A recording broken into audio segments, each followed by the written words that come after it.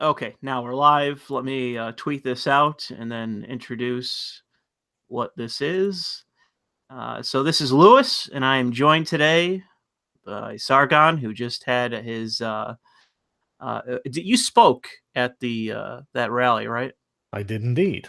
Okay, yeah. And what's the rally called again? It was the Day for Freedom. And how many people turned out to that?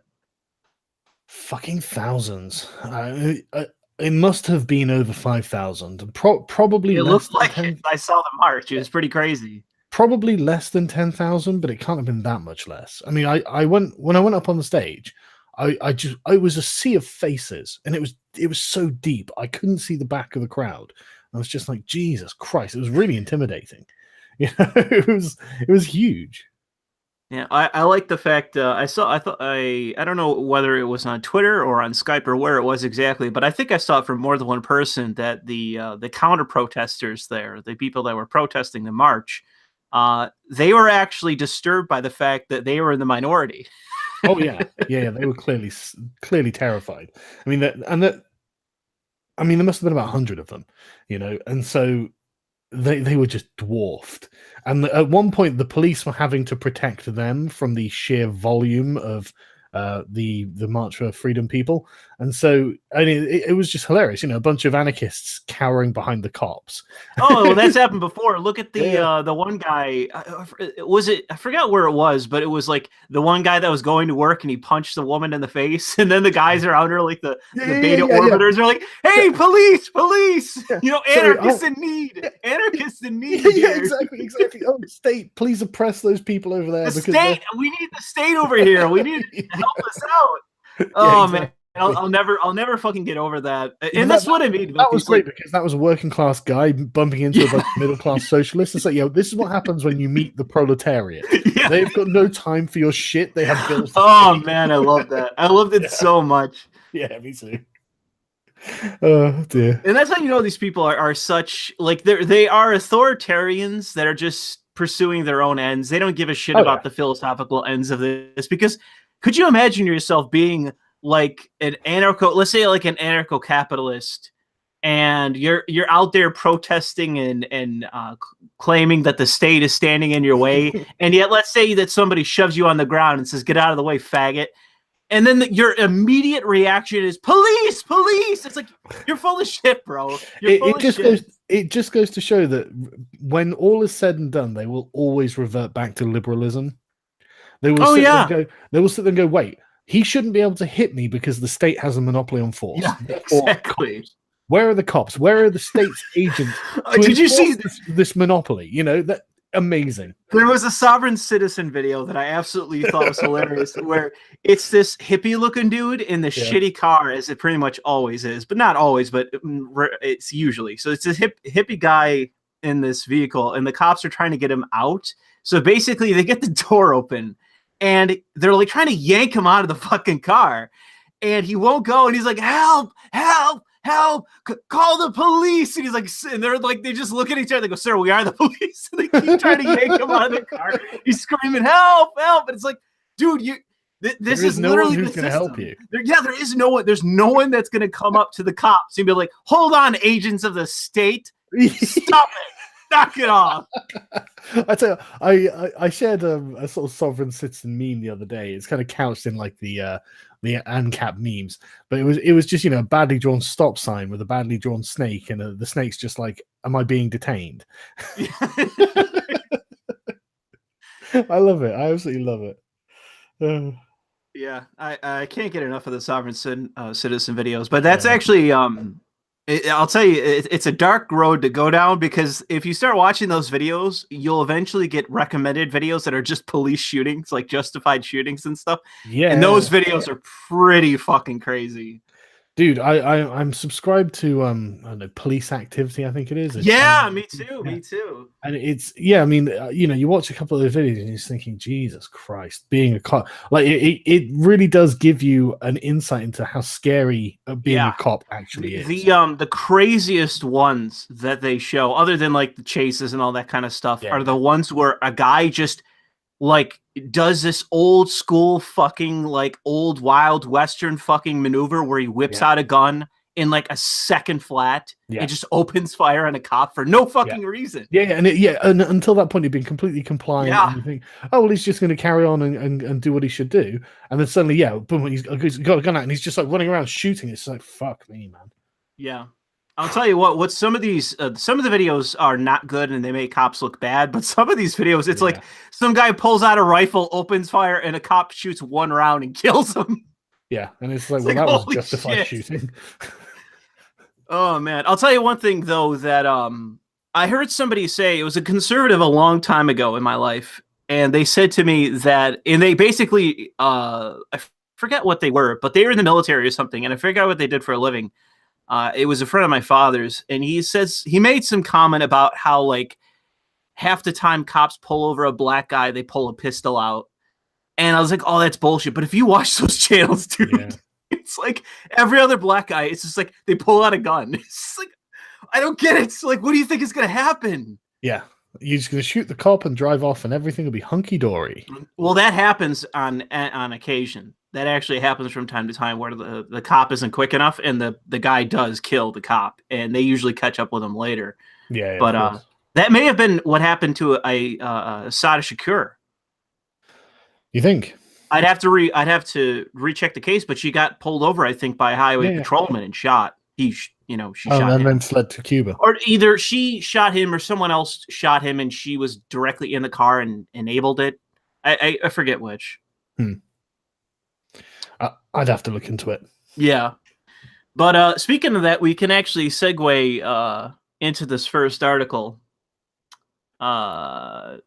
Before we do that, I wanted to because I was going to do a video response to Jake Allsup, but what I'll do is I'll talk about it here and then just upload it on my Thinkery channel because go ahead. This was brilliant, right? So at the Day for Freedom, I was interviewed by The Guardian, and this guy from The Guardian, I can't remember exactly what he said, but basically, they quote me by saying, Carl Benjamin, whose alias is Sargon of Akkad, said the protest was against totalitarianism, identity politics, and Islamism, which is really the same thing. And James Allsup was like, whoa, does anyone actually believe this?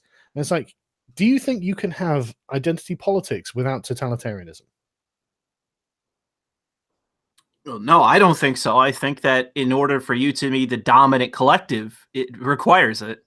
Exactly. I mean, the point I made in the speech when I was there is that, and this was actually something that an observation that was in a book by a postmodernist that I was reading, that I was genuinely surprised. It was such a salient observation. Identity politics erases the distinction between the private and the public. So and literally, this is what social justice warriors will say all the time. The personal is political. It's like, okay, well, that means everything is political. Everything down to your bloody toothbrush management. Yeah, and it requires totalitarianism in order for it to function. Exactly. I mean, it is literally the totality of your life that becomes political, because there is no time when you will not be a straight white man or whatever identity category that you're involved in, and so it is by definition totalitarian.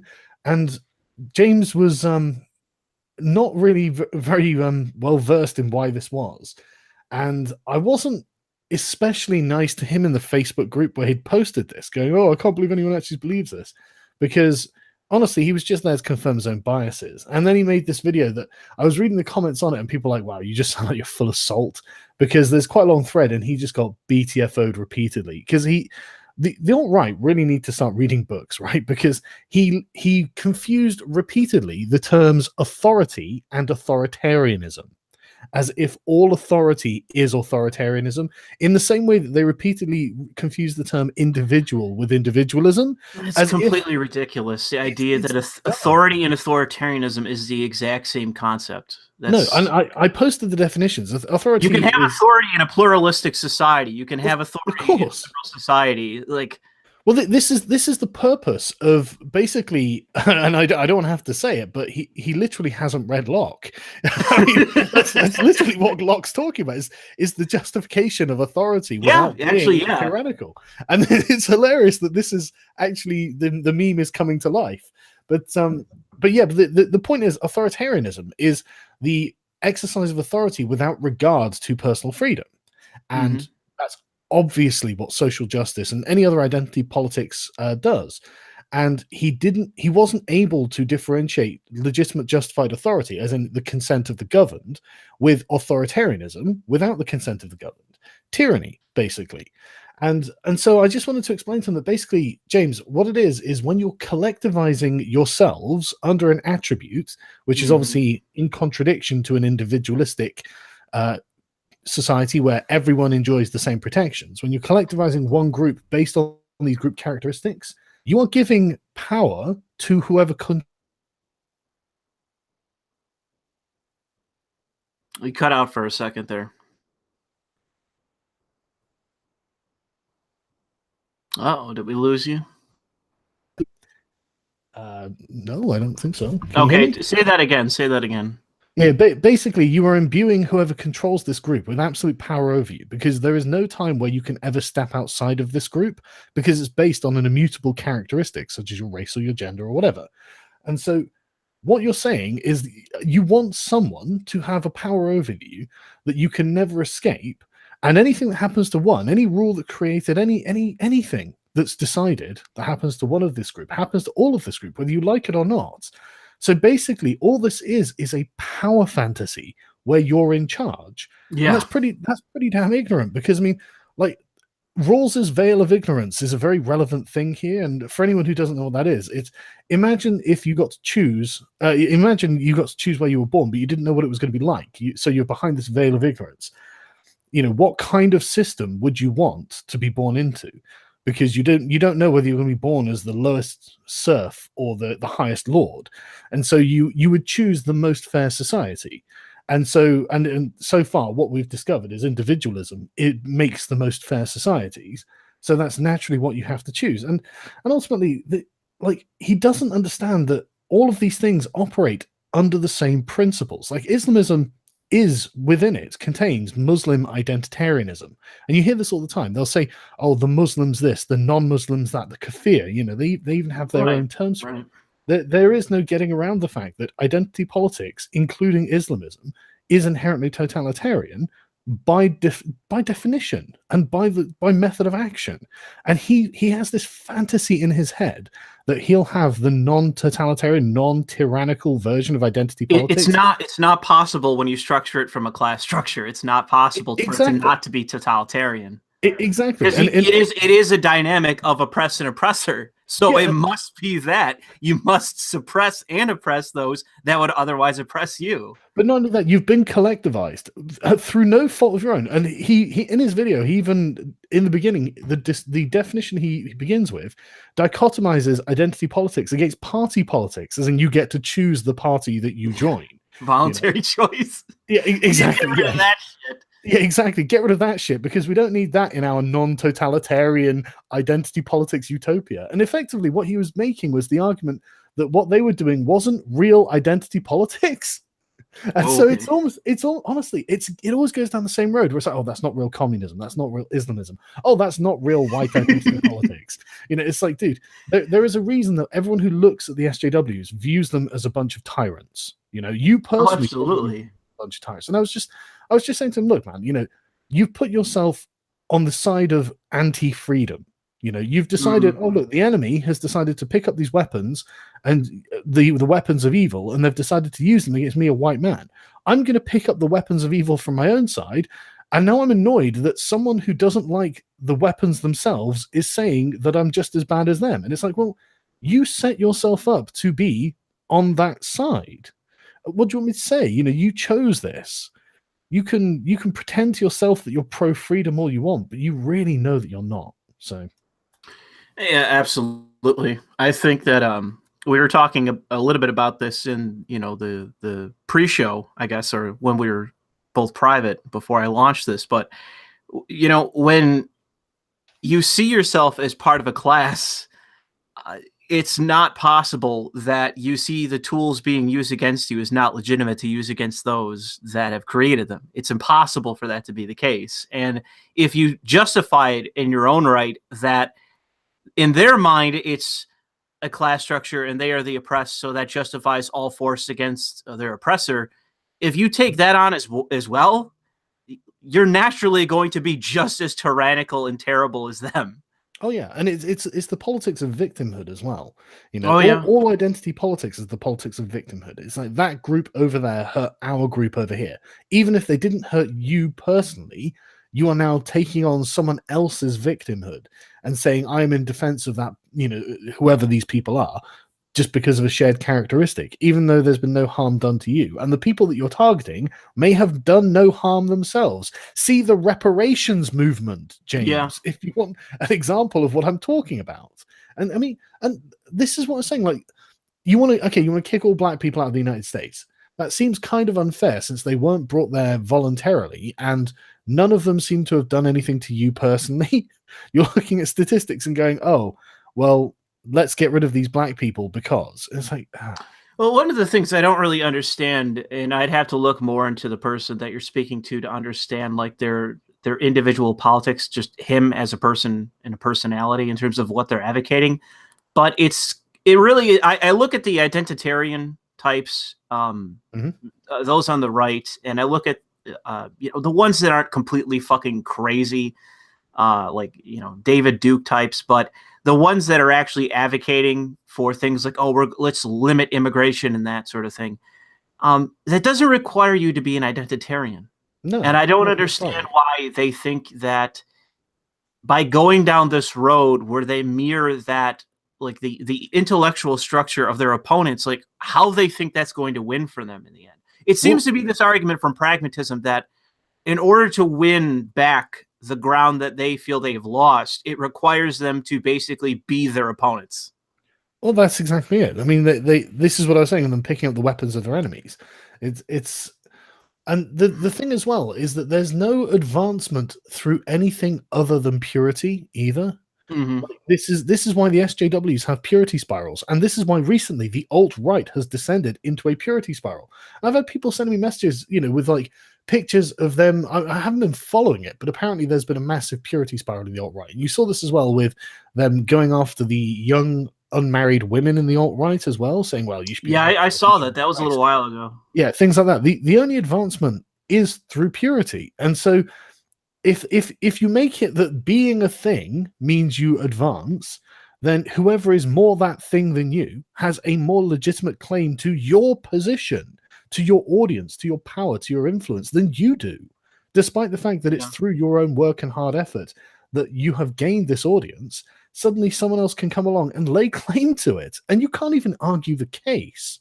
So the whole thing is just ridiculous. It's obviously totalitarian. It's obviously tyrannical. And I honestly don't think that he can bring himself to even entertain the ideas, which is why I think that the deliberate confusion over words, I don't think that they are actually as intelligent as children, where they hear a word, it sounds like another word, and therefore it must mean that other word, despite the fact that the definition is in front of them. I think they're doing it deliberately in order to not have to walk back some of the things that they've said. Because, these people are really deeply dug into a sort of identitarian trench. And what are they going to do? Turn around and go, okay, Sargon's got a few points here that we are going to descend into purity spiraling. We have seen that happen. We are probably going to end up being a bit tyrannical like the SJWs. But I think that's okay. No one's going to say it's okay for me to be a tyrant. Everyone's gonna. Well, the other thing is that the revolutionaries always think they're going to be the one holding the gun at the end. Yeah, absolutely. And that's that's the line of like you say to yourself, oh, I'm like it's about the Overton window of actual politics where you will survive. Yes. And it's a matter of like you could go the route of saying, oh, I want to limit immigration, I'm a nationalist, I'm against this and that. And in the end, you could still be alive. And so will your opponents, unless they do something crazy and against the law. But otherwise, everyone's alive. It's just a difference. It's a shift in paradigm in a democracy. Yeah. That's fine. But the thing is how democracies evolve as well. Democracies, like he's honestly going down the sort of Hegelian route where he thinks that like everything is the thesis that creates its antithesis and then leads into a violent conflict that creates a synthesis. That's not how democracies work. Democracies are Darwinian. Democracies evolve by increment, slowly but surely over time. And don't get me wrong, at the moment we're going far more authoritarian than I'm comfortable with, and I would like to evolve into a more libertarian form. But I don't think the identitarians are going to solve that. No, the libertarians themselves aren't going to. No, I said the identitarians. Oh, Yeah, no, the identitarians definitely aren't going to solve that. They're happy with the state. The tool sets. They just want to be able to have it for themselves. Exactly. Imagine if the alt-right somehow gain power tomorrow. It's not like they'd be like, oh, well, we've got, absolute power to inject. Time to get rid of these speech laws and surveillance. Exactly. They're not going to get rid of that. They're going to be like, well, that's fantastic because there are loads of non-white people that we don't like. And look at all these social justice courses in schools. Well, they're white. They're non-white identitarians. Well, we're for social justice, but for white people, and they will just replace what is the status quo with their own version of it. Yeah. And it's like, great. That's brilliant. That's it's so short-sighted. But yeah, so James, just in case you haven't watched this, dude, you don't really know what you're talking about. I'm sorry, man. I was gonna record a bit of a more snarky video response, but I felt bad because it's obvious you don't know what you're talking about here. I'm sorry. Yeah, these people are I just don't understand the emphasis behind them, and I don't see the point of necessarily demonizing like the identitarian types. And I've had people chastise me to say that I should be more open-minded to the whatever it is, generation identity, whatever the fuck. Yeah, I don't really know much about them. Yeah, that, and there's a couple other names that are out there. And I saw actually the video you posted of the march where you're shaking people's hands. There was a flag for that generation identity. Yeah, there was only one generation identity flag there. And Martin Sellner himself was not there because he's been banned from the UK. Yeah, right. But the thing is that like, and if I saw that guy, like I wouldn't run up to him and spit in his face. I would just say, listen, I'd debate him. I'd say, listen, man, like, I don't think that you waving that flag, and let's say that you took power, like, I don't think that you're going to be any different to the SJWs. Like, I don't think that you are actually going to lead to a better situation. And what you are is, like, let's say you won, you gained power. There would be a natural dissent to you. Mm-hmm. It would just be natural that people would not like you.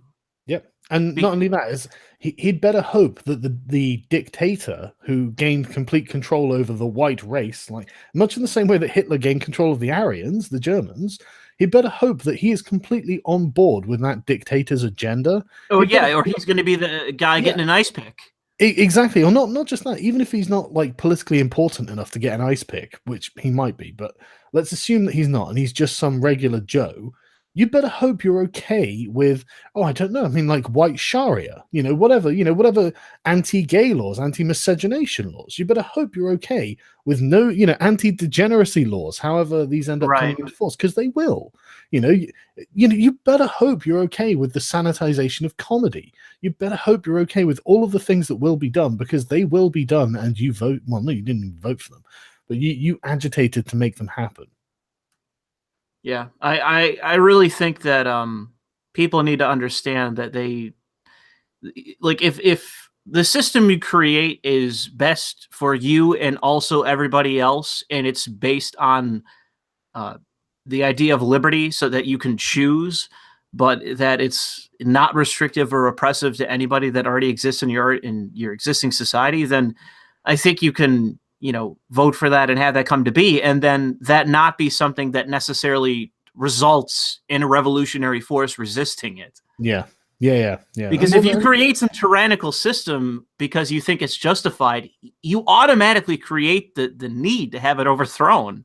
Yeah, and the justification for it, the absolute justification to do it. And this is the thing as well. It's like, creating a system that protects individual liberties means that even if you don't necessarily get your way, you will be safe. And this is something I have to explain to the communists. It's like when Zegzizi's like, yeah, but free speech allows fascists to take over. It's like, no, it doesn't. It does the opposite. It shows everyone what the fascists are like. And not only that, like a system of individual liberties, even let's say fascists took over tomorrow, they would have to abolish democracy. We're not in 1930s Germany. Do you think that if like a new party took over tomorrow, if Donald Trump tomorrow came out and said, right, okay, I'm going to abolish the vote. I mean, fuck me, dude. Yeah. Well, that's curious because there was a thing today, I forget, it was Connecticut that voted, and I believe it passed, so that anytime in a presidential election, whoever wins the most votes in the state, that state automatically goes for that person in the electoral college. Yeah. So it is it is an up or down win by popular vote in the state. And the thing is that they always present this as, oh, that's the most legitimate and democratic process, but the natural outcome is, and you can see it on Twitter, is this is what's going to guarantee the Democratic Party to win for the rest of time. They literally say that. Now it's a one-party state, and that was the point. And it's like, okay, well, that's not democracy then. Yeah, that's a really terrible position to be in, but good job. And that's one of the reasons why because if, let's say, Connecticut is a single party state in terms of the interstate politics, that could be an issue. But the thing is like, so is New York, and so are plenty of states. It doesn't mean there's never been a Republican governor, or there's never been a Democrat governor in different states. It's always been a back and forth. But the thing is that you shouldn't ever want to live in a single party state. No. Because it'll naturally be oppressive. Because when that occurs, that party that holds total power will only pursue more power and to cement its power in that position. Look at China. After it's not gotten more liberal. It's not gotten more free. Well, no. But this is the thing. After the horror of Mao, it did kind of start to liberalize, and it ended up becoming a little bit more capitalist and whatnot.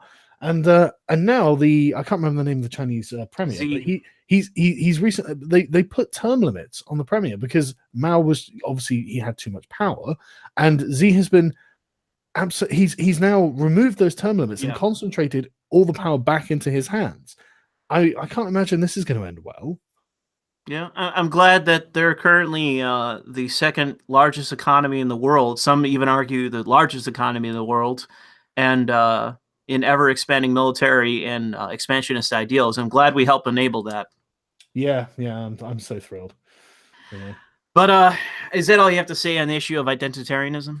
Yeah, I just wanted to. I'll clip that and put it on my other channel just so James can see it, because I like I said, I was going to make a snarky video response because he just said stupid shit, and I don't think he's a bad guy. He just doesn't really know he doesn't really understand the terms he's talking about, and he thinks he does, and I didn't want to be mean to him. Like, I don't know what I can say to people. I've said this since college, and it remains true that, like I said, if you are a revolutionary, if you are someone that is going down the road of authoritarianism, where you are prepared to use force, you're prepared to shoot people, you're prepared to, again, just oppress people, essentially, you better hope that at the end, by the time you've reached the end of the revolt or the revolution or what have you, that you are the one holding the gun. Because it can just as easily be turned against you, and none of it's worth it if you're fucking dead in the end. None of it's fucking worth it. Yeah, it absolutely will be turned against you as well. If you don't have an iron grip, you're fucked. Right. Well, that's the thing about, especially with the communists, is that, especially with Stalin and oh god, it was someone. It wasn't Mao. It was somebody else. It was Mao, but it was someone else that was another communist. But you better be the most brutal, bloody motherfucker. That's the only way you make it to the fucking end, is you kill more people. Did it. That is definitely how Stalin did it, but there's more than just him that did it. They were communists. Yeah, but that's the problem. That's what happened to Trotsky, you know. And so, that's my whole point of the ice pick. Yeah, exactly. It's just like first he was exiled, then he was ice picked. Yeah. But yeah. Anyway, yeah. So we can go into the articles now. That was just something I wanted to. Okay, yeah. I got some super chats that we can get through before we get to that. Yeah. The real Padla says, Sargon, learn to speak in public without cards. You are cringe. I can't. I'm sorry. I'm mate. There were like 10,000 he's not used to public speaking yet. Yeah, dude. There were like 10,000 people there. I was nervous as fuck. You'll get used to it. Trust me. Yeah. Everyone else, like guys, right? I had like, what I was doing is I would give myself like reminders of the points I wanted to make in a book I was on. So I was just like I would remind myself and then say what I wanted to say about it, right? Dankula's there with like 3 fucking sheets. Milo's there with like a whole fucking thing in his phone, and I'm the one who gets criticism. God damn it. Yeah. Dankula had a script, and his was good. He had a very good speech. Right. Yeah. It was a very good speech. But you know, he had like 3 pages of script. No one criticizes him. It's because he was oppressed by your government. You haven't been. You're too bourgeois. Man, okay, that's another thing. Kevin Logan, holy shit, he literally posted the video called, "Oh, this day for freedom was bullshit. You're not being oppressed by the government, so you went out there and you were protesting." It's like, yeah, Kev, it's come to this because we are being oppressed. And like, you know that Dankula recently got convicted for his joke. He's not the first one, bitch. You know? Well, that was the Shit, thing. I did a news stream, whatever it was, like 2 weeks ago, whatever it was. Dankula is far from the first fucking person to be oppressed by your government for telling a joke or some other mundane shit. Yeah. It's amazing. It's a spiral currently. It really is. I mean, the one today, yesterday, sorry, from This Week in Stupid, guy got arrested for having a potato peeler in public. Oh yeah, I saw that. He's going to be sentenced on the 16th of May. Sentenced for having a potato peeler. What the fuck crime has he done? What is the victim? You know, a potato? Was it like? I honestly I just can't get over my country. My country is a joke. Yeah, well, hopefully this is the kind of thing that will start waking people up to the issue. And what you need to do is you need to scare your politicians to be like, oh man, we should probably pay attention to this because we're going to lose votes otherwise. I really hope that they think that they're going to lose votes. And hopefully, like, I mean, the problem is we don't really have a... You cut out there. You don't have a what?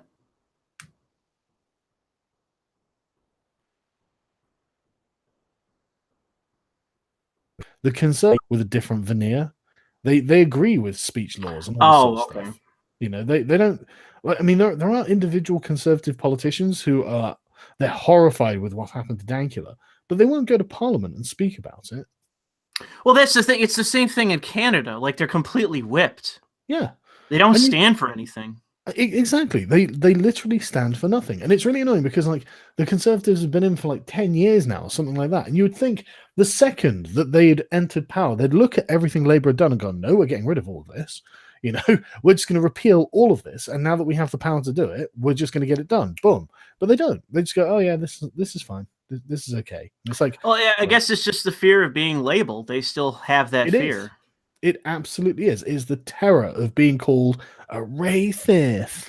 Well, you know that it has everything to do with the press. I'm telling you this. The politicians in the United States, they religiously depend on the opinion of the news media. That's where they go to understand like how they feel about like the public, when they want to understand how the public perceives them, they look to the fucking news media. Yeah. And it's like this is a small collection of like authoritarian bourgeois dickheads that all live in fucking Manhattan or like very rich parts of DC. Like all of them live in those two parts of the world, and especially in the United States. Sorry, I'm just amazed at this Kanye stuff. Right, the Atlantic have published. Have you seen this fucking? Atlantic that's a whole big chunk of the articles. Okay, yeah, I'll put it in the side just in case. This, put it in the chat or not the sidebar here. Dude, it's literally called "I'm Not Black, I'm Kanye." Yes, that's from Ta-Nehisi Coates. Yeah, we're gonna get to that. Do you know who he is? I know who he is. Remind me. Ta-Nehisi Coates is like this super, like I'm not trying to. He is a black grievance hustler who is this super middle class. Like he's a writer. That's his actual profession. He's a writer. But what he actually is an actor. Like all he does is go around trying, like, I understand the pain of a black man. And like a YouTuber by the name of or Diversity in Comics has like a whole accent that he does for him. And it literally reads as you know, you read his articles because he's so highfalutin, such a fucking pseudo intellectual twat. Yeah. But he is this super middle class nerdy black guy who pretends like he's a dude out in the streets, man. It's so insane. Just this. And he's a terrible writer too, which is the thing. Like I don't mind like if you have like let's say you're Ted Nugent, okay?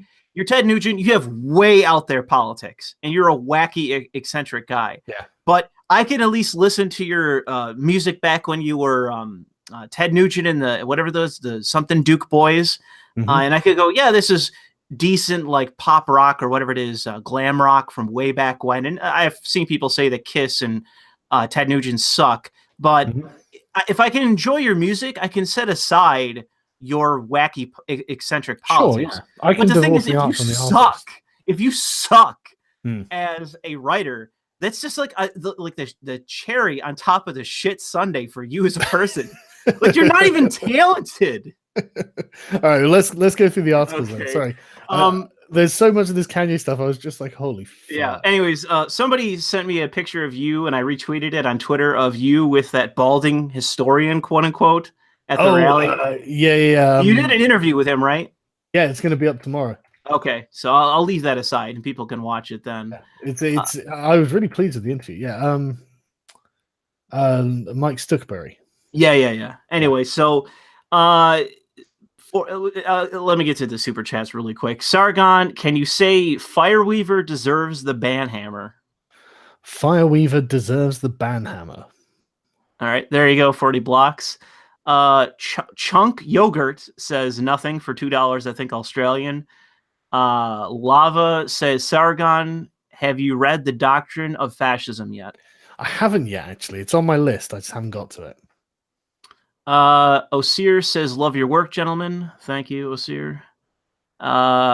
Joe says, do you think China is an economic time bomb? And the answer, the short answer is no. The long answer is yes. And it would take too long for me to explain that. But go ahead, Sargon. What do you think? I honestly don't know. Fair enough. It's definitely the short version is no in the short term, yes in the long term, because they can't sustain their growth and they require it because of the politics they're driving at. They want to become a power in the world. They want to move from where they are and they want to become a power. In order for that to happen, they have to sustain real growth. And the more volatile their economy becomes, the more radical they'll become militarily, I think. And I think that cutting the cord with China, the sooner the better, because if we keep kicking the can of China's development and our enabling of them and the Western world's enabling of them, it will lead to war. It is an inevitability, because when it would just be like the Soviet Union. Military becomes an industry in and of itself. And if they go that route over the long term, they will eventually utilize that force in taking land to continue their growth. They have to. Oh, of course. It requires more resources and more territory in order for them to sustain the economy. And it makes our intervention in China inevitable. And I think that is World War III, just, us, the whole world against China, which, believe me, by that time, they'll be able to handle it. Man, sorry, I know I'm getting distracted a lot, but you mentioned Mike Stuckberry.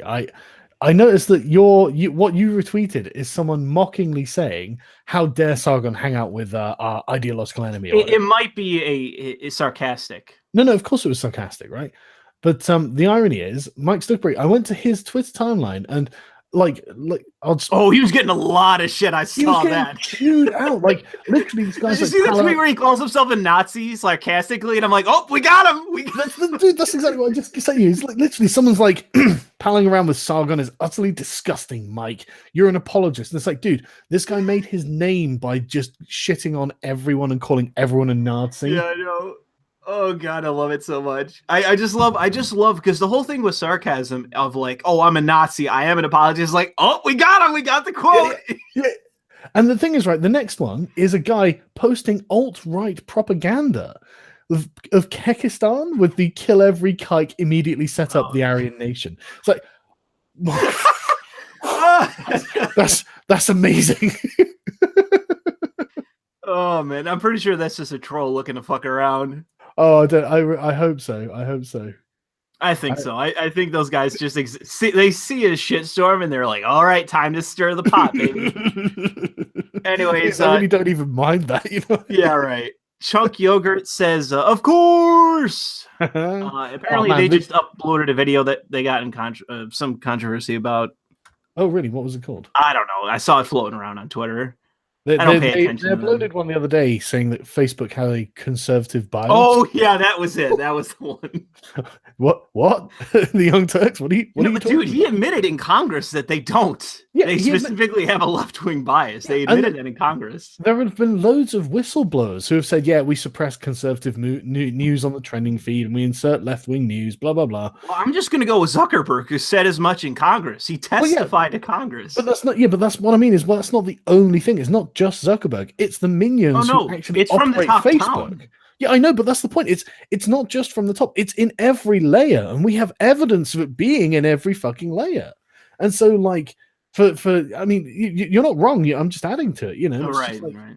it's crazy how they can be like, yeah, it's conservative bias. And what I think what it is they're like, you know, they're afraid the conservatives are going to censor them because they would censor the conservatives. Exactly. That's why. They're going to do to us what we do to them. No, they're not, actually. I really don't think they are. I mean, maybe they will, but I really doubt it. Well, I hope they wouldn't. My hope would be that it depends on who you're talking about. My hope is that in the long run that we, so to say, can argue with the conservatives enough and provide a good enough alternative to enough conservatives that they kind of realize that, and I think we are doing that to some extent, especially with people like Paul Joseph Watson and others, who are a lot more open-minded to the issue now, and they're not as dogmatic as it was traditionally, like let's say 5 years ago or 10 years ago, of left versus right. I think that there's a lot more conservatives now that do understand that there are people on the left that just disagree with on some things, and that's about the extent of it. Yeah, and just to finish up the Mike Stuckerberry point, he was a surprisingly reasonable guy. I'll put the debate up tomorrow. Well, debate interview. Well, that's good. Better than the fucking Thomas Smith guy. Yeah, exactly. He was. I mean, we could have a reasonable discussion without calling each other names. It was great. I really enjoyed it, and I said thank you very much for the chat at the end of it. So that's good. I feel bad that his own followers are just chewing him out because we took a selfie. I mean, I've taken selfies with almost anyone.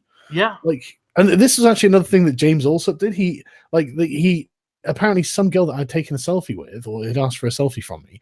Like, I don't know. I can't remember what it was about her, but he included it in the video as if I endorsed her. And it's like, dude, like hundreds of people came up to me that day and, hey, can I have a selfie? I didn't know who the fuck they were.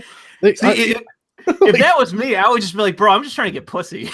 Obviously, I'm not doing that, but like, I know you're married, but I mean, if you're single, that would be my line. Like, oh, you put your arm around Lord Southern, you put your arm around this Generation Identity chick. It's like, I'm just trying to get pussy, bro.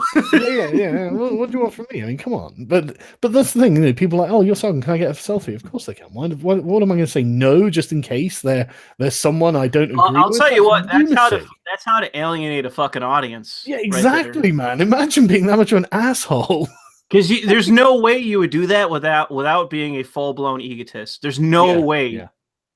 Yeah, I would definitely not advocate anyone go down that road of like, I'm not taking a selfie with you. It's just like, obviously because you're thinking not just of yourself, but of your brand. Yeah. And that is a clear sign of egotism. Yeah. Yeah, man, like a selfie from me is not an endorsement. I'm sorry. I think that anyone who's sane understands that. Yeah. Even if you have two people that completely disagree, that to me is just a sign of cadence, of just understanding that the other person's human. That's not anything that should be frowned upon, really. Yeah, totally agree. Anyways, Josiah says, Sargon, in your stream with Johnny Medler, you talked about thoughterry. The word you were looking for was thoughtfulness. Well, no, thoughtfulness is what comes before thoughtery. Oh, okay. Thoughtery is the action. Thoughtfulness is the mental state. I like how this has become like it's like a form of psychology somehow. It's becoming canon, isn't it? Yeah. It's becoming a scientific, or what is it? A institutional diagnosis. Sort of an academic dialogue. You know? Tim says, Sargon, this is where the U.S. founders were brilliant. Having defined limitations on government is great. Very hard to outlaw potato peelers here. Yeah. I mean, it's because we don't have a written constitution. Well, that would be my thing too. And yeah, I understand. That's why you have the unfortunate government overreach that you have there, is you don't have a written constitution with guaranteed rights written in fucking black and white. But I would say if I were to go to the UK and were given time to do a speech, I would advocate that my solution to some of your crime problems and some also your cultural problems is firearm ownership, because you're a lot less likely to rape people, go after people, rob people, harm people, stab people if the person that you're going to do that to is open carry. I don't think that's necessarily the solution, because the thing is that Like the problem with things like potato peelers and whatnot, it isn't actually the crimes done with the potato peelers themselves. I mean, it really is. I'm really on the side of it's not the gun, it's the gun user. You know, right. I'm just trying to empower the individual in your society, because I think that I know, and I do understand where you're coming from, and I'm not in support, but it's about what's politically feasible in this country, and there's no way you're going to win a campaign of let's give everyone guns. That's not going to happen. Well, as Bill Hicks said, it's about planting seeds, and that's what I would do in your country. Is I plant some seeds, and I'd just be like, just consider the idea of like some crazy jihadist comes at you with a knife, and you got a gun. Now it's not so much of a problem anymore. Well, yeah, it's a conversation that will never happen in this country, because this country is a nanny state. The idea of people defending themselves is pretty offensive. Basically, well, we need to propagandize more in your country. Then, yeah, we don't have freedom in my country, as you would understand freedom. We certainly don't. Yeah, it's unfortunate too, and I think that. Do you think in the long run the answer to your issues is an inevitable written constitution? Do you think that is? Yes. Yeah, that is what I will be advocating for. I think honestly, with your country's situation, that if you were, let's say, if you got a First Amendment down in black and white, I think that is really the end all be all. I think after that, every other liberty is just guaranteed. Yeah. I think it'll be a tidal wave after you guarantee. If you had a written constitution just for the First Amendment, or a duplicate for free speech and expression, etc., I think that everything else follows from there. And you would people then like they would perk up and say like, oh shit, like now we have it written, in black and white. Now we can just go from there. And I think that'll be a revolutionary thing, I think, in your society, not just in terms of the law, but I think culturally. Yeah, I mean, I would honestly be happy with just a carbon copy of the American Constitution at this point. In fact, on my desk, when I went to Boston, I brought a copy of the Constitution of the United States and the Declaration of Independence. I'll probably do a reading for them for my alternate channel. That's good, because honestly, man, I'm getting very Hitchens-esque in this regard, where I'm like, we need these are the best rules, and we need them on paper, and we need the government to be obsessed with them in every way, shape, and form. Yeah. I've really come to that position at this point. Yeah, they're lovely little books as well. Like one of them's like a dark burgundy color with gold, and the other one's dark blue with gold. It's really, really, really pleased to have got them from Boston too. Yeah, I can tell you that the like I've said before, and I believe I've also said with you, that I think that of the last millennia, I think the greatest people that ever lived were the founding fathers, because I think they did something that was so revolutionary and it hasn't really been duplicated. It really hasn't. No, it's just been emulated. That's been the best. Well, it hasn't even been like properly emulated. It's completely unique. Like founding a state on Enlightenment ideals from scratch, because they effectively had the option, and from an English-speaking country as well, where these sort of traditions they are still present in England, but they're not present in law. They're present in the culture. Absolutely. People know that as freeborn Englishmen, they do have certain inalienable rights, but they've been kind of conditioned for decades now by socialists and far leftists to believe that they kind of don't. And so now they know that somewhere deep in the back of their minds that there is a real problem with liberty in this country, but they feel ashamed to say it, and it's really sad. Yeah, it is. It is a hard thing to admit. I mean, it naturally requires actual what would be radical change. Yes. Yeah. I said this in my speech at Conway Hall. I was like, look, everyone here is a radical. What you want is wildly different to what we have now, and will take decades to accomplish. Absolutely, especially with the structure of your government, to my best understanding. Like it would require something that would be similar to a Republican system, which you currently don't actually have in writing.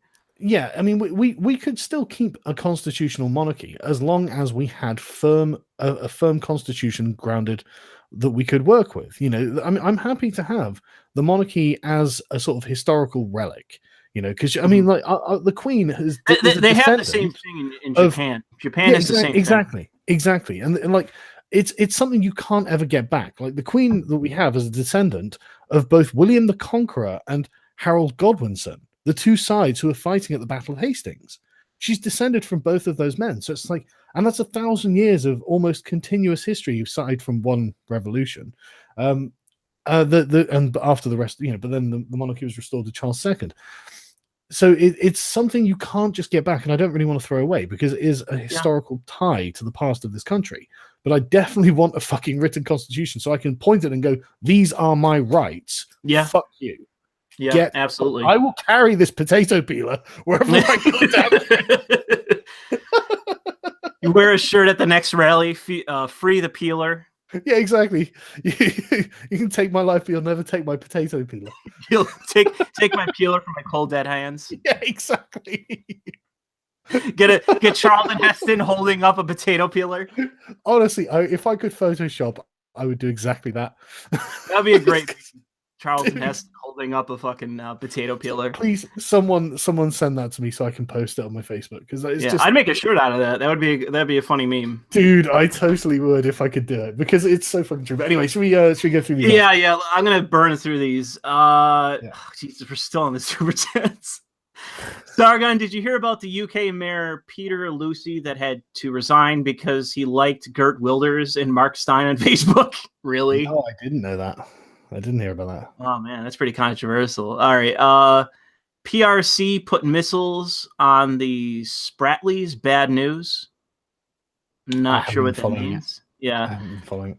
Lewis, what is your take on the Mueller investigation? Not looking for collusion at all anymore. It's because of a judge's ruling, I think. He seems to be just straight out looking for anything now. Yeah, that it's because they haven't found anything in 2 years, and they just had a ruling come against the investigation themselves, where they won't even have what's his face anymore. The guy that did the money laundering, that actually might be thrown out of court. So they'll have literally nothing after 2 years, which is hilarious. Dale says, LOL, activism is gay and cringe. Only a violent revolution is worth your time. So cringe, be a nihilist loser like me. Well said, Dale. Oh, dude, I sent you that tweet, didn't I? Where someone's like, "Oh, IRL activism." Was like, yeah, it's really cringy to get 10,000 people outside the parliament and give them a speech on freedom all day. It was like a fucking festival. And I tell you what, that in Parliament, there was in Downing Street, they were like, "Fucking hell, we've got." Yeah, absolutely, they were talking about it because one of the things that I can tell you this is it made the news, and I saw several articles from several different UK outlets. And like I said, at least in the United States, the politicians religiously look to the news. Yeah, they every day they have staffers handing them articles. That was one of my jobs when I worked for Gillibrand, who's a senator, was cutting out important articles for her to read from the local newspapers. And they would directly send her like a portfolio of all the articles for her to literally sit on a plane from New York to DC. And she would just read articles the whole time.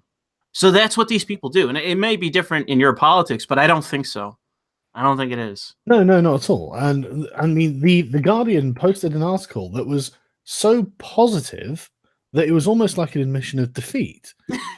It was. I mean, they weren't just calling us racists, Yeah, well, they can't. They exactly. Can't. Well, the thing is that it's not even that they can't. They definitely can. But the thing is that I think they understand. It doesn't make sense. One. And two, it's not as effective anymore. This is not 2012. This is not 2013. It's the current year. And you calling somebody a fucking racist is water up a duck's ass at this point. Nobody fucking cares. And the thing is, half the time now, you're going to be calling a non-white person a racist. Yeah, that's the great part. There are loads of Sikhs, and there's a black Sikh man and a Sikh man and a black girl who are both speaking at the event as well. And it's like, like half the propaganda we've put out, the videos and whatnot. I call it propaganda because technically everything's propaganda, but half of the media that's put out is non-white people and women, and it's just like, okay, it's not just straight white men who have a problem with this now. What now? You can't just dismiss us, can you? Okay, so Will says, quit trying to appropriate my culture, get your own constitution. I would love for us to get our own constitution. Yeah. And Jacob Rees Frog says, atmosphere yesterday was awesome. People have talked it down, but they don't get how crap the UK is. Honest question though, will it achieve anything? I think so in time. Yeah, I think so too. I think so. You just have to keep going. Yeah, Eventually you will absolutely. arrive there. They've stopped If you mocking us. sustain it. They've stopped mocking us. Now they're lying about us and trying to just call us bad people. It's okay, that's good. Next step. We'll get there. Yeah. Yeah, I think that the continued activism, such as it is, I think that will eventually lead to some real pay dirt, and I mean real pay dirt. I mean meetings with politicians, that sort of thing. I think that this is. Well, I don't want to say I anything. know I'm not gonna. I didn't say anything yet, but yeah. some things are in the works. Let's just put it that way. Yeah, exactly. I don't want to spoil it, but at least there is stuff in the works. I wouldn't spoil it. I would let it hang and let's see what happens. I would just upload it the day it happens. I will absolutely do that. And the thing as well, right? I was thinking about this. We've had just success after success doing this. The first meetups were like the first one was sold out. Just a 200 people liberalist meetup in London, and it was great. Everyone had a really good time. And then the Dankula protest when he got convicted, 600 fucking people marching through London to Downing Street. And we got positive press coverage of that. And when I say positive, I mean it wasn't them calling us racists. It was just neutral effectively, but it was accurately reporting the facts, which makes us look good. And then we have this Day for Freedom, and it's not even bad press coverage. And then when I was going over to America, I did an event with Milo and another chap who I can't remember whose name it was. But we're in a hall in Cal Poly, and it like the gym, and it's packed. We had like half of the thing. It was a section of bleachers. There were like 700 or 800 people in there, and the reporting from it. I'll send you the article because it's really positive. Because Milo's saying stuff that's quite extreme, and I'm there contradicting him, saying, "No, Milo, you're wrong on this point. You're wrong." And I got him to back down twice on certain points, which the guys who organized it were like, "We can't believe it. We've never seen that happen before." It's like, well, I was right. That's the thing. But the point is, the article they were quoting me, and it was just me saying reasonable things that made sense, that made the liberalists look good, and I'm there talking Milo down from his extreme positions and stuff, saying things that are demonstrably true and morally right. And it's just like, this is really solid press coverage. I'm very pleased with this press coverage. And so we've just had win after win after win so far. And it's like, sorry, when's the cringe going to start? Right. When's it starting getting bad? Because so far it's been fucking great. We're nailing it. Yeah, absolutely. I agree. Okay, so yeah, that was the end of the super chat, so we can finally move on to the article. All right, let me get the right screen up so I don't accidentally fucking dox myself. Yeah, don't do that. Okay, so let's start here because this ties into what we originally talked about with some cultural issues. And the stats are pretty bad in terms of how many single parents there are in the United States. I know that in the UK you have similar stats, maybe worse actually. Yeah. Hang on, let me find you the number, but you carry on. Okay, but this is some very good research from Pew, and this is one of the reasons why I like Pew, even though they have some diversity fucking hires they need to get rid of, because they provide some very hard data that is very advantageous for anyone that's looking to prove a point. And these numbers are very stark. And did I bring up the link that I wanted? Is this it? No, that's not it. Where's the link? Let me okay, it's not on that. Where is it? Hold on a second. I blew up the link.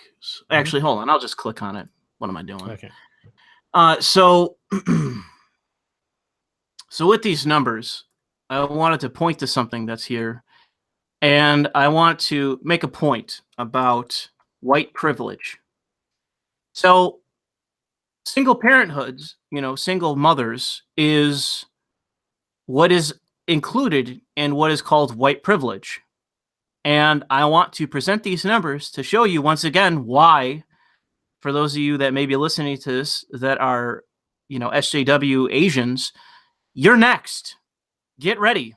Yep. Get ready, because according to every statistic that I can find, and I've never found the time to do the video, but according to every fucking statistic that I can find that is related to white privilege, you are more privileged than every fucking white person in this country and every other demographic. Asians are disproportionately more privileged in America than any other demographic. And the percentage of single mothers and married parents for blacks is pretty fucking embarrassing, honestly. Half of black kids are living with a single mother. Half. That's embarrassing. But the thing is that if you look at Asian Americans, the numbers are disproportionately high. These are like 1950s numbers right here. 85% of Asian kids have married parents. This explains why Asians are doing so well. Yes. Yes.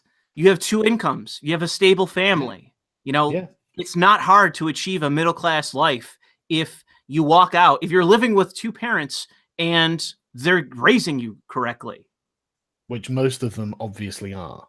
And the thing is, too, is people, and we're going to get to a CNN article talking about patriarchy and toxic masculinity. Okay, brilliant. Blacks are disproportionately represented in terms of crime overall, but also in violent crime. Look who they're being raised by. This is who they're being raised by. Mm-hmm. So Black women didn't do nothing, you fucking I think that, honestly, this is if you're a conservative, you should be pointing to this evidence and saying this was what we were saying the whole fucking time, because that's what they were saying. Yeah. Conservatives have been saying for decades that single motherhood was not a good thing, that we should not be enabling it. And I think the statistics bear out the conservatives on this issue were flat fucking right.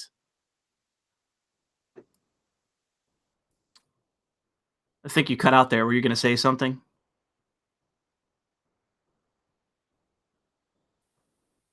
Were you going to say something? Yeah, my internet cut out there. Yeah, but dude, it's not just that the statistics bear it out. There is a mountain of academic literature that demonstrates that there is a direct causal effect and like an incredibly strong correlation, obviously, between single parenthood and crime and delinquency, things like this. Like children from single parent households are 9 times more likely to become criminals and enter the judicial system, things like this. And it's just like, why would you do this to your child? You know, this honestly, it's just wildly irresponsible.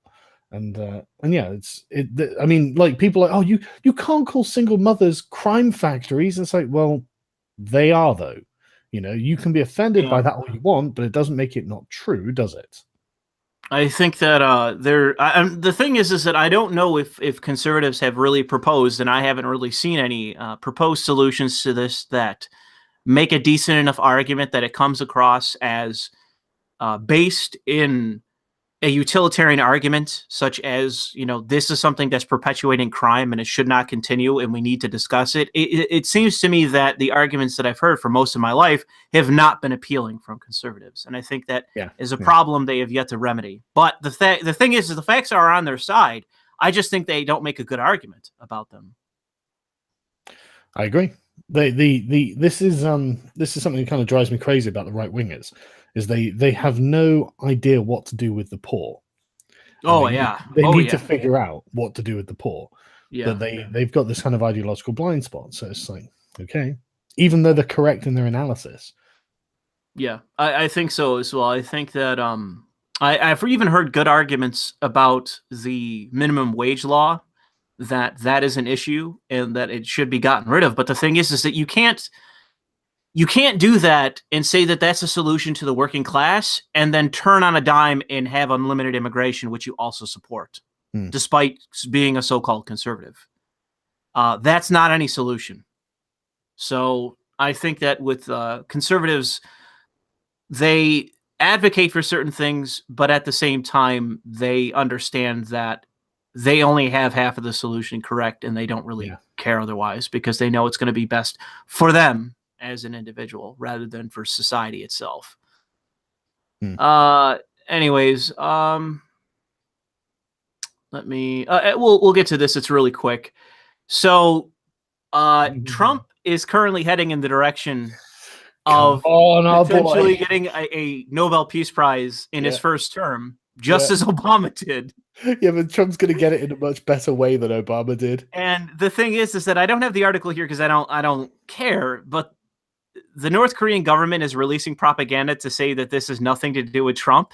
Yeah. But the thing is that the leader of South Korea, which is President Moon Jae-in, that he continues to say Trump that did this. Trump played an instrumental role, and he deserves it. He deserves a Nobel Peace Prize, or at least the nomination for it. Dude, exactly. He's totally backing Trump on this, and this is amazing because this means that Trump. Not only is his Twitter rampage, like this happened at New Year's. I did a video on this on my channel, like Trump's New Year's Twitter rampage, where he was like, "Yeah, I'm just going to blow the fuck out of North Korea." He completely cucked Kim Jong-un doing it. Yeah, and Kim Jong-un suddenly fell in line, and suddenly, if Trump gets a Nobel Peace Prize because he was bitching someone out at 3 a.m. on Twitter, that's what, dude. I posted a meme on Twitter where it was like I said, this is how I'm going to say how this happened because it is literally in history how it happened. Where it's like literally Trump like tweet, like it's like a picture of Trump texting on his phone, and then a picture of the two leaders shaking hands at the demilitarized zone. Yeah. It's amazing. It's genuinely amazing. It's funny as fuck. But here's the thing. I don't know if it's this article or the other one. They actually list. I think it's the other article. Where he has been nominated from House Republicans. Like they have begun the official process. The Korean War has been going officially for 68 years. Yeah, this is like 1956 or something, isn't it? So I can say that there's a lot about the Trump administration I don't like, and still a lot about Republicans that I don't like. But if I was any kind of conservative, this would be something I would hang my hat on to say that this is Donald Trump peacemaker. And because it should. Yeah, go ahead. It's Twitter bitching. That's all it is I got a bitch in your Twitter. I've got a bit more nukes than you. Yeah, Donald Trump peacemaker.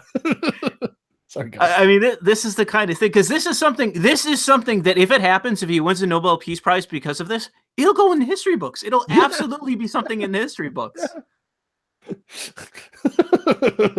would be something like, I'm 80 or 90 years old, and my grandchildren sitting there and they're looking at a history book, and they see a picture of Trump, and it says like one of the big moments in his first term was winning a Nobel Peace Prize for ending the Korean War. And yes, people are going to say there's been other factors involved, including Japan discovering rare minerals, blah, blah, blah, blah, blah. But the fact is that Donald Trump is getting credit from Korea's leader, let me interject on that one, because this is annoying me, right? The idea that Japan discovers rare minerals and therefore Kim Jong-un decides that he's going to end the Korean War and enter into a peaceful sort of reunification with South Korea, that's not a causal effect. I agree. The effect is Donald Trump saying, "I'm going to deck you if you don't do as I say," and Kim Jong-un realizing, shit, he might be just mad enough to do it. Yeah. Well, that's the thing. It helped in this case with the media, because the media presented him as fucking insane the whole time. That's what they were saying about him. Is he's a loose cannon. You don't know what he's capable of. When he got elected, when he first got elected, it was like a solid month that there was an argument that he should be thrown out of office because he's literally insane. Like they were trying to say that he was insane. Yeah, it's like you have like Kim Jong-un on his like fourth breakfast reading that Trump is actually demonstrably insane. Yeah, I know. Just imagine what he's just sat there thinking. He's like, well, can we get away with this? And his general's just like, we're not sure, frankly. So all props to Trump on this. I hope it works out. I hope the Korean War ends. I hope this is a bright future, because in my opinion, North Korea was in my top 5 for threats to the United States because of what they could have done to Japan or South Korea. And if we eliminate them as a threat, then boom, that's right off the list. It's like the whole thing with Cuba is that to me is also a very good thing, because I want less strife in the world. And this was a big causer of it. I remember this all throughout the Obama administration, all throughout the Bush administration, all throughout the Clinton administration. North Korea was a pain in our ass. Yeah. They were a nuisance. About what you said. They never thought that you were going to do anything about them. So I'm glad that this is changing, and I hope it continues to change for the better. I want Cuba to become the fucking Bahamas. I want North Korea to just over time become a laissez-faire capitalist yet collectivist nation like South Korea. It makes a more peaceful world. And how is that you can argue against? I don't understand how anyone sees that as anything that's bad. Yeah. unless you're China and you don't want that to be the case, so that you can take that power for yourself. Because then Trump takes the credit, and you've got to be like, yeah, okay, he earned it. Yeah, because I don't see shit, about China doing anything about them getting credit. I don't see shit. What can they do? What can they possibly say? Well, the thing is that and everyone knows this. They are the big enabler. They were the big enabler of North Korea for decades and decades and decades. For the extent of the fucking war, they were the whole reason why we didn't roll in there and win the war was because of China. Yeah, the whole point was that it was kind of like not a cold war, but you know what I mean. It's a sort of a buffer zone almost, Yeah. But anyway, yeah. Anyways, so I got that article done. So let me click off these. Okay, so here's something that's important to mention. And I'll refresh this in a second. One of my big things is demographics. Demographics are how you win or lose elections. And it seems to me that people just take it for granted. People think that everything is just in rock, in stone. Nothing changes. Nothing is fluid. There's no paradigm shifts. There's none of that exists. It's just all the stats as they are, and that's all that matters. And they fundamentally do not understand electoral politics. They fundamentally don't understand how little of a thing it could be for demographics to change and for people to start voting a different way. And if I was in the Democratic Party and I was a thought leader, a strategist, I would be shitting my pants over this poll. And this is from fucking Reuters. So this is not biased in favor of the Republicans. They did a poll, and it was an exclusive poll, and they did interviews. Sorry, where it cuts out every now and again. I don't know why. Okay. But yeah, sorry. So what's going on? So this is a poll from Reuters. It's a very nonpartisan poll, and it's a shocking poll. And if you're in the Democratic Party and you're a strategist, this should be red alert time. This should be DEFCON 1. This, because the thing is with millennials, we skew. We did in 2008 when it was a big deal when we voted in Barack Obama for the first term. This is a big deal. Millennials became a plank for the Democratic Party. Of course. They are switching. They were famous for it. It was like the millennials have the Democrats have the millennial vote. And let me find sorry, you carry on. I'll find something else as well. This I remember when I was writing about this in college, and I talked about how important the youth vote is, and that the Democrats take for granted the youth vote. And while the youth vote is very scattershot in terms of what they actually believe, I do think that the current strategy of the Democratic Party is winning them black women voters. Like they are retaining that voting as that voting group, but they are alienating many different groups, and that includes black men. They're alienating black men. And this whole Kanye situation, that's not going to help the Democratic Party. Yeah, once you finish with this one, I put a link in the side that we can transition into that as well. Okay. So I went through this, and I was skeptical at first because I wanted to see what this was. And it's here in black and white. You can go through, and this is very good in terms of the data that's been provided. And the numbers are shocking.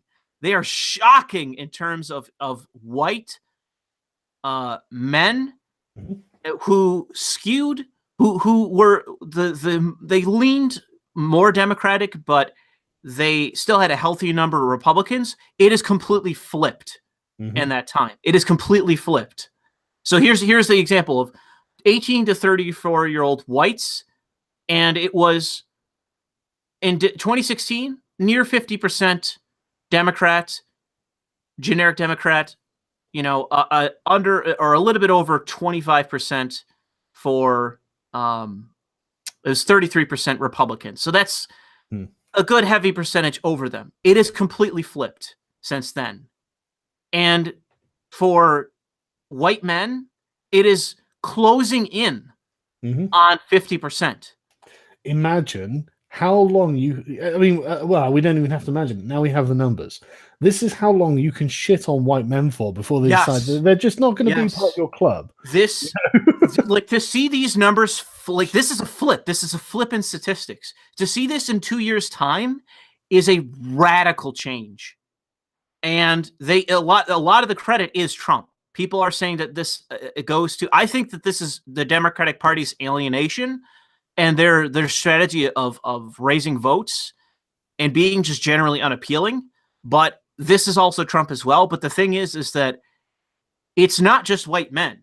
It's black men. It's Asian men. It's Latino men. They are all continuing to skew away from the Democratic Party. They're bleeding votes in every single one of these demographics. And in white votes, they are losing them so badly that it is becoming a trend in terms of young whites specifically. Older whites, it's always been the case, it's skewed Republican. But young whites, it was the inverse. It was the total opposite. They skewed over half to Democrats overall. Yeah. And for them to be losing these votes, including black male votes, including all these other demographics, this is, again, DEFCON 1, 4-bell, emergency. Like, this should be on the tip of every strategist's tongue that we are losing the youth. We are losing entire demographics. We are losing people. And the only people we're retaining are white, college-educated white women and black women. That is it. That is the only demographics they're not losing. And if you are any kind of mainstream political party, that's a death sentence. If you can't, like, to have those two demographics and that's it. It's like, we're the Jewish party. Okay, that's like 1 million people. Yeah. Who cares? You're completely politically neutered at that point. Yeah, no, I totally understand. Like, the Democratic Party is, I swear to God, it's identity politics doing this. Oh yeah, I think that it's a mixture of things. I think it's a mixture of Trump's nationalism, the anti-establishment attitude of Trump, the rejection of both political correctness and bourgeois social norms, even though most people don't fully understand. Like, they understand, like, they look at the press and they're so puffed up and snobbish and prudish and they hate vulgarity and rudeness and all that's bourgeois social norms, and people fucking hate it. And when Trump stands against that, people like him. It appeals to them. And it seems outlandish and roguish and not the paradigm. There is that, but there's also, I think there's also people's own direct self-interest. I mean, like, oh yeah, it's white men going away. Why? Because white men are the ones being deplatformed for being white men. I mean, what was the name of that woman? That she's just a quintessential example. But where she was like, it's my job to shut white people down. That was the one of the people running for the head of the Democratic Party. Yeah. She didn't win it, obviously. No. But like, the fact that she said that and people clapped, that should be what alerts you to it. Exactly. And the thing is, like, there are going to be a million other examples of that sort of thing happening that we just don't see. And, and I think also the sort of corporate nature of the Democratic Party with the Bernie voters, like, they hate corporations. They hate all of this nonsense. Yeah. They hate the fact that their party is full of sellouts. Yeah. And so combine these things. I mean, what the fuck do they even have?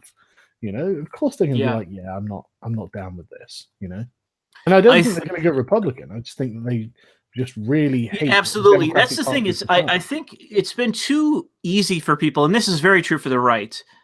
They have shit on millennials forever because of all the stupid, selfie this and selfie stick that and all the nonsense. But it's like, you're fundamentally misunderstanding the fact that while you're looking at all this fucking, spectacle bullshit, the sort of like LA trash. Yeah, you're missing the fact that we are a generation that is starving for change, and we are willing to show up to vote to see a change. And you're completely in. The thing is, all you need to do is stand up and say that I'm anti-establishment, I'm a conservative. Guess what? The demographics are fucking changing in terms of who's voting for you. Wake up! What are you doing? Yeah. Well, I actually think that a sort of a more liberalist position would be better, right? Because absolutely. One of, like, after the sort of, it wasn't debate, but the sort of the event in Cal Poly, the student group organizing it, technically they're Turning Point USA, but I guess they're Republicans. They emailed me saying, and maybe I shouldn't say this, but like they were like, "Man, thank you so much. I really feel that your position represents us a lot better than everyone else's position. And we're really proud to have you there." And I was like, "Well, that's such a nice thing to say. It's a genuinely heartwarming thing." And all I'm promoting are just essentially hardcore liberal values, and this is nothing like the Republicans are way too religious. Like I can't stand it, frankly. Well, it's not even just the religious, but it's just the representatives of that ideology or the principles thereof, or so to say. They do too much posturing, too much moralizing, too much. It's nothing real. It's nothing substantive. But they feel the necessity to do that, and you never do that. Yeah, and that's the thing is, I think that people are starved for that. I think they see through the substanceless nonsense, the posturing, the acting, the persona that people give off and they pander to, like such as religious sensibilities.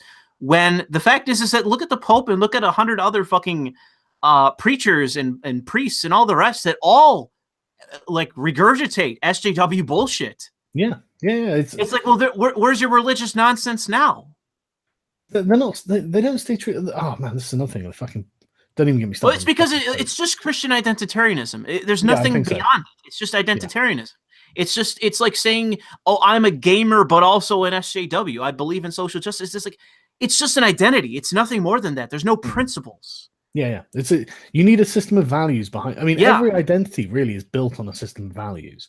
Well, it has to be. That's the thing. Any identity that actually is worthwhile has to be based on that. Yeah. And if it isn't, it could just be fucking anybody. Yeah, exactly. It could just be anything. There's nothing to it. It has no substance. Yeah, I totally agree.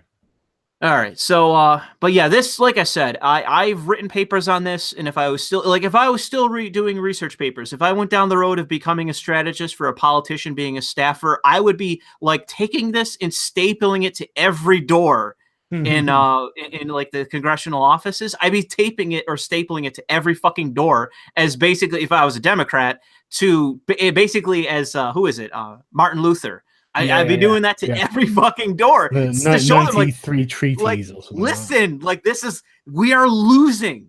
We are losing. Like this, if you look at politics long term, this is basically like we're all drunk on hemlock and we think we're going to see tomorrow. It's like, no, bro, this is not good. Yeah, the Democrats are dying. The majority of the population is fucking white. So this matters. You can't keep pandering. It's like, yeah, sure. Go after black people and go after that vote. Sure, absolutely. I understand that, but it's not the fucking majority population. Well, even then, right? Let's go to the thing I put in the side chat. Mm-hmm. Oh, okay, yeah. Let me pop that up. Sure. This is the majority of the population. You can't keep pandering to the black vote.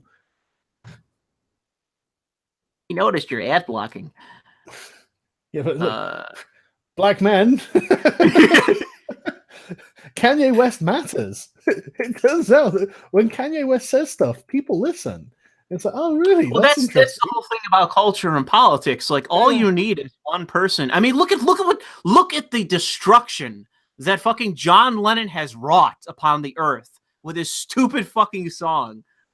Which I swear to God, people in the 70s dropped, or in the 60s rather, late 60s, dropped acid, listened to that song, and thought to themselves, "This is the world I want to build."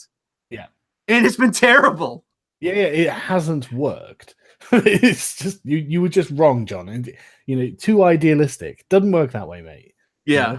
But this support for Trump doubles among black men after Kanye's endorsement. So it's like, okay. And again, this is already a demographic that the Democrats have been losing for multiple elections. Yeah, they've been losing black men.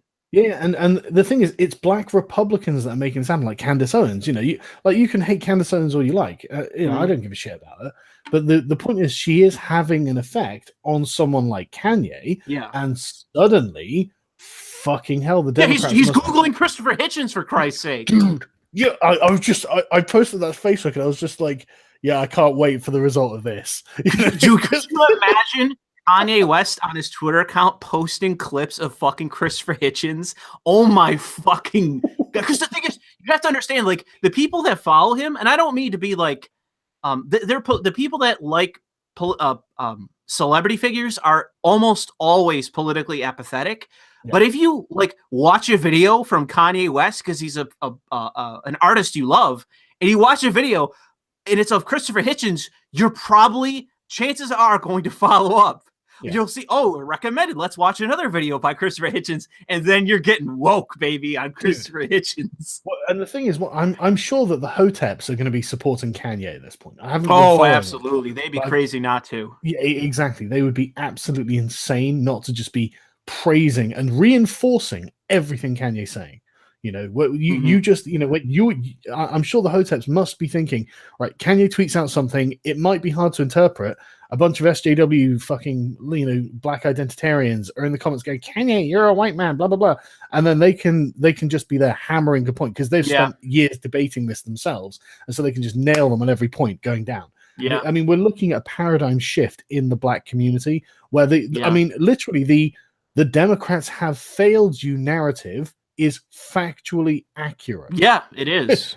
There is no debate. We'll get to some points about Kanye West in terms of some fucking like some scorching fucking things he said. He did some stupid interview for TMZ, and that's where he got in trouble for that slavery thing. We're not going to cover that because it's stupid.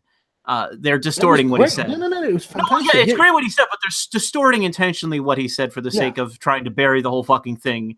But the thing is that he made some truth bombs that, like, people thought, like, when he originally did that during Katrina, people don't remember Katrina. Katrina was a dark moment in America's history. I remember it still. It was a dark moment. And when Kanye West was on TV with Mike Myers, who at the time was very culturally relevant with Austin Powers. Mike Myers was very well known. Yeah. He was on TV, live broadcasts, and said George Bush doesn't care about black people. Yeah. It felt so true at the time because of how, and obviously it's not to say that I think George Bush is necessarily a racist, but the argument, the truth about this statement was George Bush flew over Katrina, and it was such a statement about the administration at the time that Katrina looked as it was such a failure for the administration that it showed a disconnect between the people on the ground who were in the shit versus the elite who were up in the air flying over them. Like it was such a poetic moment in history. And I think that Kanye played a part in that. He was part of that. And I think that people are all too willing to say, like, oh, no, here's when he was a true Democrat and blah, blah, blah. It's like, I don't think it was a partisan thing. Yeah. I think it was a class thing. Yeah. You know, I think that's what it was. He didn't articulate it, right at the time. I don't think he understood. And even now, I think he's trying to find his own words to express how he feels about the given situation. But the thing is that I think then it was a powerful statement. And I think that people, especially Republicans at the time, were like, oh, this is him being ridiculous. He does care. He's not a racist, blah, blah, blah. When it's like, I think it had a deeper meaning to it. And I think that for Kanye himself, I think it held a deeper meaning. And I think people wrote it off too quickly on both sides. Yeah, I agree. And I mean, I've only read about it post hoc, basically. Yeah, I lived through it, man. I remember Katrina. It was such a dark moment in this country. Yeah. I don't even fully understand why it was. Like, it wasn't just the propaganda of like the anti-administration, against George Bush's administration, but it like so much of it had the tinge of what is wrong in American politics. Yeah. You have this endless, large, overwhelming government bureaucracy, and it just endlessly fails the people. Yeah. It is a class problem in your country. Yeah. And this is why Hillary Clinton was just such a bad option. Oh, yeah. She was. I do still think, and this is the thing where it would be a debate ultimately between myself and, like, say, someone like Styx Hexenhammer, who believe that if the race was between Bernie and Trump, he still thinks that Bernie would have won, or Trump would have won, but it would have been a far closer victory. I wouldn't be that surprised if Bernie could win, because Bernie could argue for the working class because of his socialist roots. Yes. Bernie actually had the language and the tool set to Yeah. do so, like it would have been much more difficult, and he could have framed Trump as a billionaire, blah blah, because all of this would have been true, obviously. Yeah. And it would have been much more difficult for Trump. Yeah, And absolutely. That would be the thing, is that it's not about agreeing with Bernie Sanders' policy solutions, agreeing with him having big houses, blah, blah, blah. It's about simply the efficacy of winning in an argument. And I think that Trump was Hillary's perfect foil. Yeah.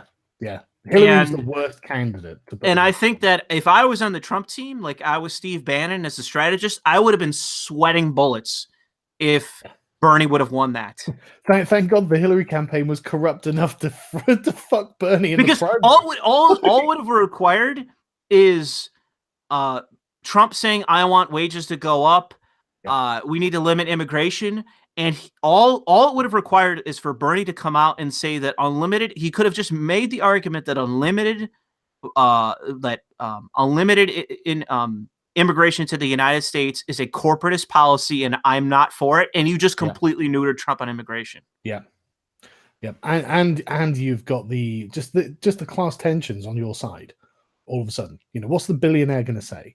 Yeah, exactly. And that's the other thing. You can throw it right back at him and say that you profited from the immigration system. I'm arguing completely against it from a principled perspective. And it would it's not saying that Trump was a write-off and he would have lost. I'm just saying it would have definitely been a harder fight. And I think that it would have been the case that Bernie would have eked out a victory and Trump would have had a very narrow loss.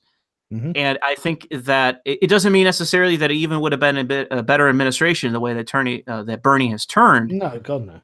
But Bernie was weak. It's just a matter of the issues that it's not that Trump is just this this personality that people are just naturally attracted to. It's just a separation from the status quo that is so evident to so many people that he naturally galvanizes support to him.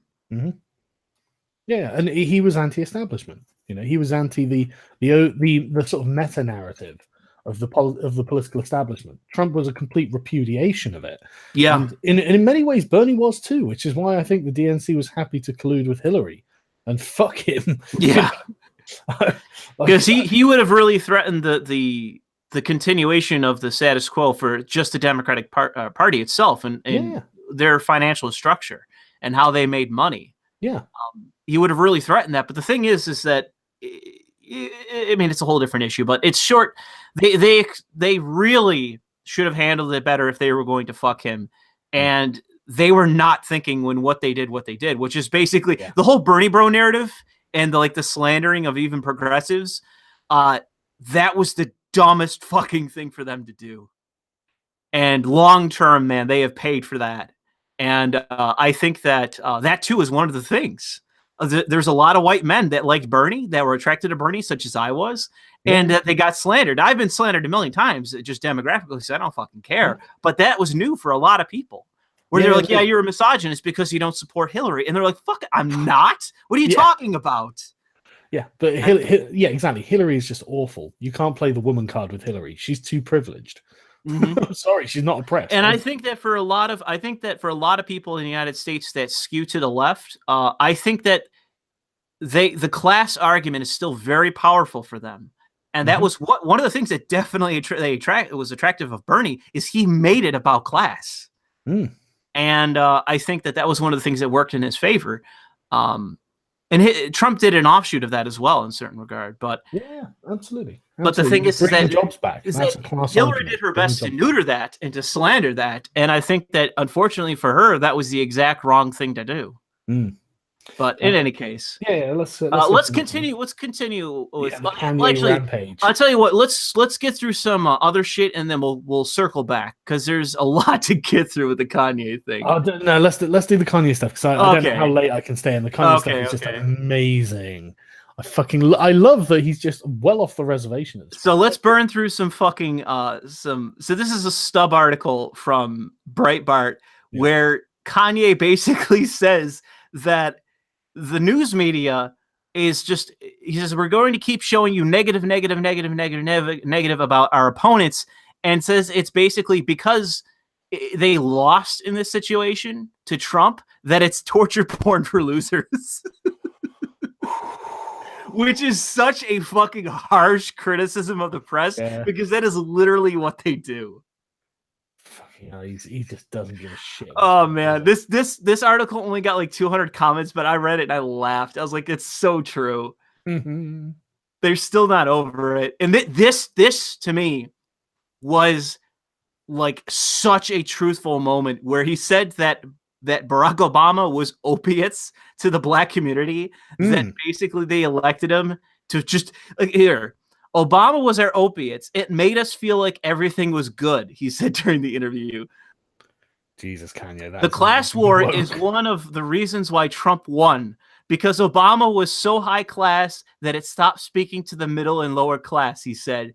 He's so classy, and to break the class system, we have to start by loving ourselves. Now, honestly, the last end of that is more of a nonsensical statement, but this is actually what he was speaking to. West said that he felt that Hollywood and the media had created a perception that black men had to be perfect, just like Obama, to be successful. The perfect idea of a superhero with Obama, or like Michael Jordan. I want to show people that it's okay to screw up and you can still make it through things, he said. And that is a very impactful thing to say. That is very true.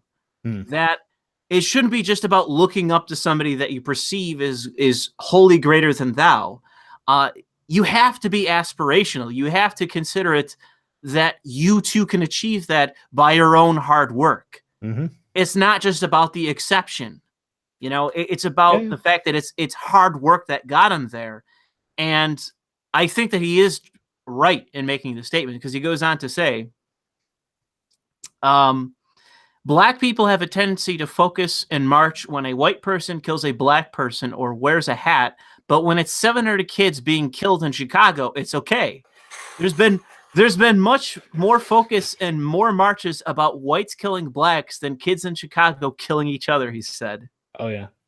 And the thing is, too, is that this for him is also a deeper statement, because he got addicted to opiates at one point in his life. He was an addict.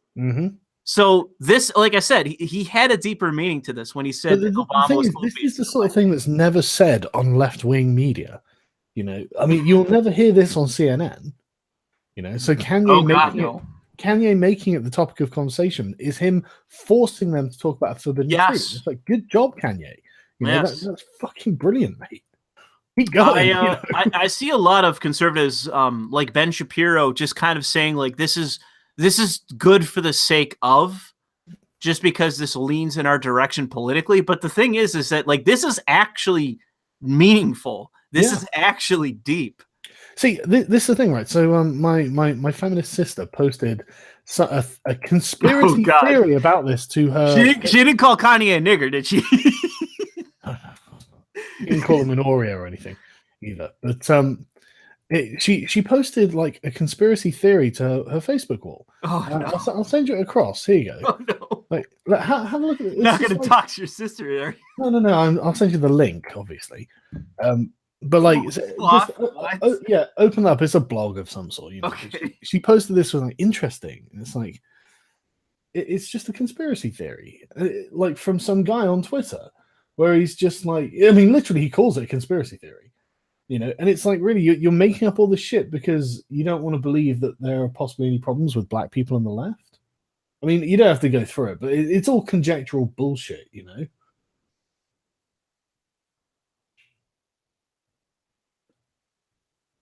What? Yeah, it's all just conjectural bullshit. And it's just like reading through it. I'm just trying to follow it. Yeah, exactly. And like, it's just a conspiracy. And so it's like, but you don't need a conspiracy to explain what's happened here. You know, a conspiracy is not necessary to understand why this has happened. It's very obvious why this has happened. Kanye's whacked. Exactly, right? But this is the sort of thing that I think is going around in left-wing circles. They're desperately trying to explain why Kanye is doing what he's doing without them actually addressing the issue. And I mean, I saw loads of people on my video, well, not loads, but like a few comments go, "Oh no, this is just because he's got a new album to promote." And I'm like, dude, if he has an album to promote, this is the fucking worst way to do it. He lost. There was a radio station. This made the news from not Politico, but The Hill. They reported this for several days. That a Detroit radio station. Yeah, right? they said we're going to ban him basically. Yep, and there have been loads of like, you know, black websites are like, no, boycott Kanye West, blah blah blah, he's anti-black, all that sort of stuff. It's like, yeah, if you're promoting an album, you're doing it in a bad way. This is something that I think he has genuine conviction for, because if you follow his Twitter feed, obviously, like he is doubling down on all of this. He is completely committed. He's like, no, you're all wrong, and I'm right, and I'll tell you why. And the fact that his wife is backing up him in the way that she did. It didn't come across as inauthentic, in my opinion. Yeah, and I'm usually pretty good about picking up on that kind of thing. This doesn't smell of inauthenticity to me. Yeah, same here. It feels very authentic, and he genuinely is enduring the slings and arrows and staying true to his message, and he's expanding on it. And it's like, okay, well then I don't see the need to invent a wild theory as to why this is happening. It seems to be fairly straightforward. So this was an article written by Juan Williams, who is a Fox News contributor. He's on Fox's The Five, I think it is. And he's like your stereotypical black Democrat, very polished, very, you know, suit and tie wearing, just neoliberal style, Clintonite Democrat. And he basically, I mean, this is one long article of just basically calling Kanye, not in so many words, a coon. Which they love to call him. Yeah. I mean, this is the title, Useful Idiots, with a picture of Kanye. He's just calling him a useful idiot. And it's like, what you're basically saying is that he can't support Trump as a black man. He can't support Trump. Mm-hmm. And it's a derogatory thing to say, because it's literally saying, you as a black man, I own your vote. Yeah. It's really disempowering. And this harks back to that identity politics that we were talking about earlier. You know, and that's literally what it is. Someone else thinks this is absolutely a totalitarian attitude. Yeah, of course. And the only difference is they don't have the power to enforce it. They would if they could. Holy shit! If they could, absolutely they could. If they could physically prevent Kanye from voting for Trump, they fucking would. Yeah, I mean, it's basically trying to argue that the Democratic Party is better for black people, but it's like, it's just so, like, it says right here, but Kanye West is a rapper. He's not an economist, and he is certainly no historian if he thinks blacks made the choice to be slaves. And it's like, again, you can't. You're just derogatory, and you're taking him out of context. I know he did. Blacks chose to be slaves, but even then, like there's this guy called Pharaoh Allah that I follow on YouTube, and he's got like 100,000 subscribers, and he's basically full of shit on almost everything. Yeah. Sorry, there's a train going by. The window open because it's too damn hot to close it. Yeah, it's fine. But he responded to this going, "You're damn right, slavery was choice. Someone comes along and starts doing X, Y, and Z to you. You either fight back or you fucking submit." And, you know, and it's like, well, I agree. Like, I wouldn't let someone enslave me. You know, I'd think I'd rather be dead. So I can't help but agree with him. And I quite like that sort of streak of pride, you know. I think it's important. By the way, he goes on to say that he's trying to cash in. That's his reason for doing this. It's not because he actually supports principled conservatives like Supreme Court Justice Clarence Thomas or Condoleezza Rice or Tim Scott, who's some jerk off in Republican. It's because he's just a pro-Trump provocateur, and there's nothing more to it. And it's like, no, he's just not a neocon. Yeah. You know, like, just because he's not a fucking neocon doesn't mean that he's not a proper conservative, doesn't mean anybody's not a conservative. And this is the thing, like, the Democrats, the neoliberal Democrats, who is what he stands for, the Clintonite Democrats, they want the debate between the neoliberal Clintonite Democrats versus the neocon internationalist Republicans. That is the dynamic they want to have in this country, because they almost disagree on nothing. Yeah, I mean the neocons definitely do span both parties. Oh, absolutely. And It's so do the basically the ideology of internationalists. the deep state, you know. Yeah. And so did the internationalists. They're both Yeah. parties. And so, as it said, thankfully by enough people, but it needs to be by more, that anytime people want to bitch about immigration, it has been a two-party fucking solution for decades. And we got an article up here that I want to cover that talks about that, because it's a fucking insane story. Yeah. It's just like, yeah, here, by the way, just here, it's an article from The Hill. By the way, this is happening, by the way. And it's just like, why did it take so long for this to occur? For this was fucking addressed. Like, this has been, they've been literally, we'll get to it, but they literally for 2 decades kicked the can because neither party wanted to be called racist. Yeah. It's fucking insane, but we'll get to that. So before we get, there's some more articles right here. So this was the article you linked and I saw today, which is by Ta-Nehisi Coates, who I believe I already said in this stream is in every way just a middle super. By the way, his name is not Ta-Nehisi Coates. He made up this name. He has another name. Right. But okay, so let's start with that title. Right? I'm not black. I'm Kanye. Kanye West wants freedom, white freedom. What? Okay, so what this is, Kanye West is not a collectivist. He is an individual. Yeah, I was about to say, yeah, he's literally saying, I'm an individual, and that is white. Yeah, James also, white. Pay attention. Pay attention. This will happen to you. You will get your Kanye West if you got your way. Yeah. You will get the guy going, well, I just don't care about your identity politics. I'm going to be myself. I identify as me and not white. By the way, look at this fucking photo. Look at this fucking image. I know. They're taking his blackness away from him. Yeah. How dare you? And this is what. And he's becoming white, by the way. That's exactly. This is the thing. Oh my god. Being black is a system of values. It's behavior. It's attitude. Take that away, and he's just Kanye, which is basically him being a white man. I don't know if we want to go through this article because it is fucking long. Yeah, it's waffling as well. He never makes any seriously concrete points. No. He they're like paragraph long points, and because he's basically sophistry. Well, it is the mark of the pseudo intellectual, where it is just long winded sophistry, and they think that they just dazzle you with bullshit if you go on long enough, somewhere you'll make a point. It's just like, no, that's not how it works. That's not how you're an honest actor in terms of arguing something. You can make a very clear point in just a sentence. Yeah, conciseness. The best writers do. Look, you read Thomas Sowell. He never beats the fucking bush. Or Christopher Hitchens. Read Christopher Hitchens. He gets to the point quick. Yeah, and he knows what he wants to say, and he says it, and it's like, good. That's what I like out of an intellectual. Yeah.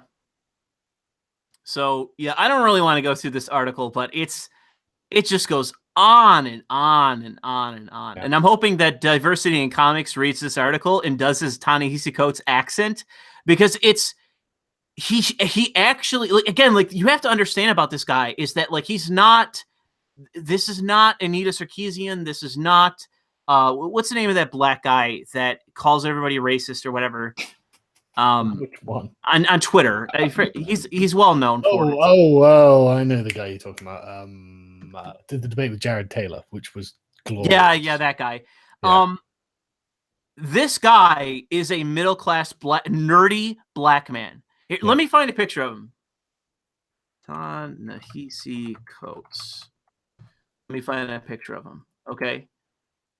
Images. Yeah, this is him. Okay, he's a nerdy fucking black guy. Mm-hmm. He's a middle-class nerdy fucking black guy. He is not from the streets. He's not somebody that anyone should be taking seriously in terms of I'm from the streets and I know the black struggle. Bro, you are an uber middle-class actor. That is what you are. You are a fucking shitty writer. You are an actor. I can't stand the fucking guy. So we can move on because there's nothing of value in this. Yeah, and the thing is, the point's been made in the imagery they use alone. Yeah, the title. We know exactly what he's trying. And to the thing is that it's such an extreme thing to say that individualism is for whites. Yeah. Like, you have no idea how extreme of a statement that is. Yeah. They want you to stay on the plantation, black people. That's what they want. Don't you dare think for your fucking selves. That's what white people do. And have we not told you that white people are evil? Yeah, I don't know. Like, I don't know. It's such a, like, if I ever was in a conversation with somebody, the way for me to be speechless would be to say that individualism is for whites. I would just sit there. I wouldn't know what to fucking say. Well, that's racist, mate. Because it is. It is. Well, yeah, it definitely is. It is a phenomenally racist to say that people can't be individuals. Like, I would expect that to come out of like a guy who like wearing a Confederate flag. Yes. Who's like, who's like he's got a Klan hood on. Who's like, yeah, you can't have blacks in America because individualism, as we understand it, is for whites only. And it's that's like literally what the alt-right say. That's literally their fucking opinion. It's just like, dudes, okay, whatever you say. I mean, oh man, I would just mock. I guess I'd have to mock him. I would just say, like, I could hear you saying that if you lived in a trailer park in Kentucky. Like, I could hear you saying the exact same fucking thing. You sound like a black Klansman. Because you're like, individualism is the foundation of America. Yeah, it is our legal system. It is our constitutional system. This is an individualist system. It is based on individual rights. And like, the whole point of equality in our country is based on individual rights, not collective. So you are saying that to have equal rights for all, that is a white system. Like, it's what you're basically saying is that in a black system, you could never achieve what we have achieved. Man, that's fucking mental, isn't it? It's literally saying it is a white nationalist argument. It is literally a white supremacist argument. Yeah, that's the thing. It's literally what the white supremacists because the thing is, you are literally saying blacks could never achieve our status. We're the hegemon of the world. You're literally saying like, I could hear again, like a guy who like he's in a rally with a burning cross outside, speaking to the brilliance of the white nation. Yeah. It's Jesus. It's I mean, if ever I've seen internalized racism. Oh, I know. God, man, that. And the thing is that like, if this is such a presupposition, it's basically saying that blacks could never live in a system without some form of tyranny. Yeah. You would have to have some form of tyranny to live in a quote unquote black system. Yeah, but the thing is, it pervades all of their beliefs, like the left's beliefs, not black beliefs. Right. Like, it pervades all of the left's beliefs. Because, like, look at Wakanda. I know. It's such a primitive, savage system. How do you determine? Well, you're determining leaders by fights? Yeah, fighting to the death. Right, okay. That's it's really where the legal system, the judicial system, or not the judicial, but the structural system of governance is might. It is might by right. That is literally the structure of the system. I determine my right to rule by killing you. Yes. Oh, great. Which is like pre-feudal, for Christ's sake. Yeah, exactly. There's not even a lineage or inheritance or anything. Yes. It's equal in the fact that like the most brutal wins. Yeah. It's equal in that way. It's honestly, it's just crazy. The American opinion on black people. I know. Really like. Anyway, I'm gonna go through some super chats because are you ready to move on? Yeah, of course, man. Okay, let me get off this one. Okay, here's the thing. I just wanted to link this to prove that Trump's not a racist. The first black woman to achieve the rank of colonel or brigadier general, specifically, she was colonel. Yeah. In the Marine Corps. So this is the front line of American forces. Okay, these like if you watched any invasion of our any invasion that took place in the 20th century that I'm aware of, maybe even before then, but I'm not a Marine Corps historical buff. Yeah. But I know the history in terms of the 20th century. The tip of the spear for American forces with the exception of certain instances in the European theater in the Second World War, it has been the Marines. And so this is not a chicken shit person in the American bureaucracy. This is an important person in a crucial role in our armed forces. And Trump is the first person to promote a black woman to this rank. Trump is not a fucking racist. I think he is too much of a businessman to be a racist. He's concerned about efficiency. To be racist in the way that people would perceive it is something that is not accustomed to New York. The fact that he grew up here and he is a New Yorker, I know that people are going to roll their eyes at that, exist outside of New York, but it's just not natural to be from New York and to be like a serious racist. No, I agree. I've been to New York. It's very multi-ethnic. Yeah, and it has been for an incredibly long time, even before. And the thing is, too, is with Trump, Trump in his lineage is not a old money waspy style of billionaire. He's never been that guy. The whole reason, if he was, he'd be a lot more like George Bush. Yes. George Bush, the Kennedys, they all have sordid past, including the Koch brothers. Yeah, they have sordid past of like every old money family has an embarrassing fucking history in the United States. Every single one. They're all related to fucking former Nazis and former Klansmen and all that kind of crazy shit. Yeah. So, and that's never been, I mean, Trump was on reality shows and he was on the WWE because he wants the working class to love him. He does. He really does. And no rich person, no old money waspy rich person gives a flying fuck what the working class thinks of them. And the thing is, that Trump wants the working class to think well of him because the elite class don't. Yeah. He already knows they hate him, because he's boorish. He's low brow. Yeah. He knows it. They know it. He's crude. He's vulgar. He has a hot temper. He philanders and does so publicly. Yeah. He used to like to fight. He's very much their man in a lot of ways, culturally, And this is one of the reasons I quite like Trump, to be honest. Well, that's the thing, is that somebody more like George H.W. Bush is up the alley of the elite.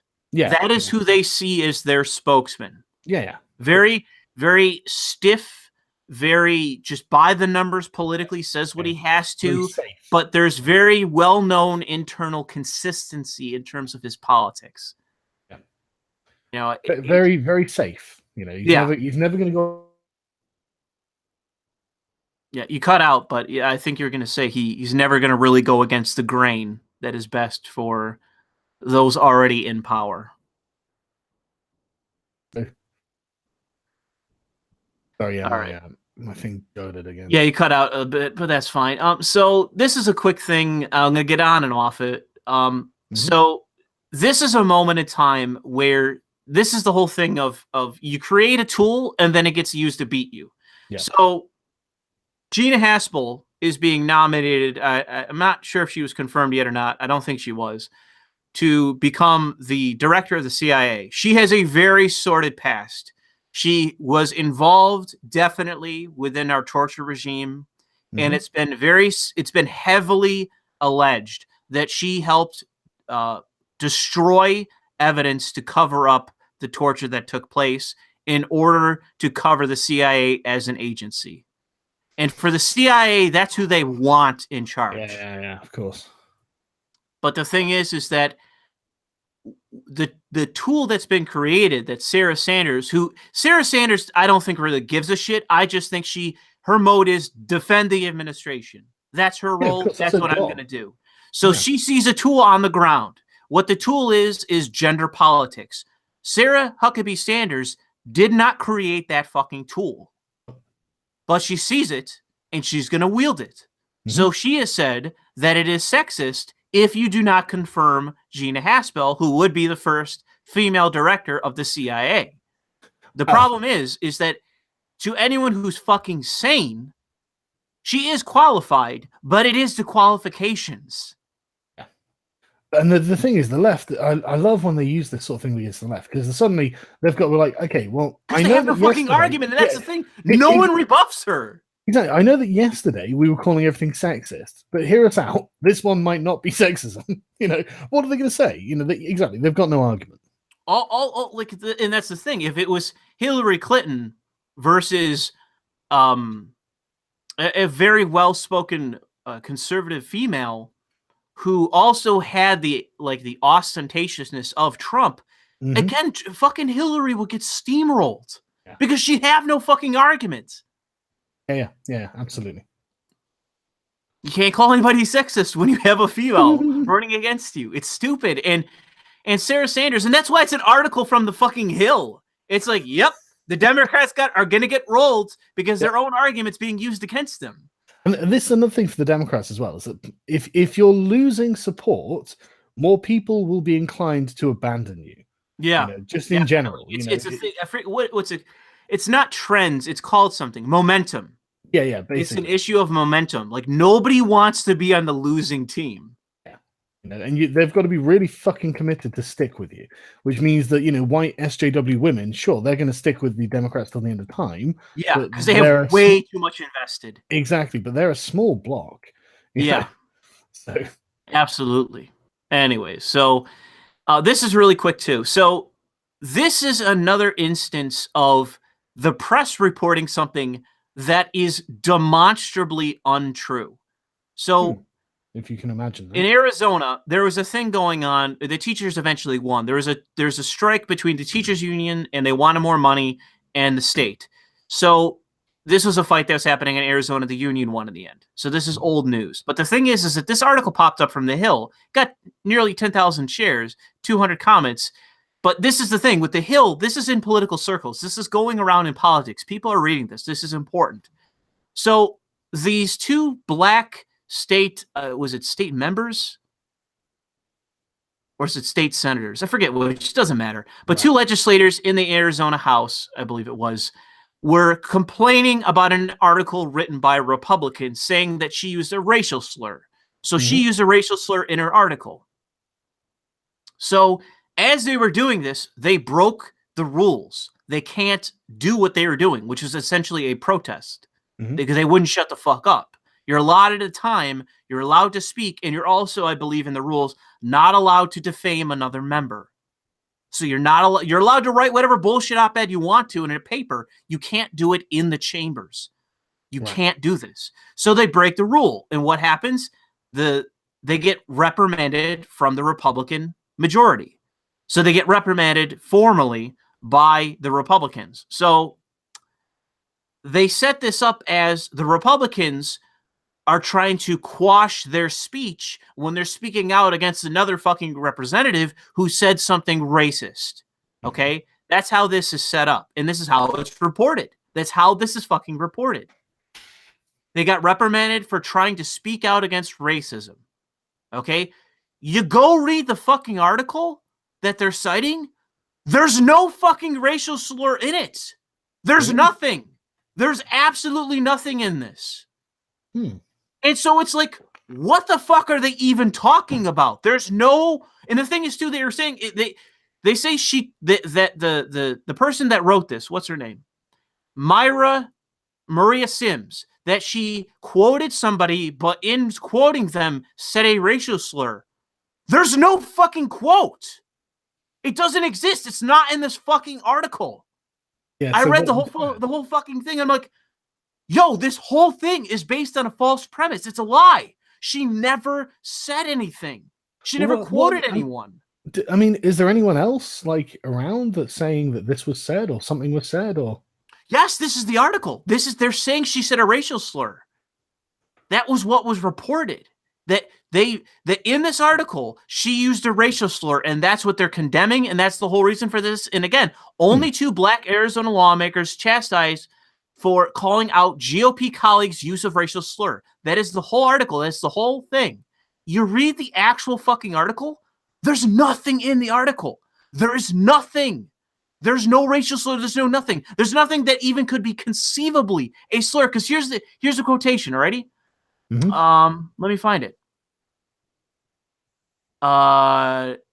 Where's the fucking quote?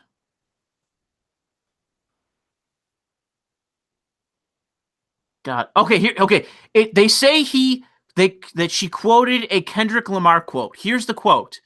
Here's the media darling, teaching 2 years in Arizona with a provisional certificate. He prides himself on teaching the hip-hop music of Kendrick Lamar, whose lyrics include, "We hate po-po, police, want to kill us dead, the street for sure," to 10-year-olds, indoctrinating them into social movements and societal change and socioeconomic and racial privilege. That is what they are saying is a racial slur. Somewhere in this paragraph is a fucking racial slur. You, Sargon, tell me what the fuck they're talking about. I can't. There is no fucking racial slur here. Yeah. But this is literally what is reported that she said. Something in this paragraph is a fucking racial slur. And it's like, one, it's a quote from another person of Kendrick Lamar. But tell me what the fuck. It's not like he said nigga. What is the fucking slur? What is the fucking slur? So it is literal misinformation. There's nothing in this that is even true. Well, it's amazing. But that's what was reported. It's fucking it's just insane to me. The big mistake they made at the Hill was linking the fucking article. They should not have linked the article. Yeah. Because all I did was click that link, read it, and go, there's no fucking racial slur in here. What the fuck are they talking about? So it's insane, man. It's insane how easily these lies are perpetuated. So yeah, I know that this seems like kind of like I'm stressing this, but it's a big thing. It's a big thing to say that this is the thing. Very clearly they would cite another time that she has used a racial slur if this was common for her. I can't deny, Louis Le Vau or my actual real name. Here's an article. I at some point said the word nigger. I have said the word. Okay, It's about the context in which I use it, but I can't deny that I've used the word. But in this situation, she never said a racial slur. And you're using that to club her. You're breaking the rules in chambers, slandering somebody, saying they're using racial slurs. She never said a racial slur. Well, then they're lying, aren't they? Yeah. This is something that if we had looser laws, this would be clear defamation. She never said anything. Because you read the fucking article. And all you have to do is cite the fucking article. Did or didn't she not say a fucking racial slur? She didn't. Then you are lying about her for the sake of pushing your own politics. It's insane. Well, this is the world we live in now, man. Yeah. But this is the thing. It's probably always been the world we live in. You have to indignantly lie about another person. Yeah. Well, you say that, right? So V sent me on Skype a picture of a German magazine where they were calling the Day for Freedom just a fascist rally, as if there were loads of Nazi swastikas being thrown around and things like this. It's like, well, that's the thing. They just have to rely on the fact that nobody looks further into it. Yeah. And they get the thing that they get away with is the language barrier between German and English. They rely on that ignorance and that distinction. But yeah, I read through this article. I was just working one day and I was sitting there and I was reading through it and I was like, wow, what did she fucking say? So I clicked the article and read through it. It's like, this is all of this is based, this whole outrage is based on a fucking lie. It's like literally quote her. What did she fucking say? Tell me the slur. And that's, if you read the article, they never say it. And that was the question. That's what, it was an immediate red flag. If somebody said the word nigger, you just say they said the word nigger. Yeah. They never said what the slur was. So it begs the question, what did she say? And she didn't say anything. And that's the whole thing. So I just thought it's an insane part of politics, man. It really is. It's an insane fucking part of politics to with conviction be to feign offense as you club someone based on a lie. Yeah. You gotta be one fucked up person to do that. Or you just don't care. Like you're just not thinking about the responsibility you have as part of the media, which honestly is just as bad. Yeah. I don't know. It's just the conviction by which somebody lies, it just disturbs me. It just disturbs me, like, because on some level, you're lying, but you have to believe it to some extent in order to feign the outrage. You have to feign offense, and you have to do so with conviction. You have to be authentic in your offense. So, like, you have to be so fucked up as a human being to be able to do that. And like, I just, like I said, I think it speaks volumes to the character of those two politicians to lie to that level. Because again, that kind of shit ends careers. Yeah, absolutely. I mean, but this is the problem that the sort of the left in general are having. It's like I genuinely think that it's becoming less and less relevant to call someone a racist. I genuinely think people are just like, I don't care anymore. Yeah. It seems that everyone's a racist in your opinion. So yeah, especially the articles of like everything is racist and you have to call it all out. Those style of articles. Yeah. Those articles are the most self-defeating articles that could ever be conceived, because all it does is all you have to do is show somebody that is mildly concerned. It's like, yeah, I don't really want to be perceived as racist. Just show them that article. It's like, yeah, no matter what you do, no matter what you say, no matter what you censor, no matter what you don't, you're still a fucking racist to this person. So now what? Now what do you fucking do? Yeah. And that person's just like, well, I guess you don't do anything, because that's the only answer. Yeah, I've got to the point where I just don't give a shit about your opinion. Yep. So we're gonna move to this because do you know what GamerX is? It's a gaming convention. So this was a gaming convention that was created, and I remember this, in 2013. So this is all pre-Gamergate. And I saw this happen where people were saying, the conventions are not an inclusive environment. We're being ostracized.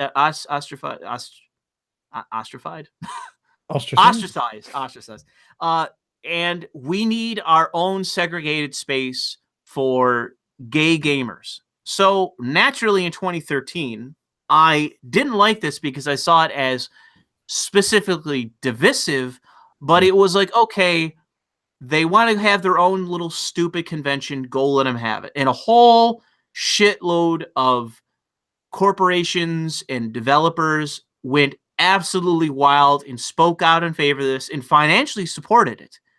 This didn't just exist out of its own ass. This wasn't crowdfunded. Corporations back this, and that's why it continues to exist. So what this was another clear sign of the infiltration of gaming as a hobby and the power of SJWs in gaming, because they just turned around and had funding the next day to have this happen. Yeah. And where does this come from? Who's providing this? This is a acidic element in gaming, and it's like, I don't really talk much about gaming anymore, and it's really to my own detriment, because it's a popular element on my channel and people want me to talk about it, but it's one of the things that I just don't want to talk about anymore, because in Western gaming, the whole thing is the only future I can conceive of there is no light. That's my current position, but the only perception I could have of the future of Western gaming is basically an endless series of indie hits that are real indie hits, not 2-bit bullshit, but actual credible games that could pass as AAA games. That do not pander in any way to identity politics and SJW bullshit. That is the only future. Ark is actually a really good example of this, in my opinion. It's sort of like an outsider who came in with a good game, that looked like a sort of, credible, top shelf game. And there was no identitarianism in there at all. It was just, they were just talking about the game. And that's the sort of thing that I can see. That's the future, as far as I can tell. Yeah, I because there's several games recently, and I'll talk about it in another stream, but there have been just several games that have come out that were all no name, really indie devs. Like in one of the most recent ones is a game called Frostpunk, and it just landed on Steam, and then within like a couple days, not even, sold closing on 500,000 copies. And it's like, this is not normal. This is not normal for a game to just out of the fucking gate, out of nowhere, no press attention, no hype, sell 500,000 copies. This is not fucking normal. But the thing is that the comparison that I make to it is, it's basically gaming is an alleyway of starving dogs, and the SJW shit that's churned out is just shit, and the dogs don't want to eat it. But when they see a bone that's thrown out, that's otherwise just a bone. It's not a big hunk of meat. It's just a bone. But they're killing each other to eat it. That shows you where we are. Because Frostpunk as a game, and I own it and I've played, I put many hours into it, is not really an exceptional game, but it is so distinctly different to the mainstream that it makes sense why it sold 500,000 copies right out of the fucking gate. Yeah, so stuff like Magica as well, a few years back, that did the same sort of thing. It was just like something really different, and it sold loads of copies, didn't it? I think that if there is a future in gaming, it is not art. It's not 2-bit garbage indie games. That is not the future of fucking gaming. Do not send me links to those games. They're shit. They're played out. They're just nostalgic circle jerk garbage. The future of gaming, if there is any in Western market, is games like Frostpunk that are out of nowhere, out of the blue fucking smash successes, where the devs are coming out saying, listen, we got everyone on board. We're working 24/7 to come out with more content. Like, they're literally like on their hands and knees saying, thank you. Thank Christ. We love the fans. We're coming out with more content. Please, for the love of God, stick around. Because it's like their last game, which was the War of Us or whatever it was called, not a good game. Not a good game. People overpraised it. Not a good game, in my opinion. But they were like, hey, we need to improve. We need to come out with this new strategy game. This will be a good game. And then it comes out, and it is, again, it's not really an exceptional game, but it is because of just the deluge of shit. Man, when is Mountain Blade 2 coming out? Warband 2? I don't know, but I think that's another game that's going to sell like 500,000 or to 1,000,000 copies. Then it's just going to be like, this game that is like basically just based on word of mouth sold 1,000,000 copies. Yeah, it's going to smash it. It's absolutely going to smash it. I mean, I'm going to buy it on the day. You know what I mean? Like, I want this game. I've been waiting for this game for fucking years. Yeah. The first game is, I never beat it, but it is incredibly addictive. I mean, like, it's just a sort of like sandbox campaign. Yeah. You know? So I never tried to beat it. I just went around having fun. It was awesome. But anyways, circling around back to Gamer X of this convention, this is a sign of the dysfunction of the gaming industry. Because it's an ever dwindling club. It's not a hobby anymore. It's not an inclusive thing anymore. It's not about the games. It's about the identity. It's about the bullshit. It's about the pandering. It's not about the hobby. It's not about the passion of the interest of games anymore. It's about the bullshit and the veneer of an identity that you don't really possess for the sake of just belonging to something and trying to infiltrate it and destroy it ultimately. This is a sign of the unhealth of the industry. And we move to this article, where the head of... Imagine my shock. A male feminist, the head of the convention, has resigned in disgrace after sexual harassment allegations against him. It just keeps happening. And the person that's replacing him, Katie Katchik... Oh, look, a woman's taking over because you're a sexual harasser. Wow. It just keeps happening. Read that line. Allegations of inappropriate behavior. What's she did? What did she do? She also has allegations against her of sexual impropriety. What are the allegations against her? I tried to read through it. It's just very vague, but it's basically she was inappropriate towards people, and she tried to use her position in the organization to approach people. So okay, yep, that doesn't surprise me one bit. This is like, people just need to understand that, like, these are the people you told me were more moral than me. Yeah. And it's like the reason why people endlessly talk about Gamergate is because no matter the fact that Gamergate has been dead for longer than it was alive, like, it's endlessly relevant because nothing's changed. Nothing is fucking changed. The gaming industry, the gaming community, everything about Western gaming is exactly as it was in 2014.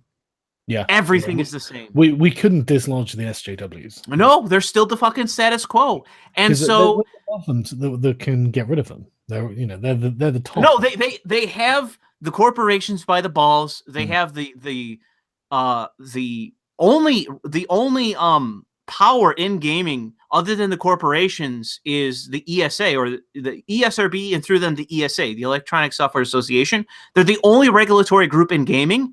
They have them by the balls. So if they have them, if they have the gaming corporations, they have the industry. Yeah, they do. But the thing is, it's only a tiny proportion of consumers who actually make their purchases based on what the media says. It is somewhere around 5,000 people.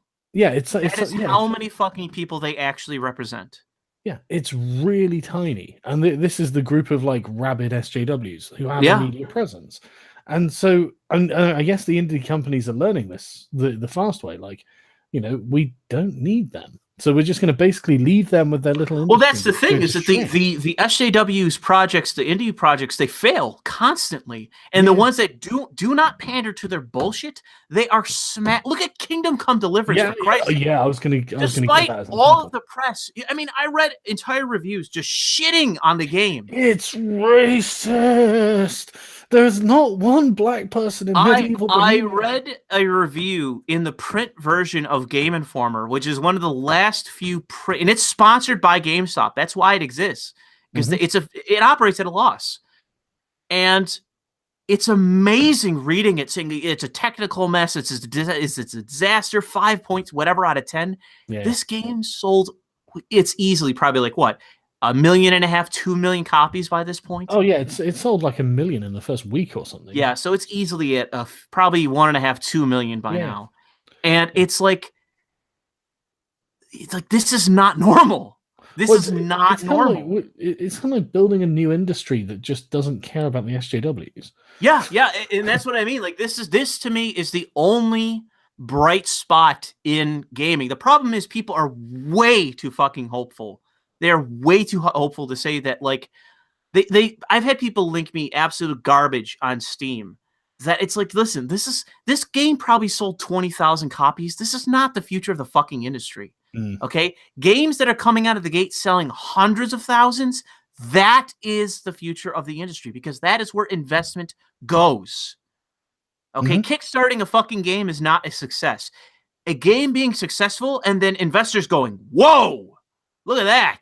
We want some of that. That is an industry.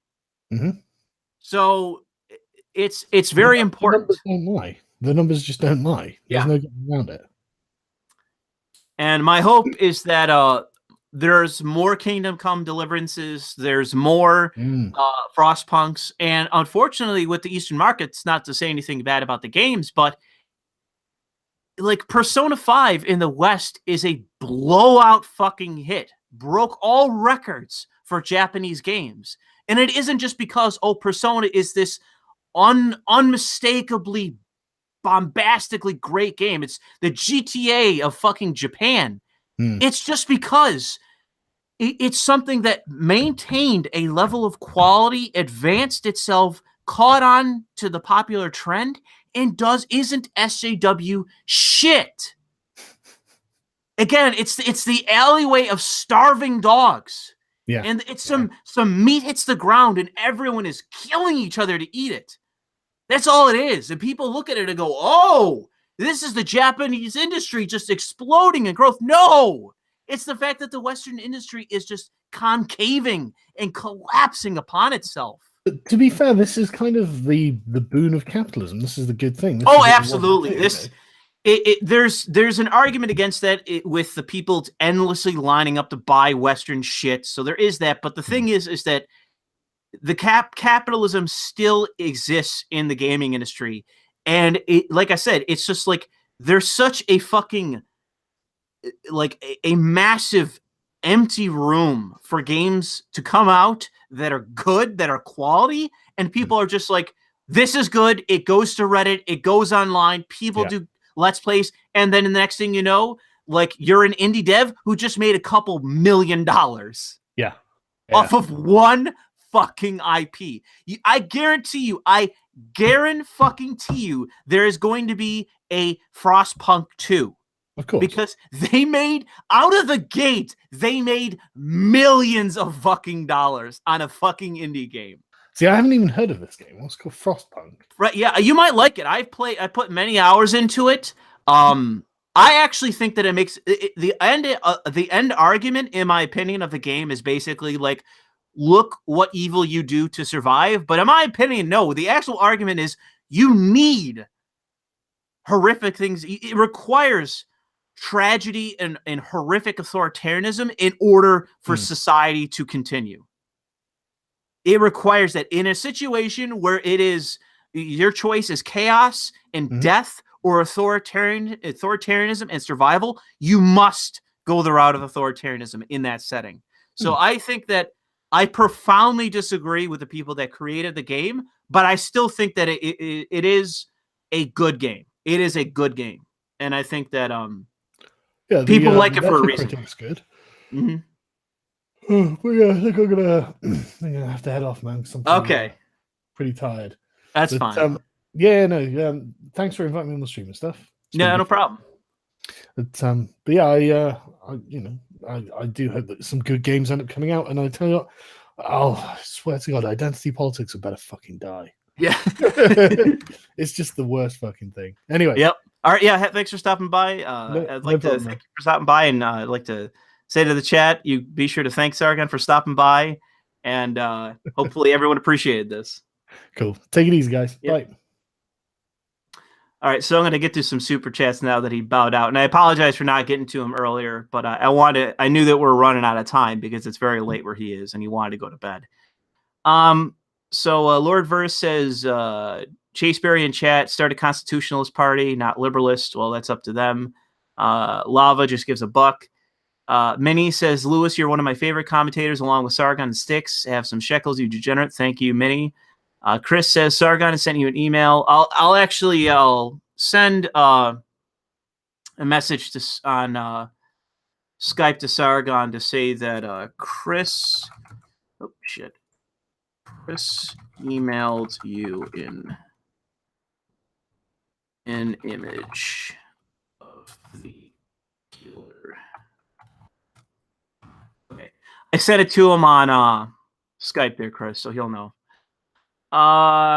Josiah says Trump's pressuring China to enforce sanctions in North Korea, which accounts for 90% of North Korea's trade, plays a big role. Yes, I agree.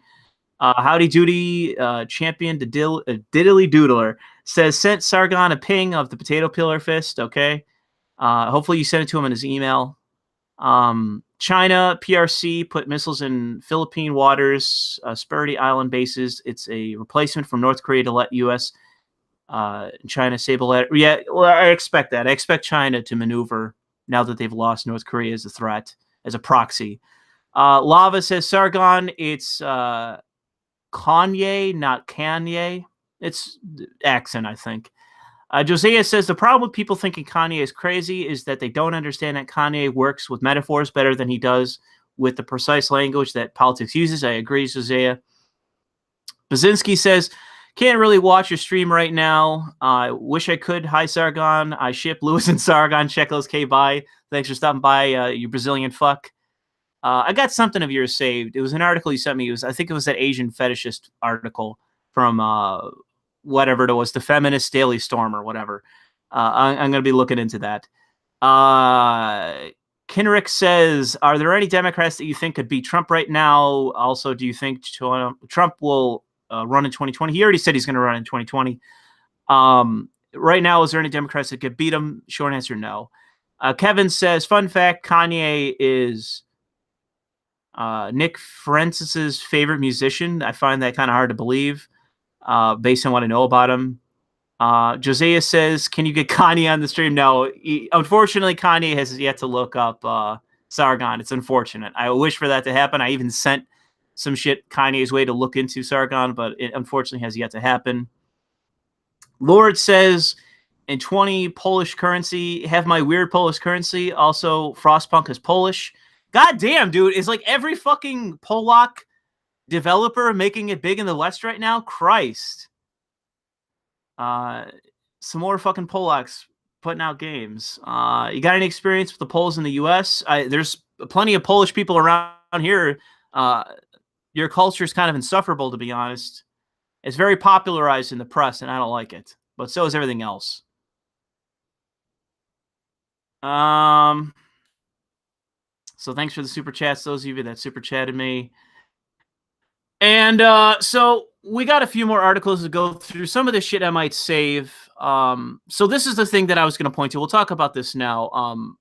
I might save this article from Alan Bakari about conservatives should not be allowing tech companies to abuse them, and I absolutely agree. This is something that I've seen repeatedly said by the guy that runs Gab. I forget his name offhand.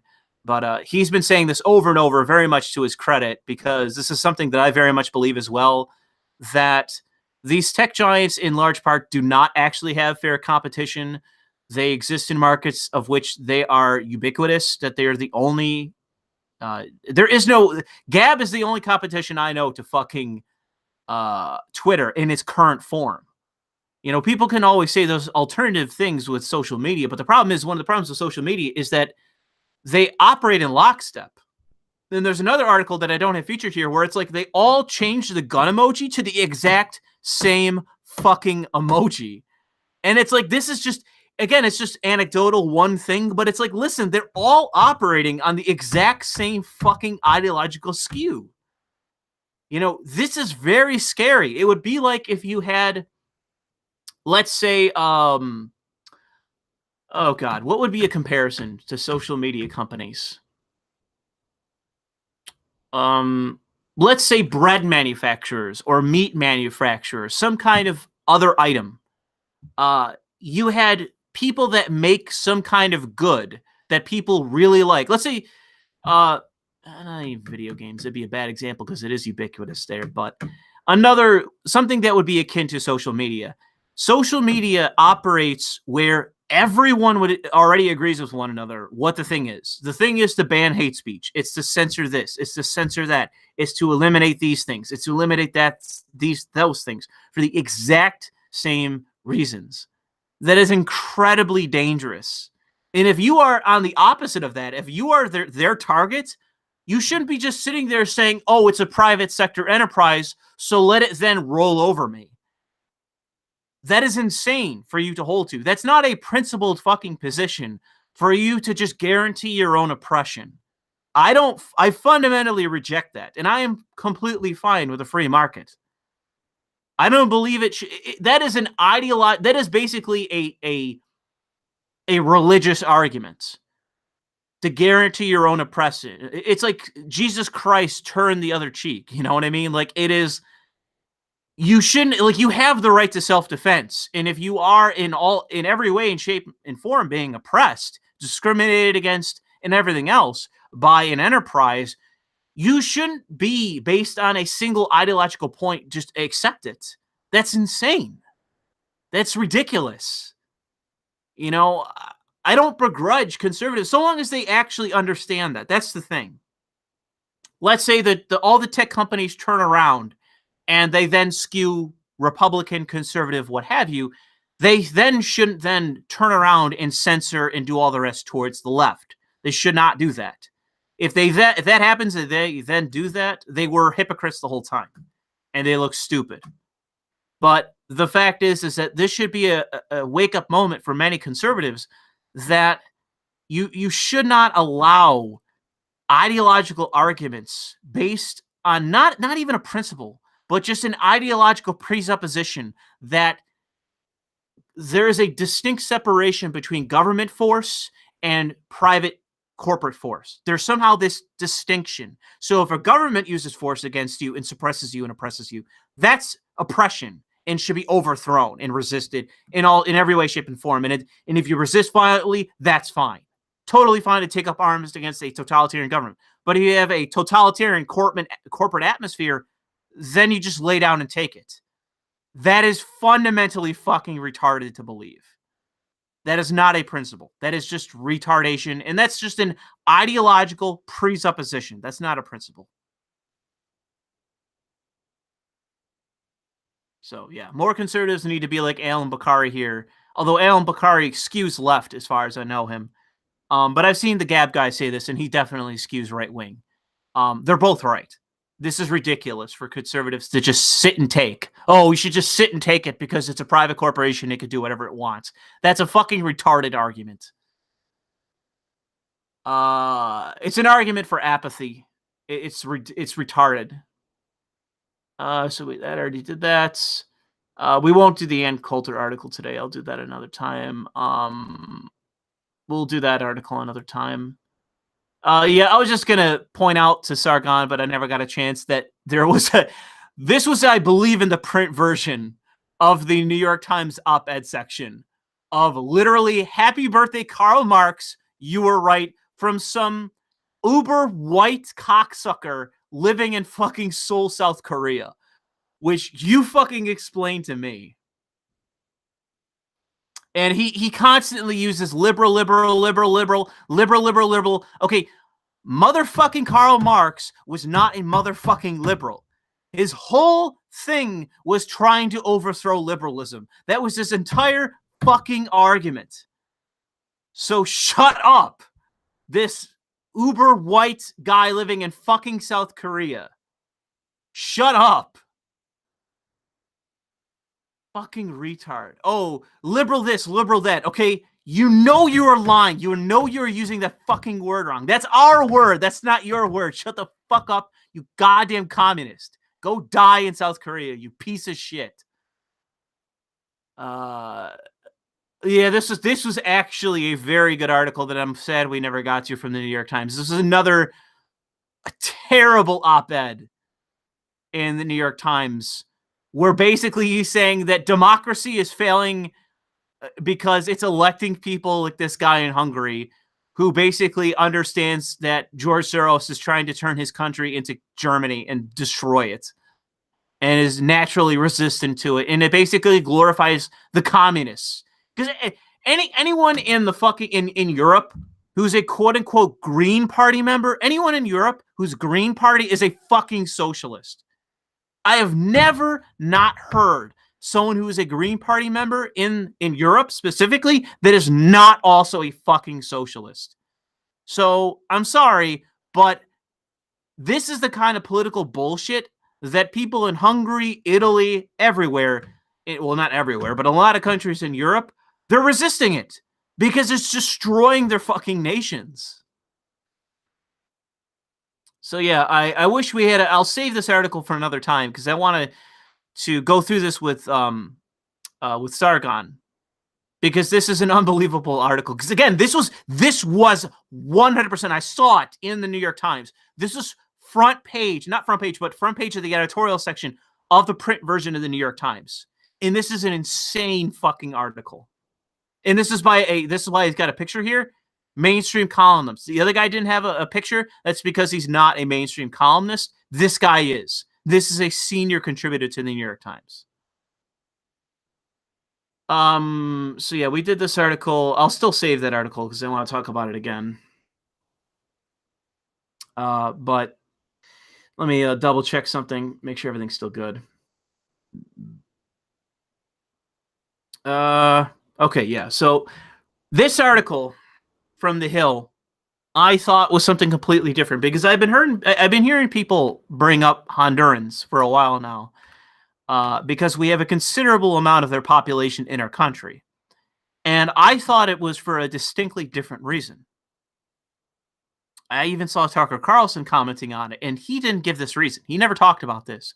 Maybe he has sense, but I have not seen him talk about this. So the DHS, which is the Department of Homeland Security, which is the umbrella, the overarching bureaucracy over most of the intelligence agencies and many agencies of the United States government. They are ending an immigration protected status, which is basically you're allowed to live here, not as a citizen or as on a work visa or student visa, but as a refugee, essentially. We've been keeping 57,000 Hondurans, 57,000 Hondurans under this protected status. So I'm thinking, okay, this is violence related, this is drug related, this is instability related. What is this related to? Okay, so you read the article and you find out that the Department of Homeland Security is announcing Friday, and this is back on the 4th, so this is a couple days ago, that they're ending this protected status for 57,000 Hondurans, fucking citizens, quote unquote, of the United States. And it extended them 18 months extension. That's it. After that, they're done. Then they're under a different immigration status. They have that amount of time to seek a different status in the United States in order to stay out, or else they gotta go. So they've been protected from this status since 1998. So why have they been protected since 1998 under this protective status from the the Department of Homeland Security didn't exist in 1998, by the way. This was created by George W. Bush after 9/11.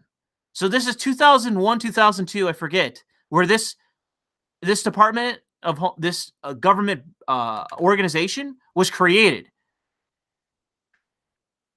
This is how old this protected status is. So you read the article and you find, okay, where did this come from? Why are these 50,000 people here? What the fuck's going on? So this was after a hurricane that struck Honduras in 1998. So you have to ask yourself, a hurricane happens every fucking year, all throughout the world. Hurricanes happen all the time, destroy nations. It levels Haiti and all such other nations.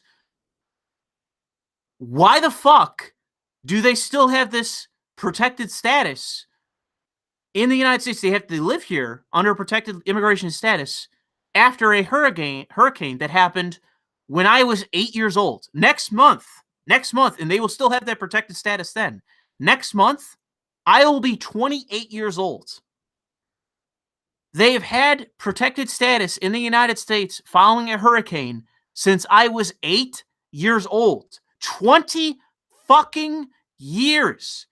They've been here legally because of a fucking hurricane.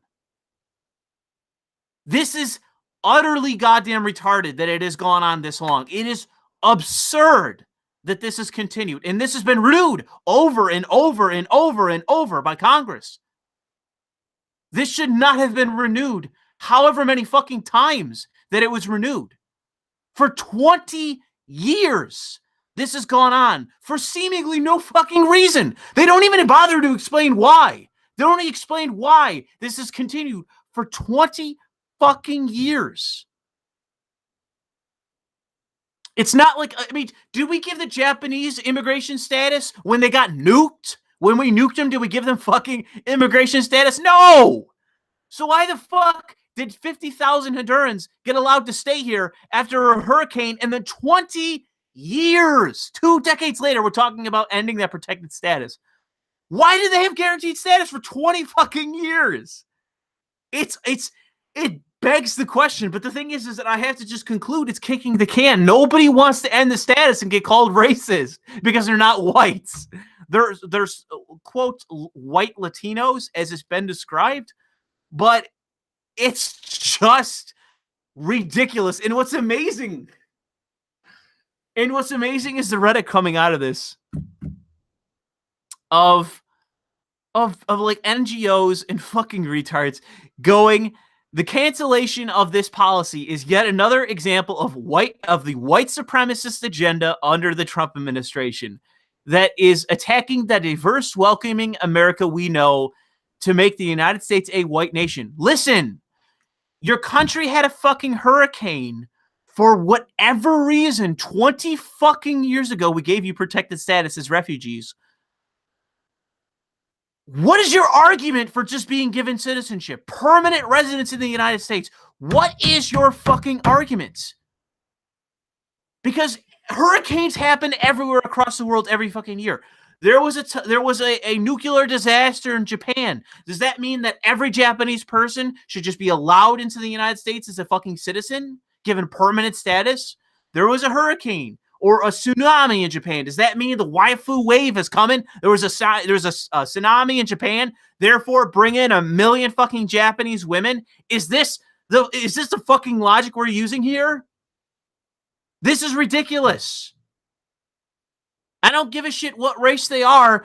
This protected status in the first place doesn't make sense, but it makes no sense whatsoever for this to have continued for this long. It makes no sense. It was a fucking hurricane. This has never occurred before. Why do they deserve permanent residence after a fucking natural event? This is like someone explain to me. I want an argument. This article doesn't fucking provide me one. It just calls me a white nationalist because I want this to end, because it's like, yeah, this should end after 20 years of kicking the can. You know, if they had kids here, it's like, yeah, I feel bad and all the rest, but like, just explain it to me. Explain this to me. You know, if I would have known this, I would have never supported this. Like, tell me this back in 2008 when I'm voting for Barack Obama. I would have been like, bro, it's been like fucking 10 years. Why are they still here? But no! 20 years later, we're now ending it. So yeah, I think that I think like this is the problem, where it's like you're calling common sense things white nationalists, and it's like it gets back to the whole individualism is whiteness or whatever. It's like you don't want to call white nationalism like where you don't give protective status to literally every foreign national because a natural event occurs. There's an earthquake, just come on in, permanent status. There's a hurricane, there's a tsunami, permanent status. That is a fucking absurd policy. And the thing is that no other nation has that policy. There's not a nation on the face of this earth that has that policy. Not one nation on this earth, other than apparently America, gives people protected status for decades on end because a fucking hurricane occurred. Oh man, a hurricane occurred. Hurricanes happen every fucking year. I don't even know when hurricane season starts in the US, but I know we're heading into it. We have a hurricane every year here, so does that mean I can now live in Canada? I can now move to Japan? I have every right for permanent residence overseas because a hurricane happened here? No! No! No one else has this fucking policy, just us apparently. And that's retarded. So that is the last article that we have here. But I read this and I was working when I read this. I'm like, I just literally sat there in my car and I'm like, this is fucking ridiculous. We have to be the only fucking people on this earth so stupid that we think that giving protected status to people is like a right. A hurricane happens and you just deserve permanent residence in the United States. It's like, no, that's the whole reason we have an immigration system. It's just so we don't let people in. What's the point? Oh, man. Anyways, yeah. I see people in the comment section being like, any excuse to get the waifu wave. That's what I'm saying. The waifu wave, letting in more East Asians into America is a white policy, apparently. I wouldn't be surprised. I wouldn't be. I mean, that was the whole thing, that article I read, but it was from Everyday Feminism, which is totally retarded. But I'm just waiting for the New York Times op-ed. You know, Louis Le Vau runs for Congress, claims he wants more East Asians in America, and why that's a white supremacist plot. It wouldn't surprise me. It wouldn't surprise me to read that in the fucking New York Times at this point.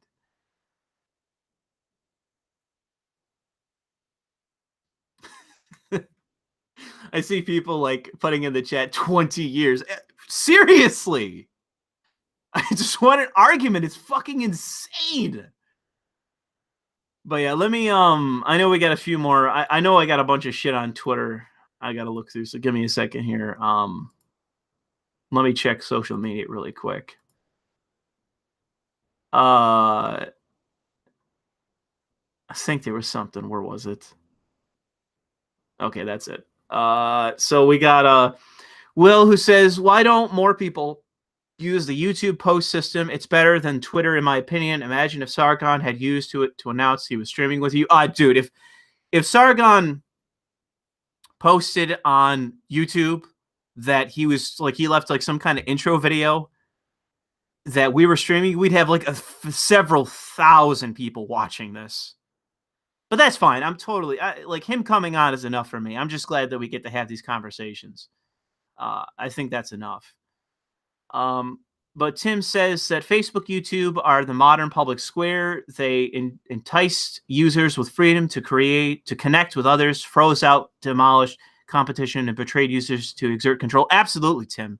Absolutely. This is the whole thing. That's why YouTube won out, man, was the idea of having everything out there for people to see and to people to argue and to debate and all the rest. It's the freedom that has attracted people to YouTube, even if it operates at a loss. And that's their own fucking fault. They have failed to monetize their own platform. That's their fucking fault. Incorporate a subscriptions model, you fucking retards. Why did we require Patreon? You should have been out there 10 years ago doing this shit. Every person at their company is a fucking diversity hire retard. Nobody at YouTube knows what the fuck they're doing. How many goddamn decades does that corporation need to operate at a loss before they realize that the ad model is like from 30 fucking years ago? 30 years out of date. This is where regulation can be good. I just think that it requires Congress to basically do what they did with gaming, unfortunately, which is to basically come up with a law. And then, in this case, the court overturned it. But in this case, it would require Congress to threaten regulation. They're going to create a regulatory body, or they'll just give it over to the FTC, the FCC, whomever it would be, probably the FCC, to regulate on behalf of the government because of the discrimination and the censorship and all the rest of these extremely popular and influential platforms. The fact that of their actions are unjustified and exert undue influence over Americans, and that because of their own actions, it requires regulation as a direct result. The conservatives that I've seen make opposition arguments to that, it's just based on what comes across as a religious presupposition. It makes no sense.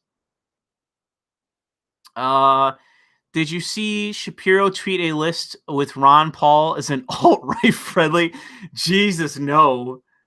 Ron Paul is alt-right, man. So is he. So is, according to the left, that stupid article from, I think, whatever, the alt-left watch or alt-right watch, whatever, of Ben Shapiro is a gateway to the alt-right. He shouldn't say this kind of shit because it could be thrown right back at him. Ben Shapiro is such a fucking goof. Such a goofy shit. If it weren't for him being protested, he'd be a fucking no-name. Oh, Ben.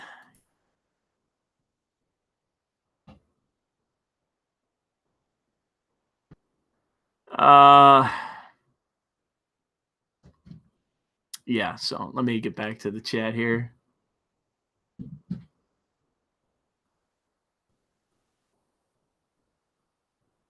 Let's see here.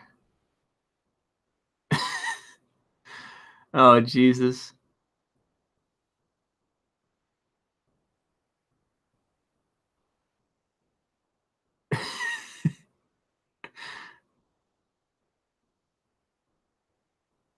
Where the yellow woman at? Yeah, that's my whole shtick, man. That's what I do. Race mixing is... Dude, I have seen that. I have seen people argue that race mixing is white supremacy. I have seen articles saying that. So we're already there. That is not a meme. That is what they actually believe.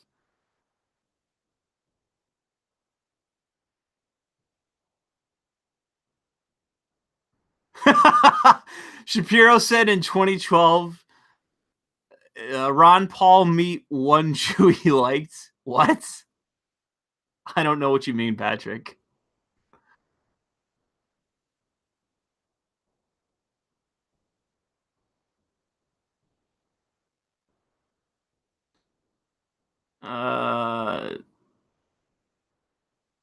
Jesus. Things are going wild now.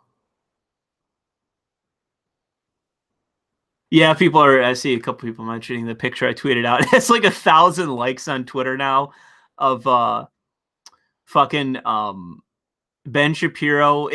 People are saying it was edited. I haven't seen the original, so I can't say either way. People are saying it's edited, but I don't know anything about that. But it's Ben Shapiro like hugging, like has his arm around. It's Ben Shapiro, or no, it's Jordan Peterson with his arm around Ben Shapiro, and Ben Shapiro is, I think, fairly short, but I think it's edited. But it looks so good that it makes it look like fucking Ben Shapiro is like a hobbit, like he's a dwarf, like an actual little person. And dude, it has a 1.4 likes now. I tweeted it out where it was a direct comparison between Frodo Baggins and oh god, what is it? Starts with a G. Gandalf the Grey. And it's like a promotional shot from the original trilogy of Gandalf with his arm around Frodo holding the ring. And then it just alongside it, it's fucking the best part of it is Jordan Peterson's beard and like again like the arm around. It's so perfect. Oh man, it's such a funny fucking photo. Let's see if Twitter allows me to share it in chat or if it dead links it like it always fucking does. I don't know what is wrong with chat where it dead links everything I post. No, on my end it worked. But yeah, that image is so fucking funny. I laugh as soon as I saw it because somebody mentioned he looked like a hobbit, and then I found that picture immediately. Like, oh man, I gotta fucking tweet this. This is such a great meme. I found the picture and I laughed out loud for a solid fucking minute. I was laughing so hard I was like struggling to post it because it was so fucking funny to me.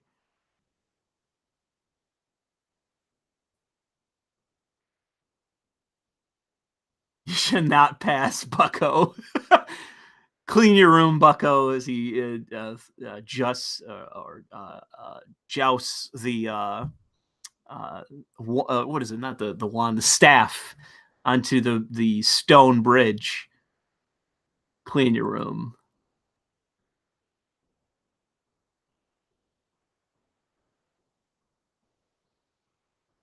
Let's see here. What's the origin of white?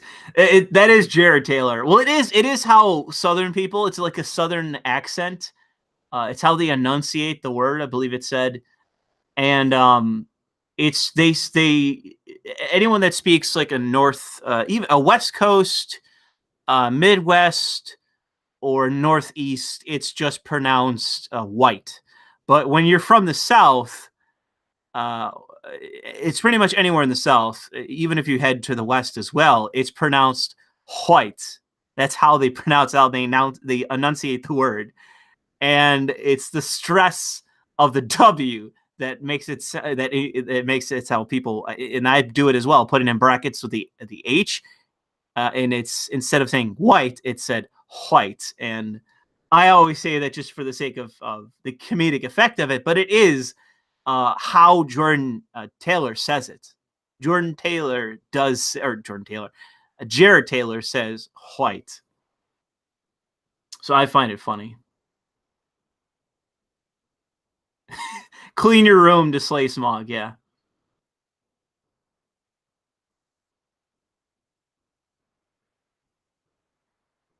see a lot of people talking about cat girls. Patrick says he's going to tweet it at me. What are you tweeting at me? Oh, oh wow, this is an old tweet. Holy shit. Wow, this is an old fucking tweet. I don't even know how people find this shit. But yeah, I guess I'll retweet this. Is that Ben Shapiro said a long time ago, true story, Ron Paul once met a Jew he liked once. This comes across as a joke. This comes across as a joke. But I don't know. I do. There's a couple people asking for clarification. I would agree. It probably requires some clarification. Because I know that there is some controversy about some old newsletters or whatever that related to Ron Paul once upon a time. But that's pretty much all I can go on. But yeah. So let's see some clarifications. It wasn't made 3 months ago. It was old tweet. It's from 2012. It's very old in Twitter terms.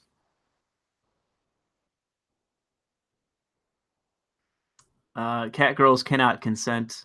I've yet to see a decent argument for that. I've presented my arguments. If you play Nico Para, the argument makes itself. These are currently not fully developed females that are basically throwing themselves all over the male protagonist, and he's fucking the shit out of them. That is not a consensual relationship. These are dumb animals that are throwing themselves at their master, and they don't know any better. It's fucked up.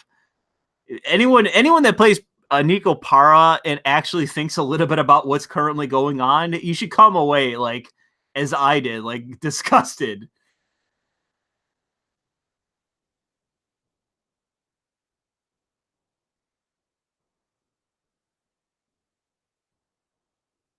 Consent is overrated.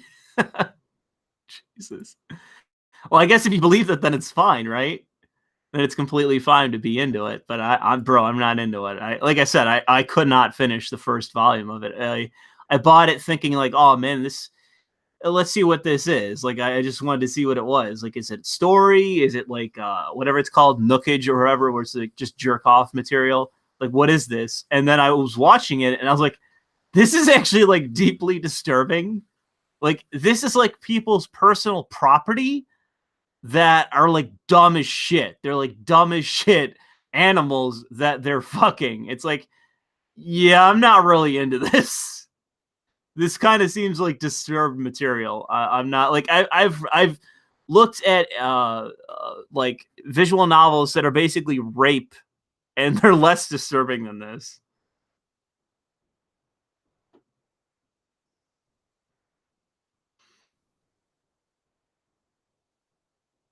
Oh god, some picture of a fucking hipster douchebag with long hair in Buffalo and some chick with problem. I'm just gonna show you this image. Let me quote this tweet. It's some article from the Buffalo News. It's like their culture section called the Buffalo Gusto. I fucking hate the Buffalo News. I've met some of the journos and I know some of the journos from there, and they're not all fucking terrible. But here's some story they just linked, and it's like this is my whole thing. Like, the whole thing is like, oh, like black women are seen as ugly, like they're not the beauty standard. It's like, bitch, you got two big ass fucking whatever they're called stapled through your fucking ears that are dragging your earlobes down. You are fucking bald. You have some kind of like. You have what's it called? Oh god. what's it called? Chat, help me out here. What is it called where you staple some kind of metal thing into your fucking body? Please just give me the word of what is it? Piercings. Thank you. Jesus. I don't know why I forgot the fucking word. You have that piercing should be in your eyebrow. It should be in your belly button. Like, there are plenty of normal places. Like, I'm not really into piercings, to be honest. I don't really find them necessarily attractive. Why the fuck do you have it in the center of your fucking brow? You look like a goddamn retard. You look like somebody that got pranked. Like, you got drunk at a party and went to a fucking tattoo parlor for a fucking piercing, which is apparently where you get piercings. And your fucking frat bro is like, bruh, you need to get one in your fucking forehead.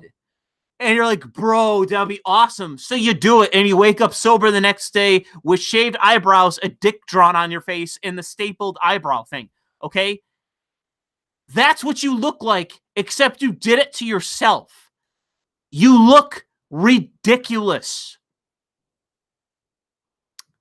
Okay, so on top of the problem glasses, on top of the earlobe shit, on top of your retarded fascism, your fashion, rather, buttoned up, really over-the-top blouse, buttoned up with this black hoodie with a fucking Illuminati symbol on it, your fashion is shit.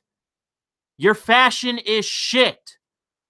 With problem glasses. You have no sense of fucking fashion.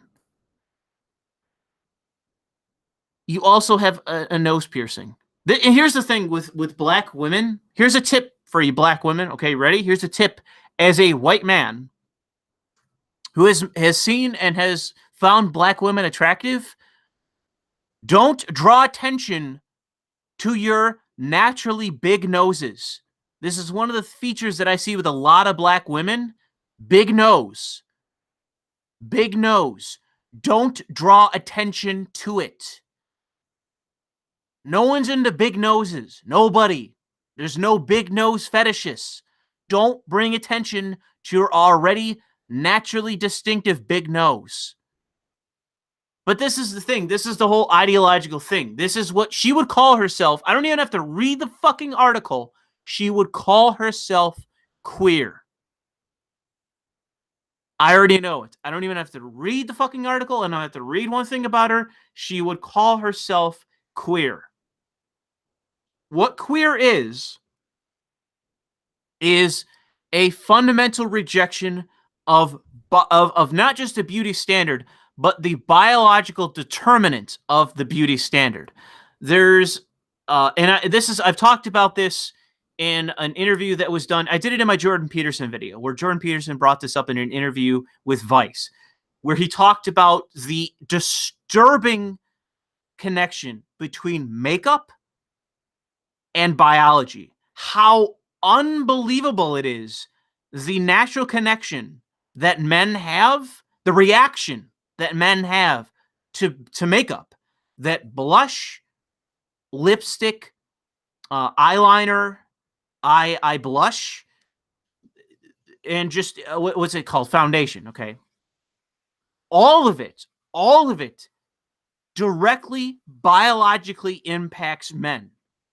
There have been it's just this deluge of studies that say why makeup is a billion-dollar industry. It's not just because women, for whatever reason, want to paint their faces. By the way, she doesn't appear to be wearing any makeup. It's because men react to it. Men react to makeup. And it isn't simply because we've all been geared to find lipstick sexually attractive, or blush to be sexually attractive, or eyeliner. You know, we haven't been conditioned to believe this. It is simply natural that every man across the face of this earth sees a woman with makeup more attractive than a woman without it. That is natural to human biology. It is something that has evolved with humanity, makeup. What this woman is doing with this, with the piercings, the ear shit, the nose piercing, the forehead fucking piercing. Like, I've seen girls with this in their fucking belly button. That is where you put it. Fuck. You don't put it in your fucking brow. You look like a goddamn retard. The reason why she's doing this is to ideologically fucking virtue signal and signify that she is against biology. She is a social constructivist. She believes that, and this is the whole queer shit, that biology, attraction, is not biology. It is social conditioning. We condition people to be attracted to one another. And this includes gay people, by the way. Gays are not naturally attracted to people of the same sex. They are socially conditioned to have attraction to the same sex. That is fundamentally not true. That is provably not true. Whether we're talking about makeup, the attractiveness of women, or gays, it is biologically determined. There is no social argument for this that cannot be immediately hit with 100 fucking unbelievable, whatever it's called, not just peer-reviewed studies, but the ones like longitudinal, whatever it is, where you have all these different studies that you combined, vet, and then combine into one single study. That is the degree that has been proven that this is biologically determined in terms of sex and attraction. There is no argument for this from social conditioning. Yeah.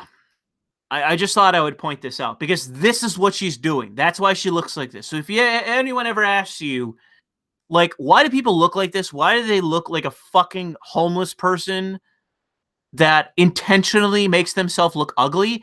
It is for the sake. It is nothing more than basically wearing like a white power t-shirt. It's like that. You wear a white power. You have a Nazi symbol on your forehead, a swastika on your neck, or whatever the fuck, 1488 on your neck. That's the same thing. It's the same thing as having a white power tattoo. It's just to show other people you're in the same ideological faction as them. That's what this is. So hopefully you found that informative.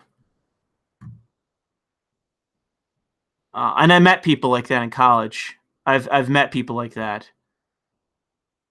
And somebody said far left. These people are 100%, like, these people are on the end spoke of the far left, man. These people are the end.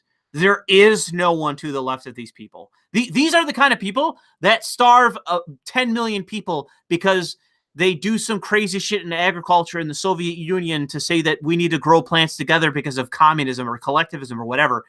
And 10 million people die as a result of it. These are the kind of fucking people that we're talking about. She's exactly the same person. She's nuts. She believes that biology is fucking white bullshit. That's how she would say it. It's white supremacist nonsense, all fake, science is false, everything is power politics and social conditioning. Everything is social constructivism. She's a fucking lunatic.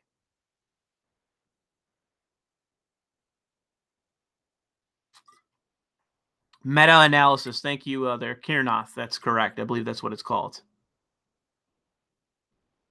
Much like autism, leftism is a spectrum. Very well said.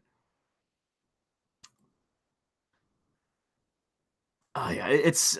I'll never get. I met social constructivists in college, and I had no clue how crazy they were. I had no fucking idea how crazy they were until after. I had a professor that was a social constructivist. He was a nice fucking guy, you know, but I had no clue how fucking crazy he was until I graduated and I actually learned what social constructivism is, based on my own research.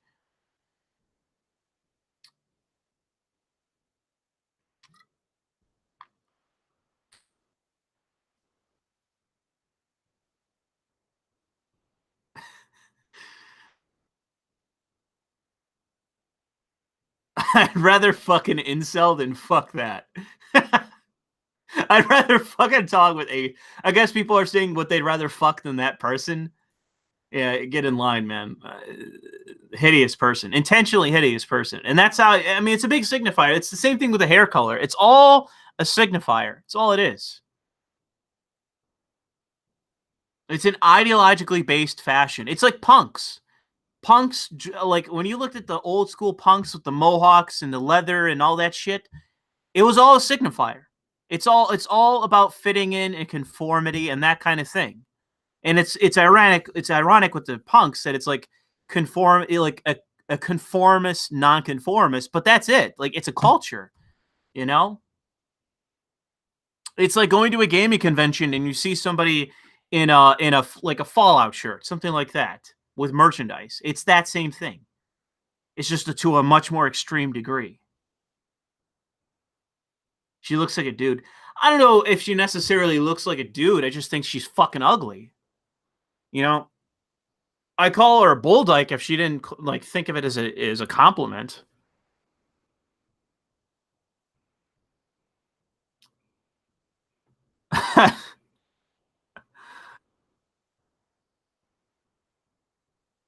Yeah, people are saying she looks like a dude. I don't think I don't necessarily agree that I've seen black. I think that what's her face the chick from the March for Our Lives, whatever, that Latino. You should have seen her. Here, let me find out. What's the name of that fucking Latina chick? Somebody name that Latina chick. The bald one from March for Our Lives. Name her.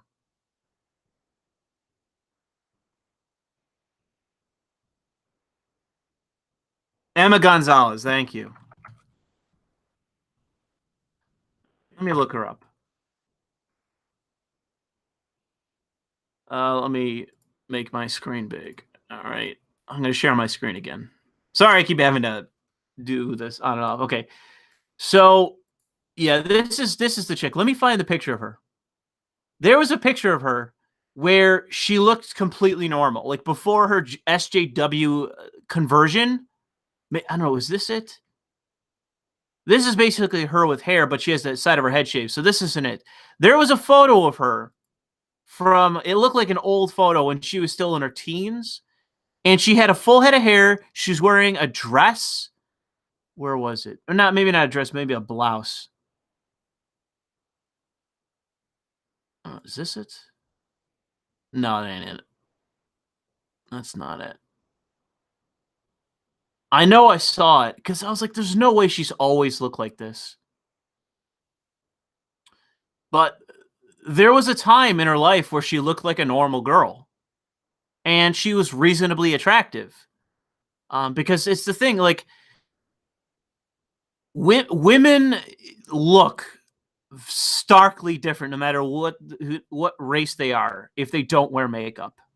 They look starkly different. There's very few women that can. There are women that can do it, but it's abnormal rather, for a woman to be able to pull off without wearing makeup. That she can be just as attractive with it than without it. It's very rare, in my opinion. And I don't say this again saying like, oh, women are naturally ugly, blah blah blah. It's just that, but we've evolved. Men have evolved. We've all evolved to expect women to wear makeup. This is not. I know that people want to make a big deal about it, and there's a point to be raised, but it's part of our evolution as a species for women to wear makeup. And so when women don't wear makeup and they're fucking balds, they look fucking weird. Is this it?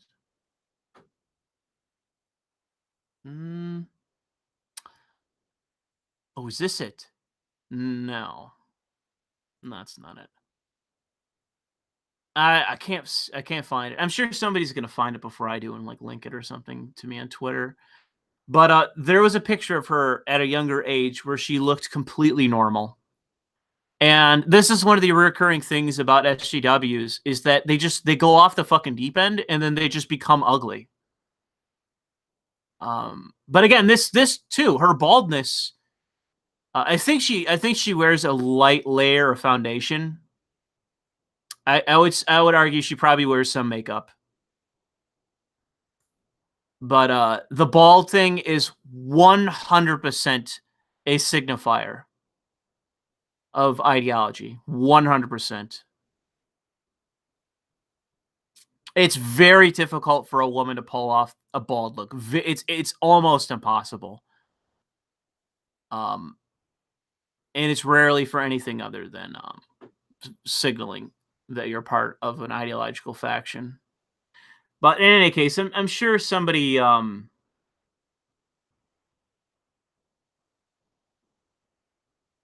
yeah, somebody can probably just send it to me because I can't find it, but it exists. There's a photo of her at a younger age where she looks completely normal and she was reasonably attractive.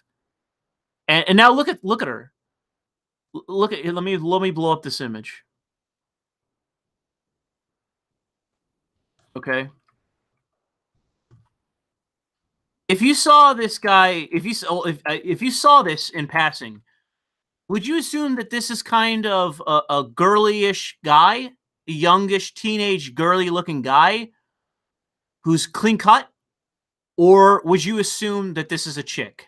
In all honesty, if I saw this walking down the street, I would say, "Oh, it's a dude. That's a dude," because you wear makeup. So your whole point isn't just androgyny. Like you specifically would talk about that more if that was your point.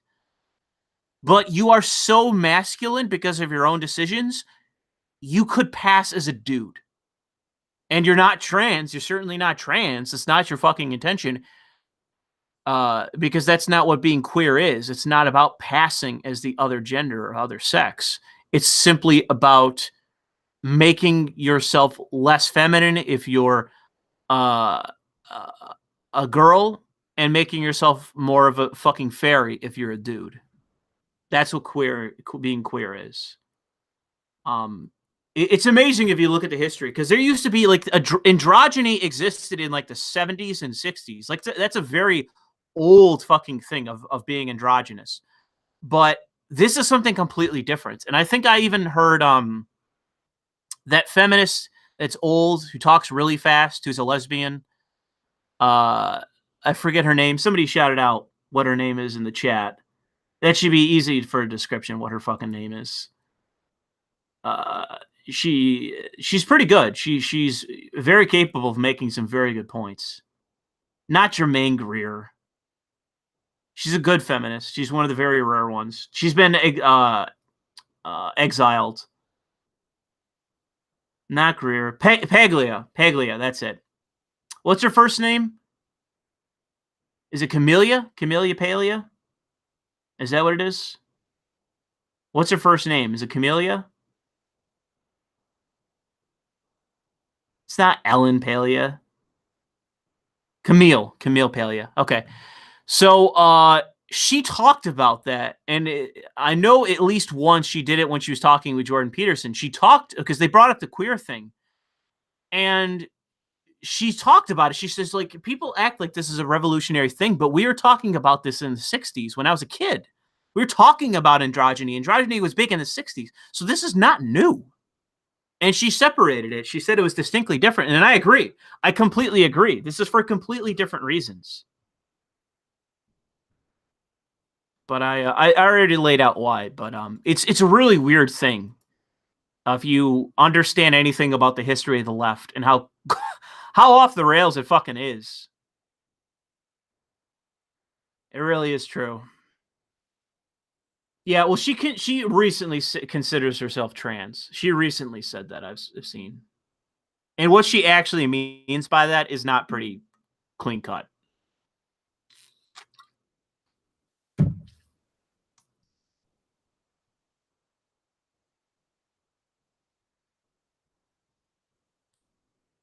David Bowie, yeah, that's another. There's a bunch of old examples about androgyny, and that's a very good one to bring up.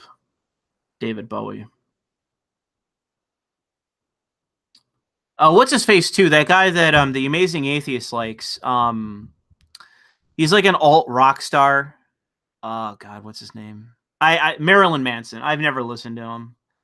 But that was the thing he did too, was androgyny.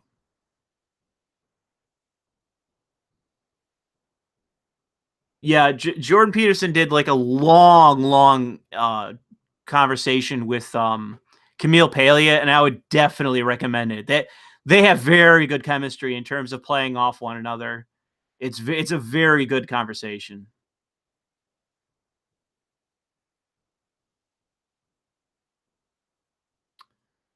Iggy Pop. I don't know how much I'd agree with Iggy Pop. I haven't followed Iggy Pop too much after he left the Stooges. I thought he was his best when he was Iggy Pop and the Stooges. But you know, he definitely had a career and still has a career after that. Although I think honestly he's approaching the end of it because he's getting old. He's still putting out albums, but Iggy Pop's getting old. Oh, you tweeted it? Hold on.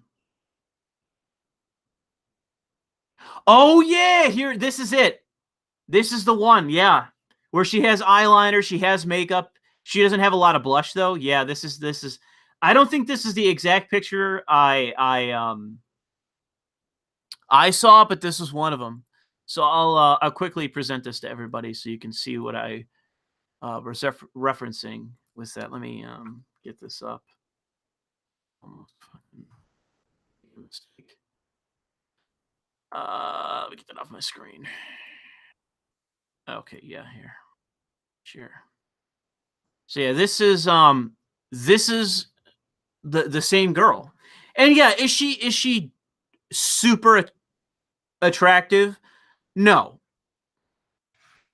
But this is somebody that she's obviously not a lot of makeup, thin, I think like a gloss on her lips, very thin gloss, some foundation, a little bit of blush, eyeliner, a little bit heavy eyeliner where it skews towards the end of the eyelash, like towards the end of her set. Like I'll point to it with my mouse, like towards right here. You can see it gets heavier and heavier as it gets to this. It's a particular style. I forget what it's called. I'm no fashion expert, but it has a specific stylization. Plucked, but also somewhat natural looking eyebrows, like not drawn on eyebrows, long hair, at least shoulder length hair. She has a very like alt looking style, not punkish necessarily, but alternative kind of style. Like she listens to like chill EDM and shit like that. Probably was kind of like opinionated and outgoing in middle school and high school. You know what I mean? Like I'm sure we've all met girls like that. Outgoing girls that are atypical and opinionated. They're all kind of like this. A little bit like not unattractive, not ugly necessarily. Kind of a big nose, not a good shot because of the lighting, but not necessarily like hideous.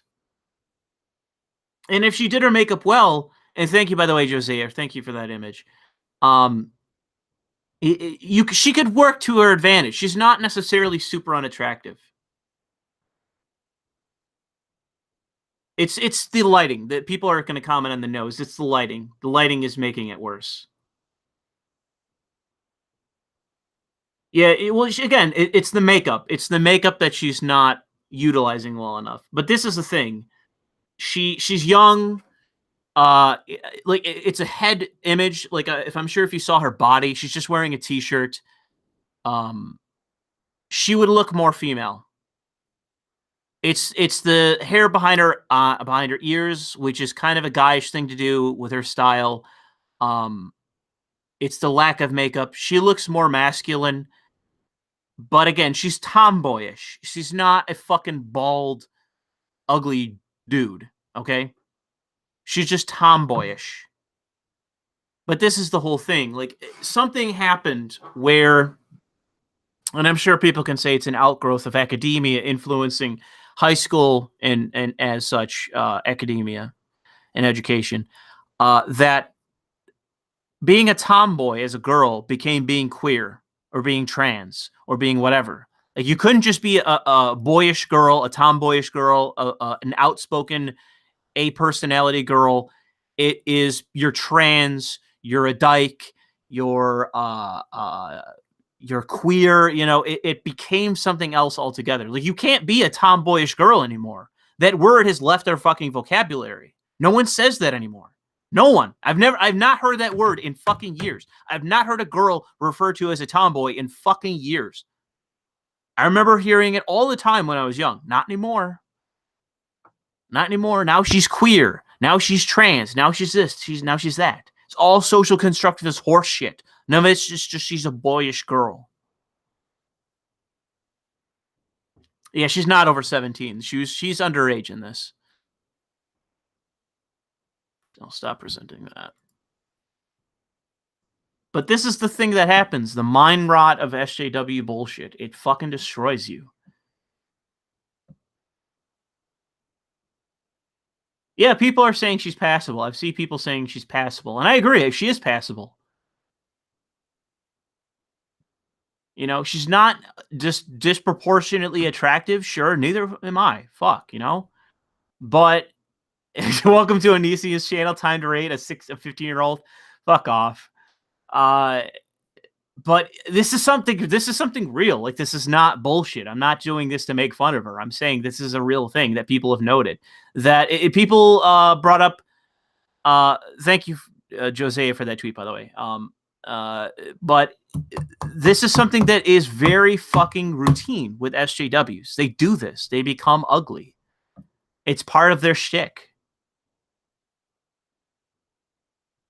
What's my thoughts on Kyle from Secular Talk not being friends with Sargon anymore? I'm not aware with that. I'm glad that Sargon gave up on him finally. I've always said that he was a piece of shit. I've never wavered in saying that Kyle's a fucking retard and isn't worth Sargon's time. Never wavered on that. So you can send me Autistic Whisper if you're not just bullshitting. Send some kind of link about that, because I haven't seen anything to indicate that. I'm a 7 that could be an 8. I've always said that, and it remains true. I do think that I would say the majority of women would find me attractive if I was in good shape. The majority.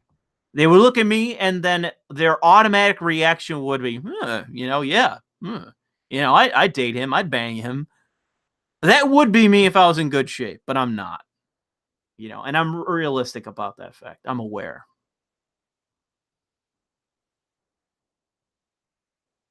This is your face on Marxism. This is you on Marxism, really. It's like that old egg commercial from like the fucking 80s. It's true.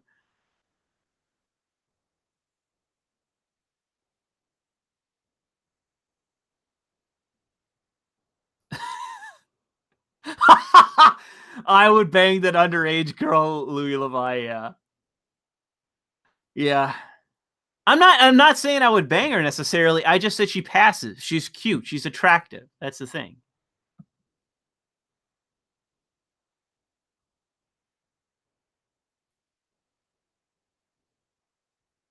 Somebody's saying that Chie Sadanoka, which I believe is that girl who's the tomboyish girl from Persona 4. I actually didn't find her that attractive. I thought, again, like she was annoying at times. Like, I forget the name of the last name, what her name is, but Anne from Persona 5.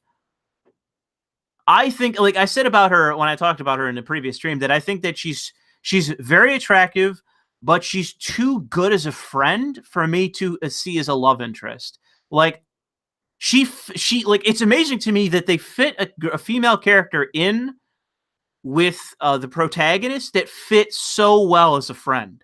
Like, some of the friends definitely stand out, but she fit in so well that I think that that's something I haven't seen in a while, where you have a girl who's a friend of the protagonist of a piece of fiction who feels very natural as a friend.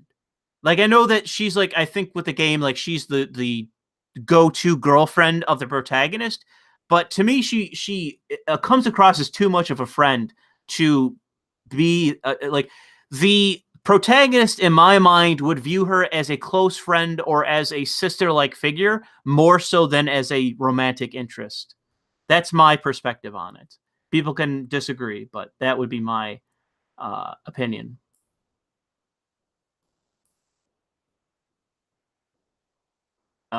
These boobs are too big. Maybe.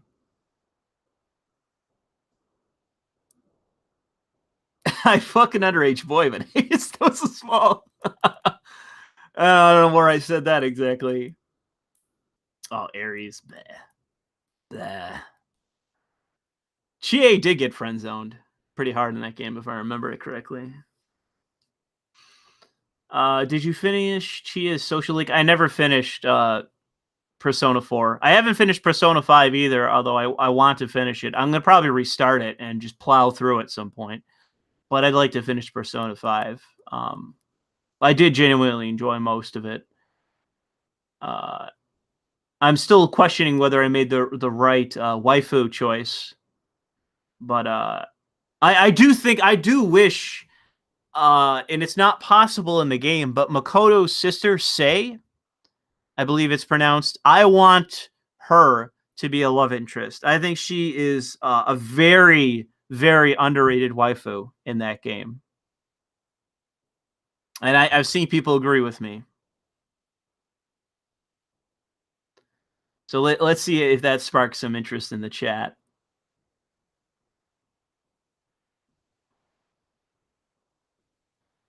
People agree or disagree with that.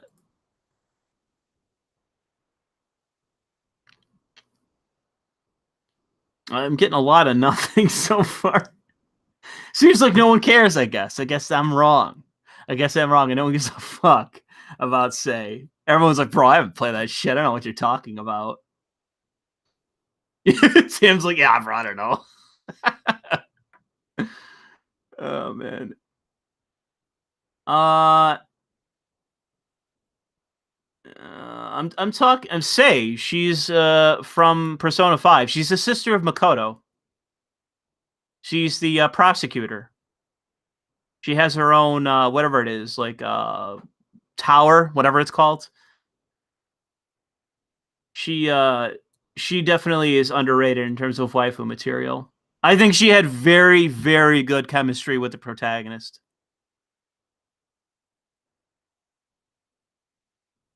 Kawakimi? Is that what it is? No, people fuck off. Dirtle's disagreeing. What, am I the only one who agrees with that? I see people disagreeing now. Am I fucking alone with this?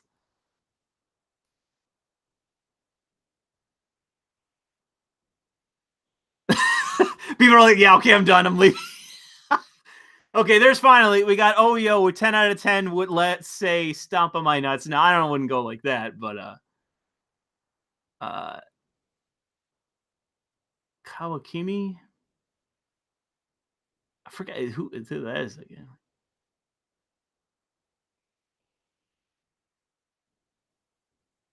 Man. Okay, now the chat is finally catching up.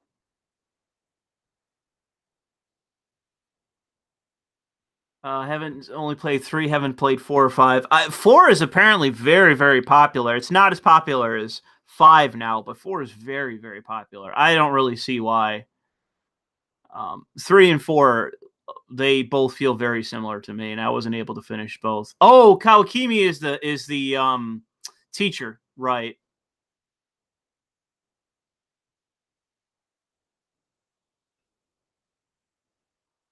Makes Sei great again, yeah. Yeah, I thought like I said, I thought she had very good chemistry with the protagonist, and the more the game goes on, the girlier she gets, and I think that definitely helps, and that's what made me attracted to her more so. Do you think feminists, both male and female, are feminists because they weren't beat enough as kids? Also, do you think they go to Muslims because they provide said beatings? What's his face? Jordan Peterson has a saying about that of like the calling or the whatever it is, the longing for authoritarianism or whatever, of dominance, whatever he said. He has a very good point about that. But I don't think it has anything to do with being beat as a kid. I think it has to do with indoctrination and self-interest. I'm not Googling hentai for this. There is some progressive bullshit in 4. That is true. That is true about 4. But there's been that's been true for a lot of different Persona games. There's been some progressive-esque kind of shit in Catherine, Persona 4, Persona 3, maybe Persona 5 if I have to harder look at it. Like every Atlas game has some progressive shit in it from what I've seen. It's just not overbearing. Yeah, there is. Yeah, there is. Someone just said no, there isn't. Yeah, there is. I've played these fucking games. It exists. So don't lie. It exists. It's just not overbearing. So it doesn't ruin the content. All right. So we're running out of steam, so I'm going to take 2 more questions and then we're going to end this stream. Yeah, Sargon is over with. He's gone to bed. I am not on a laptop. I'm on my desktop.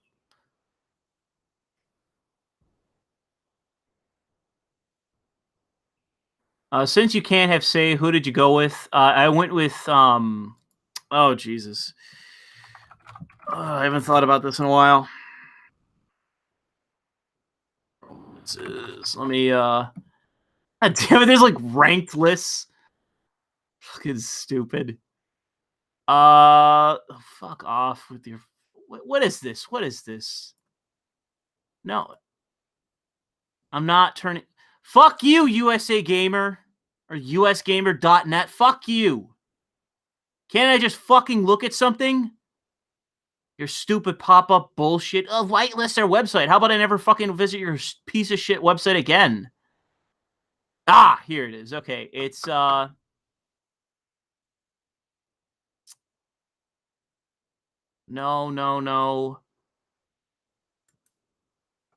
I believe it is Hufumi Kogo, but I'm gonna Google that. Yes, it's Hufumi Kogo. That's who I went with.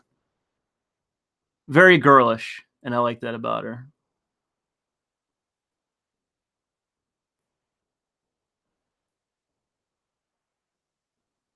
Do I like Darling in the Fran X? I haven't seen it. I don't watch anime, but I do like 02. I've seen a bunch of clips from that show. It seems pretty funny.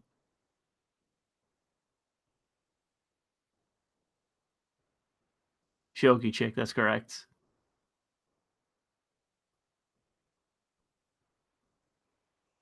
Or he just scrubbed at like 02. What are you talking about? You asked if I liked the show. I just said I haven't watched it, but that character looks good.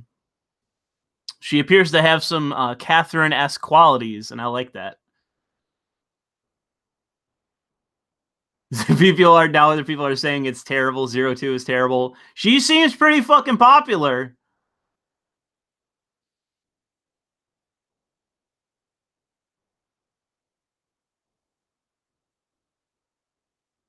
No, Tim, there is no on my channel. There is no such thing as regular. That does not exist. Regular does not exist on this channel, man. It is all up in the air all the time. 02 appears to be waifu of the season. That appears to be correct. She appears to be very popular. I've seen a lot of stuff about her popping up, all kinds of fan art. That usually means somebody's popular.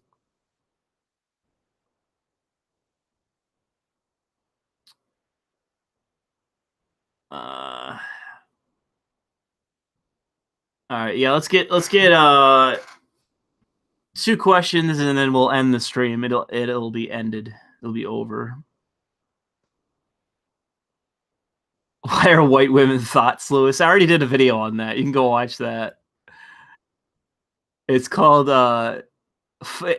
Fuck White Women, Not All. That's the name of the video. You can go watch that.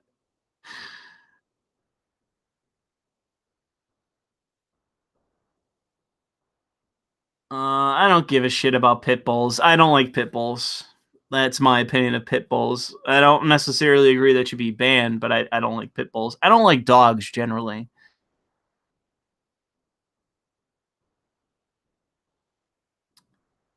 You'll send me a link of tomorrow of the Q&A Kyle did where he said he's not friends with Sargon anymore.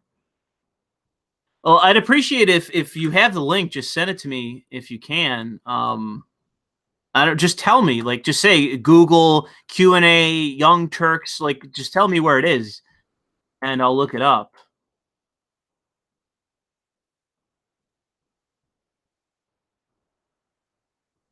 Moe anime. I hear you talk about other types of anime, but I don't think I've ever heard opinion from cute girls doing cute things. It depends. I've watched slice of life animes, which I believe are what is referred to as moe anime. And sometimes they're just fucking boring. You know, I've watched a couple where I just stop watching after like 2 episodes. It's like, dude, this is fucking boring. The only way it works is if it's like Yuyuski is moe girls doing cute things, but there's a Yuri element to it, and there is the comedy, and that to me is usually the justification of watching moe anime, which is it has to be funny. You have to make me laugh. Look up Secular Talk Sargon Friends. Okay. Secular Talk Sargon Friends. And I'll unplug my headset. Hopefully this doesn't fuck anything up.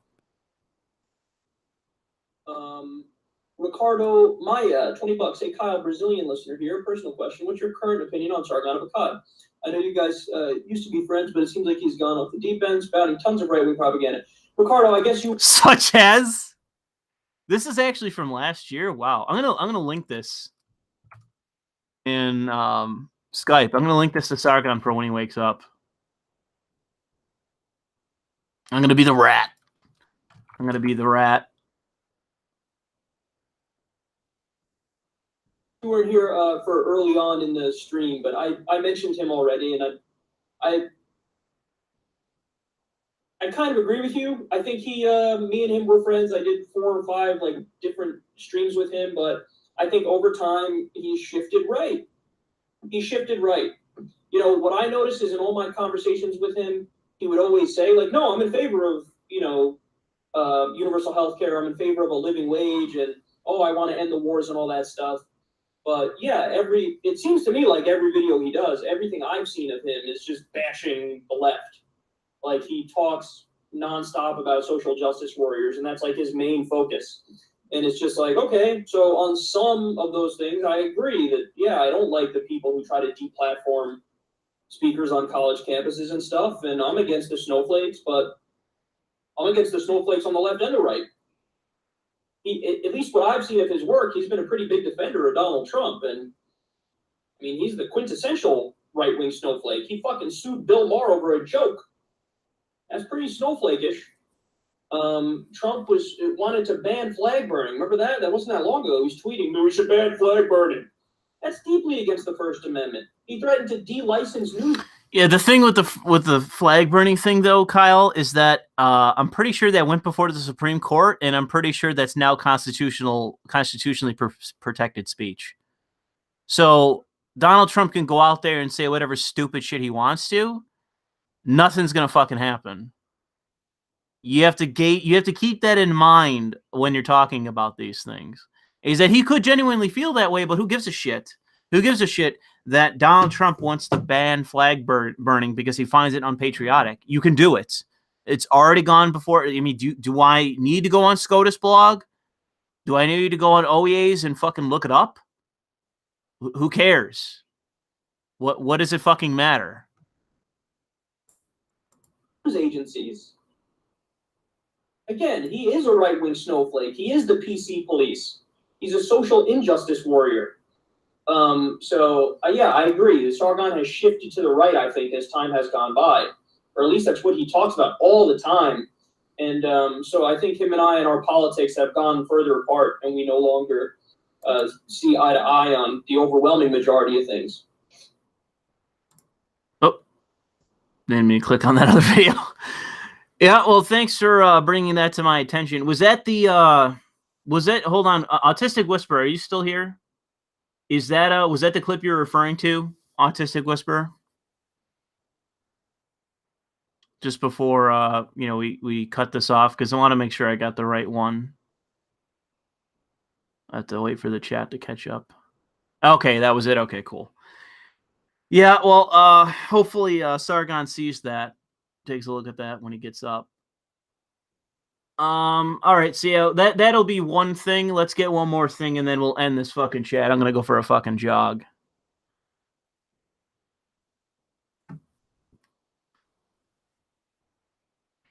Yeah, I know. That's the thing. That's the whole presupposition, is that here's this guy that's conservative. Obviously, that means we can't be friends anymore. It's like, I got people that I'm friends with that are to the left of me, that are politically that are apolitical, that are right wing. Like how the fuck can you live where it's like, yeah, all I do is sit around people who I agree on every fucking everything with politically. That is such a sad thing. End the stream. I love that. I love that when we enter into the territory where people are just like, fucking end it. Fucking end this. But let me get one more. Give me one more thing. See, somebody brought up Fox Girls. There's some sort of Fox visual novel that went on Steam. They want me to play to see if Fox Girls can consent. There's a serious moral question to that. I can't answer that yet. I know Cat Girls can't. I can't.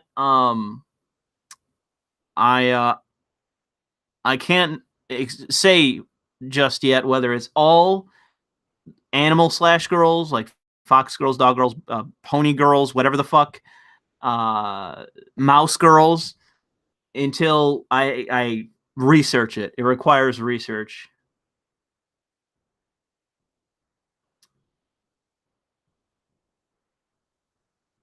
Foxes are considered intelligent in Japanese lore. Well, that has to be bared out in the fucking visual novel, man. I don't give a shit what the lore is. Show me in the novel.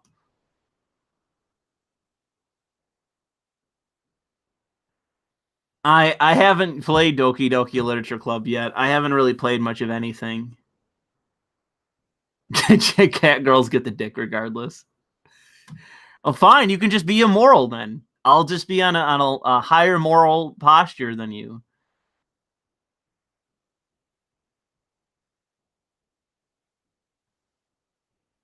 Do I reckon game journals will hate on Cyberpunk when it finally comes out? Well, that's the thing. Good question, Autistic Whisperer. I usually answer questions by you, and it's usually because you ask some decent ones.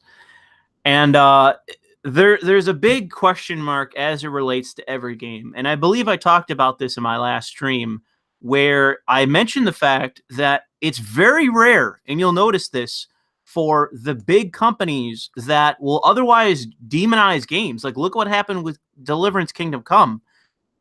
The minute a Rockstar game hits, they shut the fuck up. They fall in line, and they act as the personal PR apparatus for the industry. It's very, very true for a Rockstar. They get overwhelmingly good treatment by the press, and it is because they make so much fucking money from them. They make so much fucking money from Rockstar releases and Rockstar news. Go look at what IGN has been doing for compare IGN saying that, you know, anime are images of misogyny, talking about diversity, ranting about objectification in gaming, and then fucking a Rockstar trailer hits for Red Dead 2. They shut the fuck up. All of that shit goes away. Yeah, they even went after Far Cry 5. Again, Autistic Whisperer, good point. They even, if you have a link, send me that link. I saw that pop up and I didn't get that link of them going after fucking Far Cry 5. And again, like, this is why, like, you will never fucking see them. Never fucking see them do that to Rockstar. They'll go after Ubisoft. They'll go after EA. They'll go after even Take-Two. The Take-Two General Games, but they will not shit on Rockstar games. They shut the fuck up. It's only fringe voices that criticize Rockstar games. And it's because they know there's too much money at stake. And there are people at the top of the company that will flat out say the agenda. Do not shit on this game. Don't. And they fall in fucking line. Because they know that if they do what's his face did up team years ago to Kane and Lynch Deadmen. If they do to Kane and Lynch Deadmen, if the press did to that game what they did, if they did to that game to Rockstar, to Grand Theft Auto 5, Red Dead 2, they'd be fucking gone. They'd be fucking gone. That one, it wouldn't get published. That'd be number one. It wouldn't get published. And then two, that person would be gone the next day. That person would be fired the next fucking day. I guarantee you it. I guarantee you that story never gets published. That op-ed never gets published. That person's gone tomorrow. But let's say it happens on a podcast. They're live. They can't censor it. An editor can't step in and intervene it and get rid of them. They will fire that person. They'll cut that person off, and that person will be gone the next day. Guarantee it.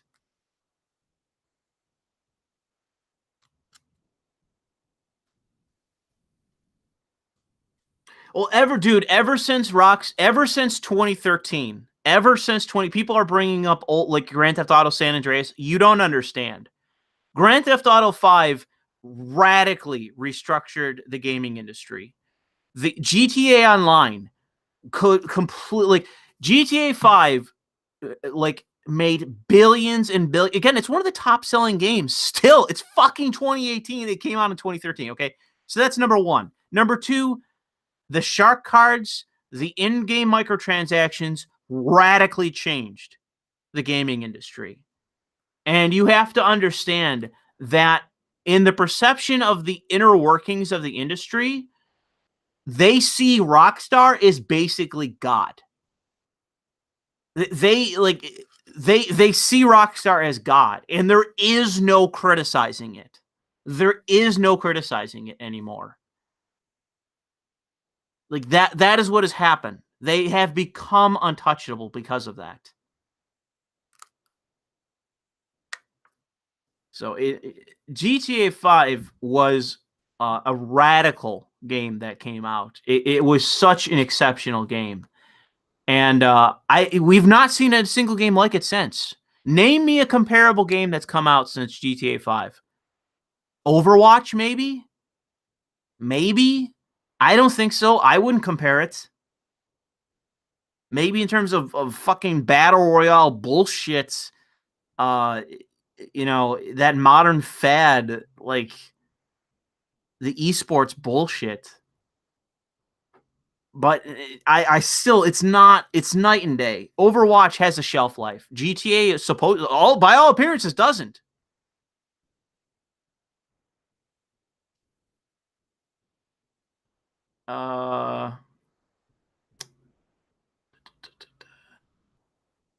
Fortnite. I played Fortnite before they introduced all that bullshit. I didn't like it. I thought it was fucking boring. I refunded it. I was like, yo, this is fucking boring.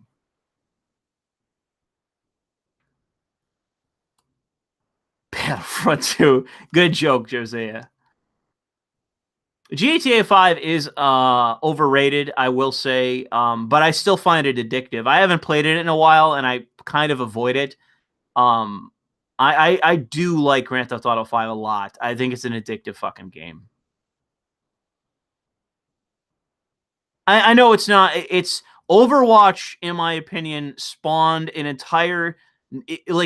esports was waning, in my opinion. The Counter-Strike Global Offensive was waning. And then Overwatch came out. It blew up esports. And then that galvanized a whole new iteration of hype. And I think that that's currently what the Battle Royale shit is playing off of. It's obviously not the same, but I'm saying it's playing off of the hype based around Overwatch. That's my opinion.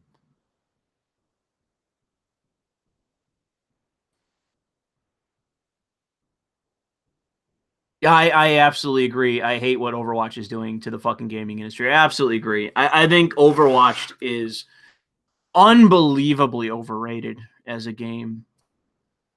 I just don't get it. Like, I wanted to like it. I went into Overwatch wanting to like it. I even like some of the characters, you know. You'll still see me post pictures of Diva all the time on my Twitter account. Maybe rarely one of the other characters, but it's just the game itself. Just it's so like the shelf life on it expires after 6 months, and I can't believe it's been like however long. Like I don't remember when the fucking game came out. Like 2 years ago, a year ago. I don't remember.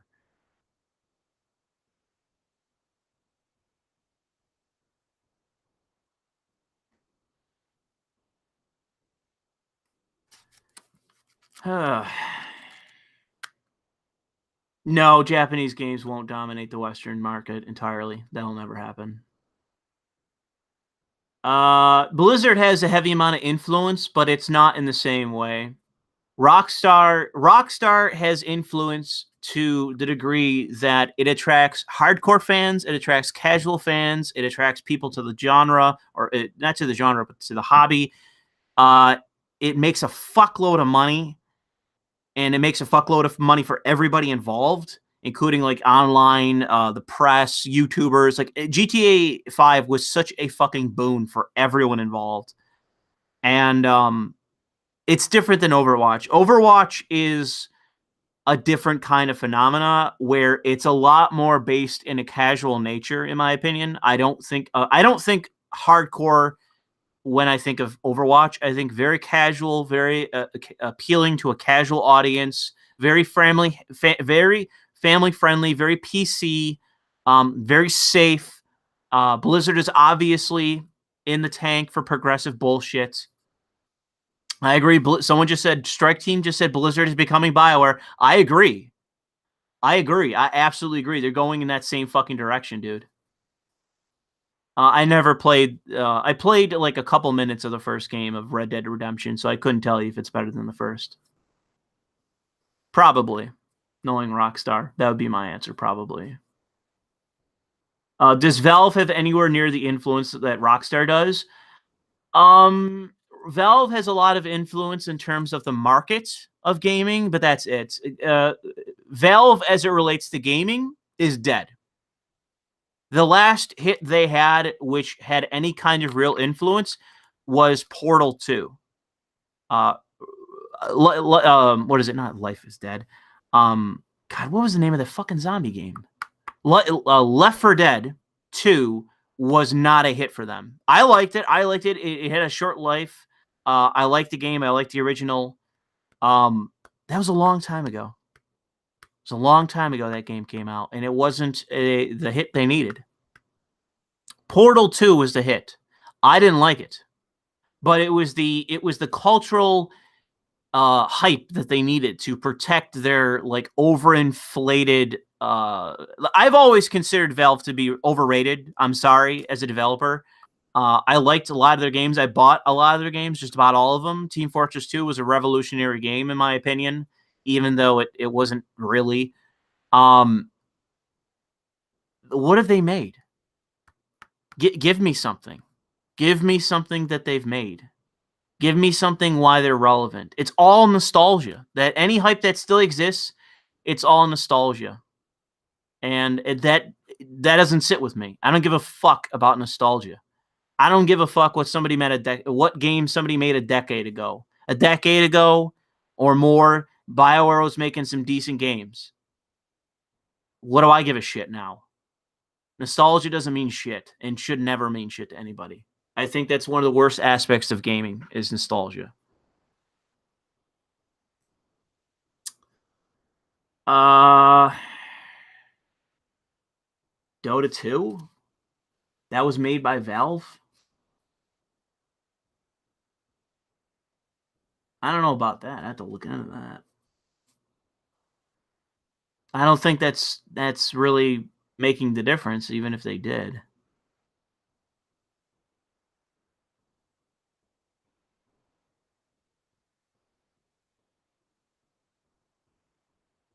Yeah, well, like I said, it doesn't. I can't. Just because I bought their games doesn't mean I can't call them fucking overrated. Were you around when people were endlessly fucking praising Half-Life 2? Notice no one does that anymore. I don't notice that anymore. I don't notice anyone sucking the dick of Half-Life 2 forever and ever onwards like they used to. I remember back in the day, like anywhere like 2006 to like 2014, people were endlessly sucking the dick of Half-Life. It doesn't exist anymore, and I'm glad. Overrated fucking franchise. Overrated series. And it doesn't exist anymore because it's no longer culturally relevant to suck the dick of that stupid fucking franchise anymore. Because it's done. It's done. Valve was fucking done. So who gives a shit about Half-Life anymore? And that's the thing. You're only culturally relevant for so long. And I'm glad. I thought Half-Life was always overrated, and I couldn't stand it. I'm just glad it's the case that it's over with now. Call of Duty is also overrated. It hasn't had an original idea since some will say Modern Warfare 2, some will say Call of Duty 4. Which was Modern Warfare.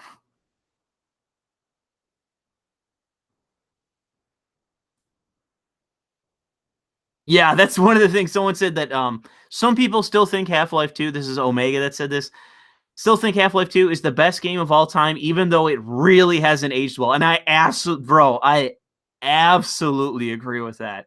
It is absolutely not aged well. It seems incredibly fucking vanilla when played now. Incredibly so. And it wasn't even revolutionary for the time, in my opinion. So I never got it. I played it. I was like, yeah, I like this. This is pretty good. But then people were just falling all over themselves, just salivating the fact that they love this game. And it's just like, I don't agree. But I just never voiced it because I was too afraid. I was like, oh, man, I'm going to get ostracized for saying that this game is overrated.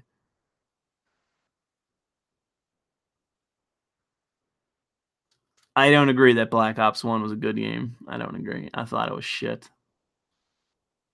Do I think that Rockstar's Agent will ever release? Probably not.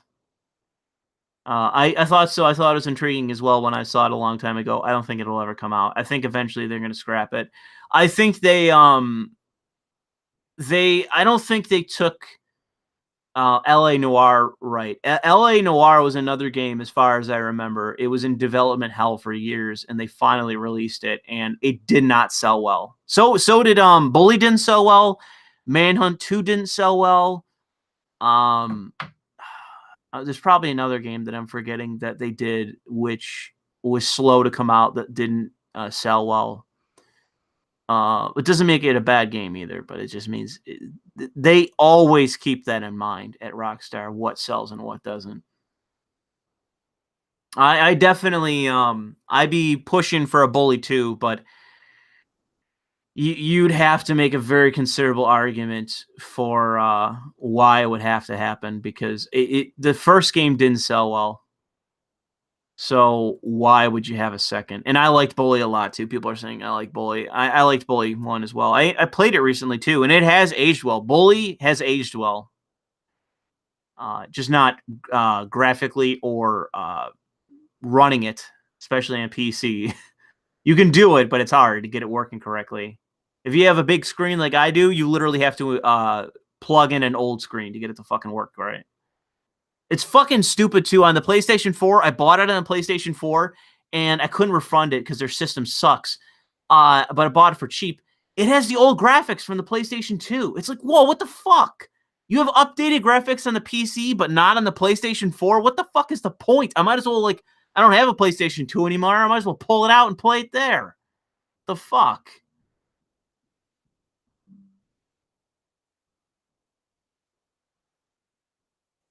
Manhunt 2 went on the Wii. That's pretty crazy. Manhunt 2 sold like shit. I'm not too surprised. Supposedly it wasn't that good of a game. I like the first game. Because my whole thing is I've wanted forever for Grand Theft Auto to go to Carcer City, which is where that takes place. Manhunt takes place in Carcer City, which is basically a really rough version of Detroit, Chicago, and Philadelphia put together. That's what Carcer City is. And I've always wanted them, because it's a Rust Belt city in fiction. I've always wanted them to go to Carcer City and Grand Theft Auto, because I think that would be a really good gritty game. But I don't think they'll do it.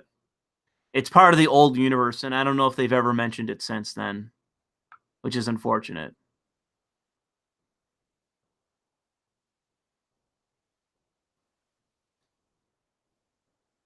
Let's see here. Progressive. Shadow. Yeah, I don't know what you wanted to tell you. There's progressive shit in Persona 4 there, Joe. I don't know why you're sending me this shit on Twitter. Every single fucking Atlas game has some fucking progressive bullshit in it. Every single one. It's just not...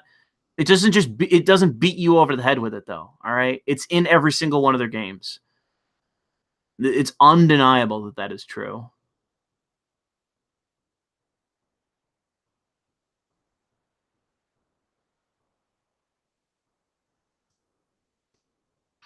GTA 6 should be in Detroit. There is no Detroit in the Grand Theft Auto universe. There is no Detroit. It's Carcer City. I'm not aware of that city existing in the new universe, because the new universe is basically retconned all the old lore.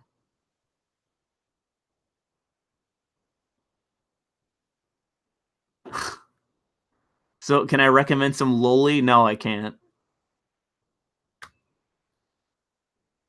There are old universe references. It's for the sake of the just the knowledge that they are retconning it, just not saying so.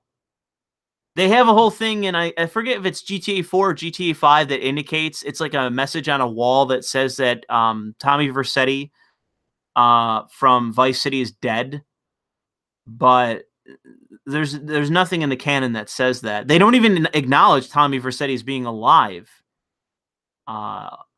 in the new universe. And everything has been retconned in the new universe. Like the whole thing of GTA 3. GTA 3 never took place in the new universe, because GTA 3 was in Liberty City. And the Leone families, all the families that existed that set up into Vice City and all the rest, they don't exist. None of them exist in that game. None of them. If you go back and look, I think the only one that exists, let me look up GTA 4 5 families. Let me look them up. It's the Commission, which is based on the 5 families that actually exist in New York. It's Gambetti, Pavano, Messina, Lupacetti, and Analacetti, whatever the fuck. That is not the Commission that took place in the old universe. This is completely different. So the old Commission that existed in the previous games in the old universe, they don't exist anymore. So Sonny Ferretti and the Ferretti family, they don't exist at all. The Leone family, they don't exist at all. So all of those characters in the older games, none of them ever existed in the new universe. So all of that has been retconned. So it's likely that if there ever was another trip to Vice City, you wouldn't see Tommy Vercetti, because in this he never existed. Which is too bad, because I love the fact that they had Ray Liotta do Tommy, because I like Ray Liotta. I mean, he's great. He's a great actor too. If you see some of his other movies, he voiced Tommy Vercetti, and he could come back and do the same role, but they're not going to do it. It's dead.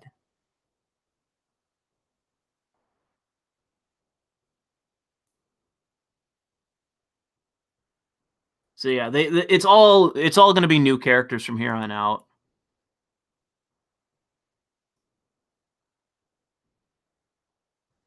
It's too bad too, because I didn't like 4. I thought Grand Theft Auto 4 was one of the worst. I really didn't like it. I still don't. I don't know why people fell in love with that game. I really didn't like Grand Theft Auto 4. I thought a lot of the characters sucked.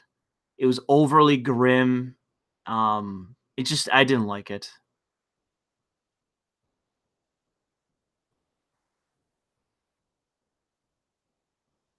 Yeah, they literally, somebody Autistic Whisperer said they did a soft reboot. No, dude, they just retconned all the previous lore. They literally did all of it. It's all gone.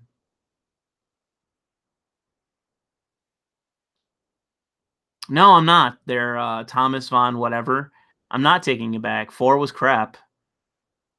I honestly consider the DLCs were pretty cool, but other than the DLCs, of which Bell at a Gay Tony was kind of okay, The one that had Johnny, what's his face, the biker DLC, Lost in the Dam. That was very good. That was a very good DLC. But I didn't like the standard game. I thought it was overly fucking overly cold, harsh. The humor in it just didn't work. The humor did not work in it. I think that it barely feels like a Grand Theft Auto game, in my opinion. It didn't sit right with me. I didn't like it. I thought it was a definite sign of decline when I played it originally. I was like, wow. Like 10 hours, 15 hours into playing it, I was like, wow. Like, I can't believe they're calling this a GTA game. Grand Theft Auto 5 is the polar opposite of it. And it is, in my opinion, the best in a long time. It encapsulates everything that a Grand Theft Auto game should be. The fifth game is exceptionally good. And it has become the standard for Grand Theft Auto as a series.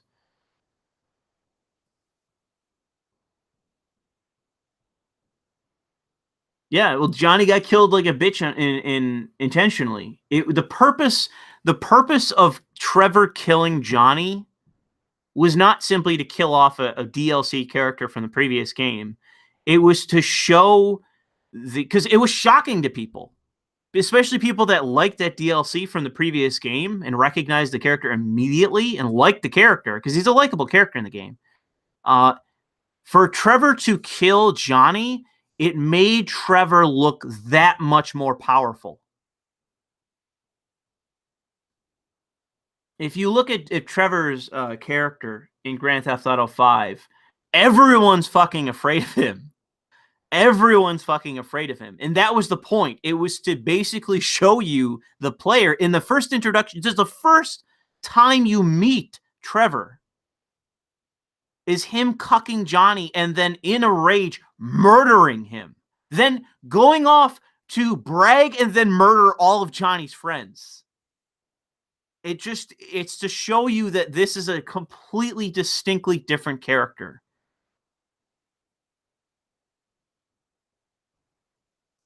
Yeah, I think that Trevor's character, I think that's why one of the reasons why they loved Trevor's character, because Trevor's character was one of the most popular aspects of Grand Theft Auto 5.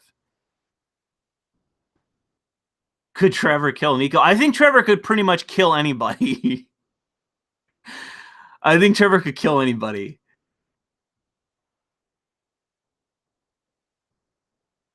I've played every GTA. There's not been a GTA I haven't played. The only one I haven't played is the one that was on PSP, which was the Chinatown one. And the not Vice City Stories, Liberty City Stories. I know the whole story of Liberty City Stories, but I haven't played Liberty City Stories. But yeah, I actually liked Vice City Stories a lot. I liked Vice City a lot. I thought that was a great setting. And the characters were great in it. Lance Vance was an awesome character. And the spirit of that game is a lot similar to GTA 5.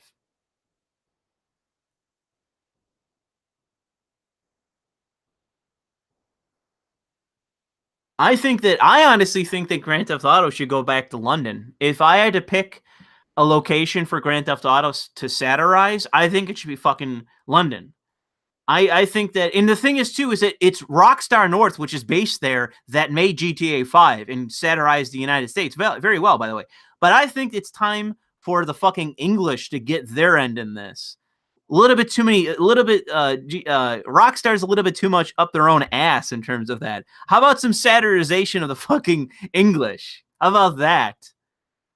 Oh my God, I can only imagine if the thing is, Islam would be the biggest fucking elephant in the room, that they would look so bad if they didn't make that a huge aspect of the game.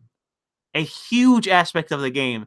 It would have to be at this point in time. It would have to be culturally relevant.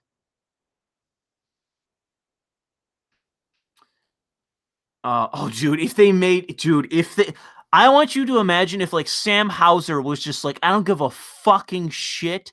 I'm going to make the most scathing satirization of London. Oh my God. Oh my God. It would get banned. It would get fucking banned. I guarantee you. And people can say in chat whether you think so. Press 1 if you think that GTA London 2 or Grand Theft Auto 6 in London would get banned if it went hard in satirizing modern London. Tell me in 2 if you don't think it would be banned, 1 if you think it would be banned in the UK. I think it fucking would be. I think it would be fucking banned.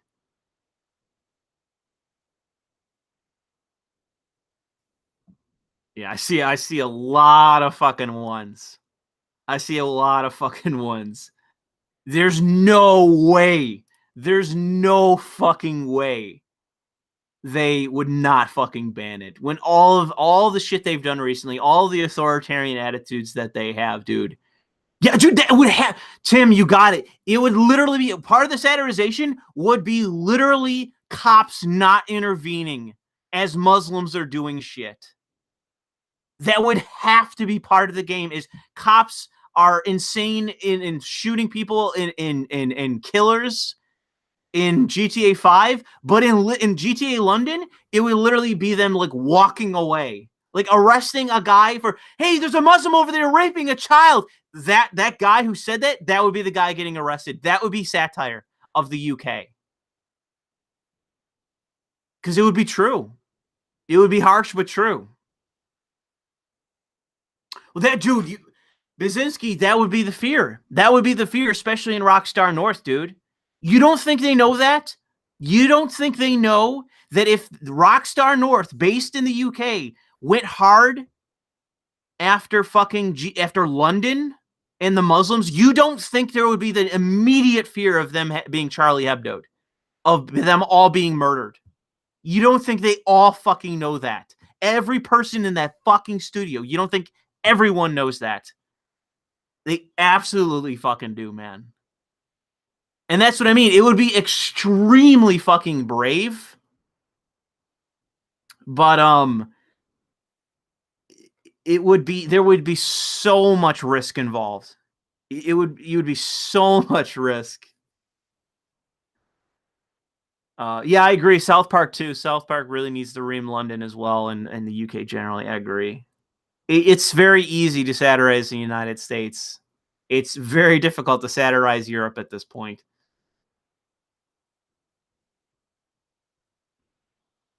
But that would be another thing, the barriers on all the bridges. That would be the thing too. You like if you had like limited exploration, which I don't think they did in 5, but they did in 4 for sure, and it's an old iteration of the games. They've had it forever, where you couldn't get to certain sections of the city and they were walled off.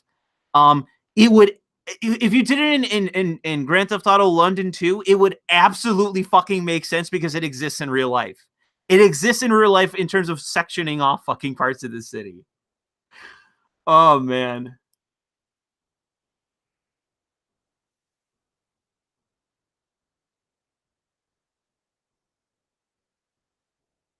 Oh, dude. You would see, it would be insane.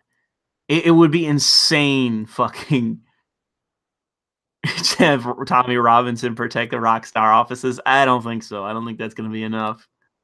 Ammunition would be a mosque. That would be hilarious. That'd be hilarious. Like in the game, there's no more ammunition. It's literally you go into a mosque to buy weapons. And like, there's like a cop there too. He's like in the mosque praying. Oh man. Oh dude, the satire you could do would be so crazy. Oh my god. If people are like, yeah, you thought GTA 4 was fucking bleak. GTA London, there's a bleak game for you, man. Oh, dude, that would be an amazing, that would be an amazing game. There definitely, if they did a satire, there would be no way that there wouldn't be a Tommy Robinson lookalike. There'd be no way they wouldn't have somebody like Tommy Robinson, who basically is like a truth teller who's constantly getting arrested. That would be the satire of him. Would be a guy that's out there like, listen, this is what's happening, and then like the cops just like roll in, push the camera away, and arrest him. That would be the fucking satire of the situation. It really would be. And it would be darkly funny, but it's true. Oh, dude, Jeremy Corbyn. Yeah, there would be an equivalent to somebody like him in the game. Absolutely. Oh, dude, satirization of GTA. GTA satirization of the UK and especially London. Oh my god. Oh my god.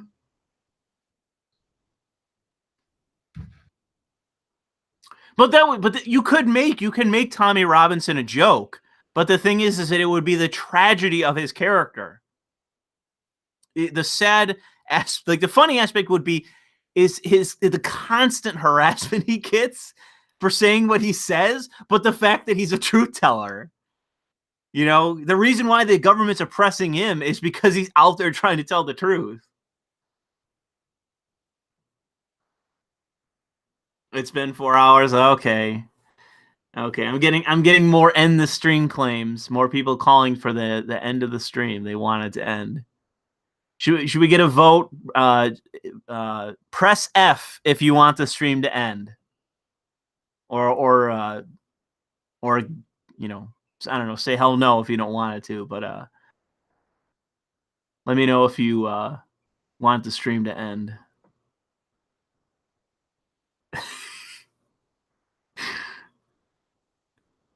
Keep going.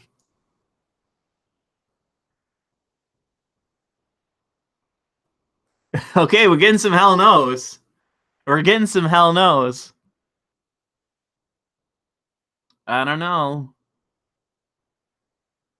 I only saw an initial amount of F's before people said keep going.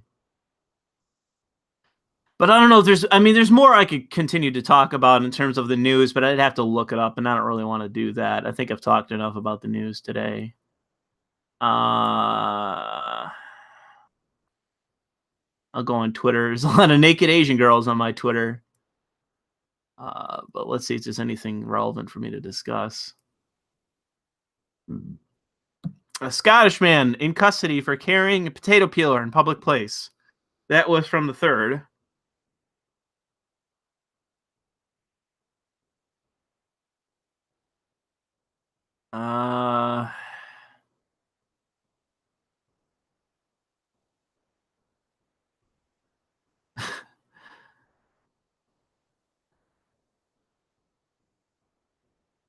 Some weird memes.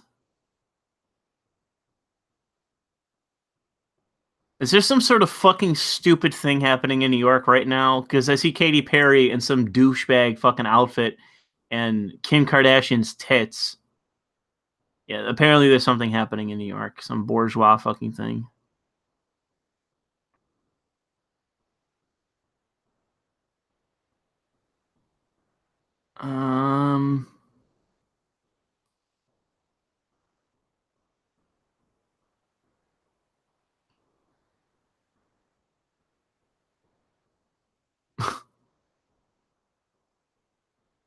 I don't really see a lot going on. Some bullshit happening in New York.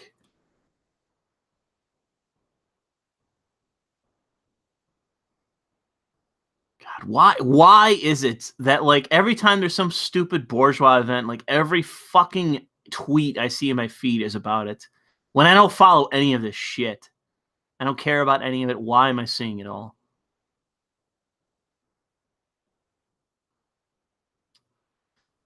Okay, there's fuck all happening on Twitter. This is shit. What the Raina, however you say it, Rahana, however, she's wearing like a Pope hat at the fucking whatever this shit is going on in New York. She has a Pope hat on. It looks stupid. She's the Black Pope. Black Pope with her tits out.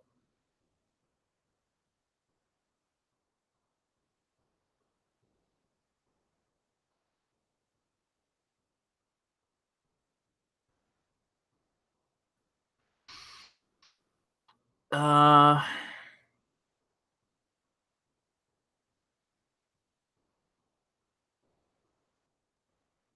posted a video of one of the Korean shop owners during the riots in LA. There's like 4 Korean guys with Glocks like running down the street. The one guy's got a Beretta and he's running down the street pointing it at black guys. Oh my god, this is a crazy fucking video.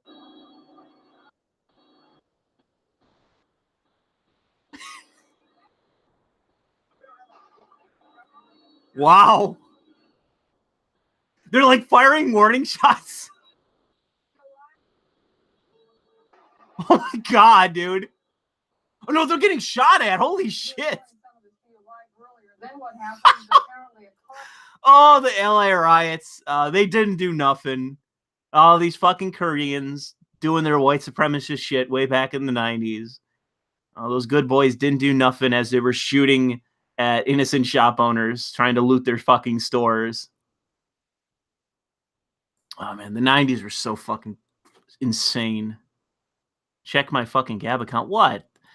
What? What do you want?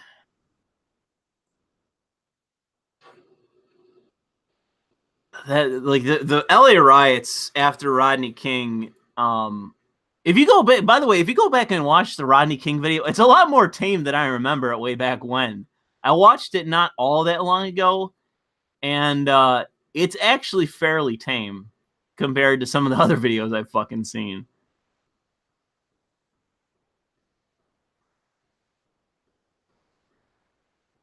Oh,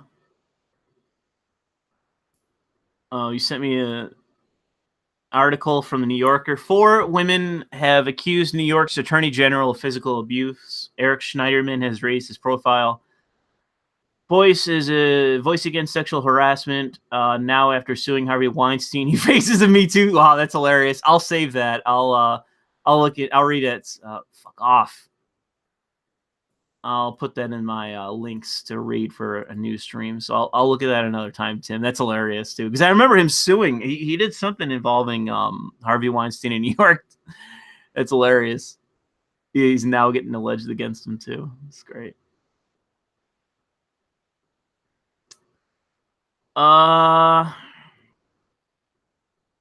Anything else? Anything else on Twitter? Another random video about the Day of Freedom's event.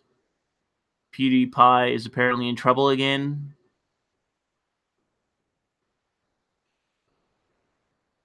He must have done a video complaining about the ad thing. I've had people send me shit to say that basically YouTube is fucking up the ad stuff even more, but I don't even care.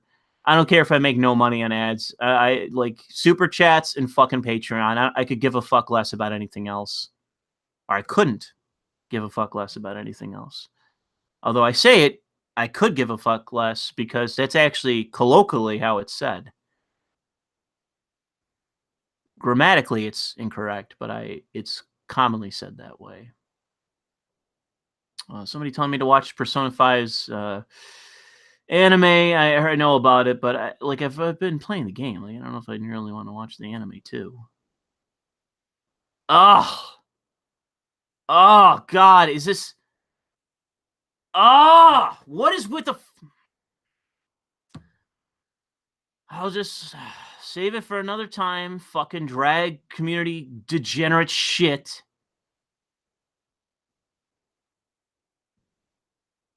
Another time. George Zimmerman's been charged with misdemeanor stalking. Oh, George, you're never not in trouble, are you?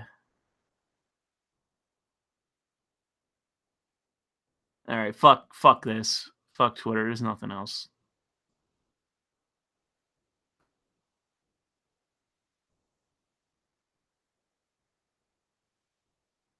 You should stream a hentai game on Pornhub. I could do it on fucking BitChute or whatever.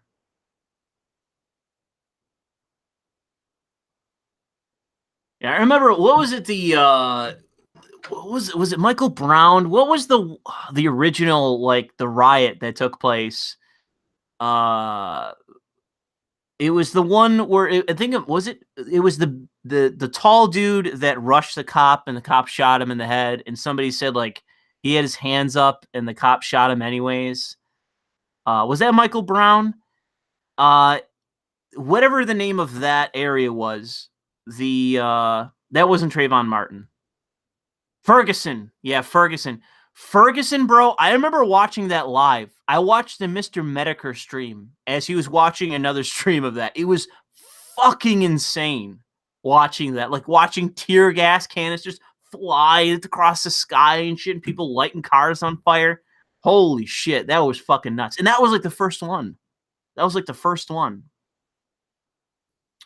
The craziest ones, if I remember correctly, of like the riots, was Baltimore. I think Baltimore was really the worst one, where they were just straight up like looting every fucking store and lighting everything on fire, and they were like flipping police cars and shit. It was so insane.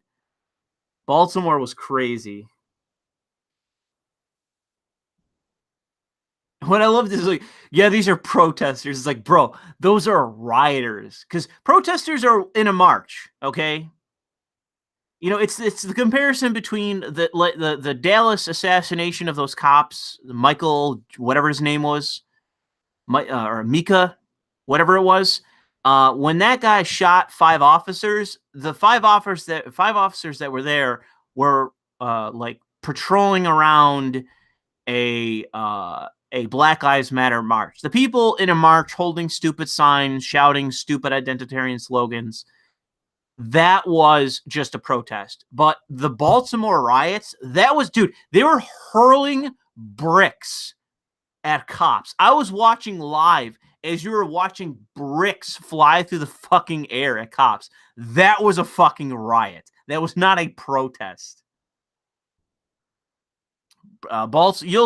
If you go online and you look up cop footage, like dash cam footage, people holding cell phone footage, body vest, or body cam footage, all the most insane shit that you'll ever see is half the time coming out of fucking Baltimore.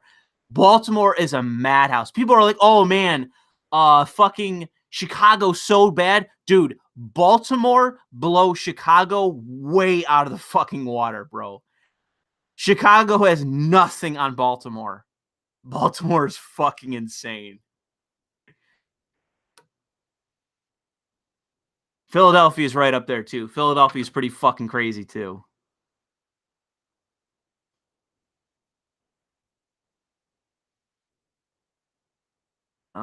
Somebody what? So I decided to go on poll, which is on 4chan, when the Baltimore riots were happening. At the top post was fucking Lanky Kong, who I don't know who that is, with the text, they have no style, they have no grace. I'm not sure if I get that meme. I believe that is a reference to like chimping out, though. Yeah, that the Baltimore mayor was saying that she was trying to justify the riots as they were going on. It was crazy. Atlanta, I think Atlanta was more tame than Baltimore. Donkey Kong Country, yeah, it's a meme I don't get. I'm not a Nintendo guy. I'm not a Nintendo guy. Fuck off. I've never been. I've never been a fucking Nintendo guy. So any meme you have for Mario or Donkey Kong or Zelda, whatever, I'm not gonna get it because I don't play that garbage, overrated, rehash garbage. Your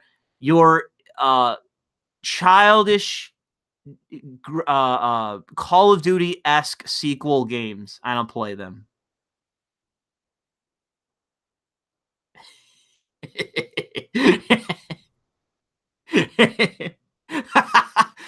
Oh man, I love the reaction.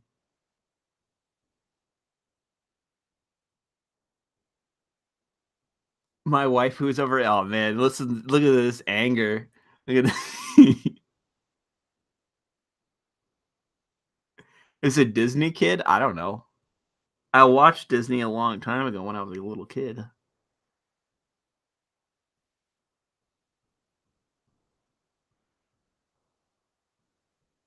You should play Xenoblade 2. Yeah.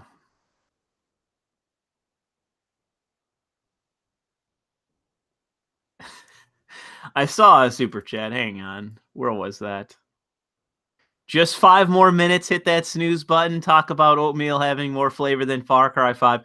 I don't really need to talk. I think I've already ranted about Far Cry 5. I don't really need to talk about it. I might save that. I might line up a stream at some point with other people to talk about that and a few other things about gaming. I do not consent to being arrested for having a potato peeler on my sovereign farm. That's fine. You'll be fine in fucking Brazil, bro. I think potato peelers are the least of your worries there. Just want to say that Australian Greens are socialists too. Like I said earlier in this fucking stream, bro, every Green Party member that I've ever heard of in Europe is a fucking socialist. I've never heard of a Green Party member that is not an overt and outright socialist. And that's all I have to say on it. Like, I don't know what to say other than that. You know, when you join the Green Party in Europe, you're just saying, I'm a fucking socialist. Tyler saying to hit him up. I'll keep you in mind for that. I don't know when it's ever going to occur, if it'll ever occur, but I'll keep you in mind. All right, so let's get one more and then we'll end this. Yeah, I said I was going to get rags on it, but it fell through. Unfortunately, I had that whole stream planned out, but it fell through. And I don't know when I'm going to be able to get it going again, so we'll see what happens with that. But let's get one more question, and then we'll end the stream official.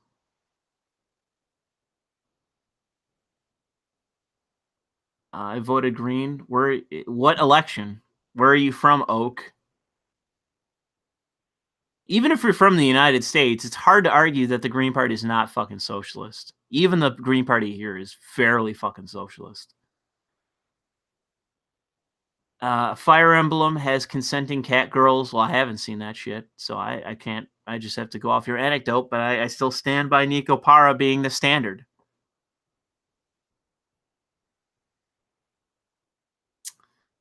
You're at like 5 hours, Lewis. I'm spent. Well, I don't know what to say, man. We've been dropping off pretty consistently in numbers, but we're still hanging on. We're still above average, really. So that's why I've been continuing to go. But more like Red Party, yeah, exactly. So let's get one more good question, one more good thing, and then we'll kill the stream. We'll end the stream. Oh fuck, I forgot. I gotta make sure I take out the maker support link in this video, because that's over with. And no, I'm not talking about the somebody to link the article that I got mad about. Now we're saving that for another time, dude. I'm not talking about it now. What will your state government do for you to leave the state of New York? I don't know. I don't really know. I don't know if there would really be much for me to make me leave. If it got ridiculously authoritarian or started banning video games or just started doing like crazy wacky shit, and maybe I'd leave eventually.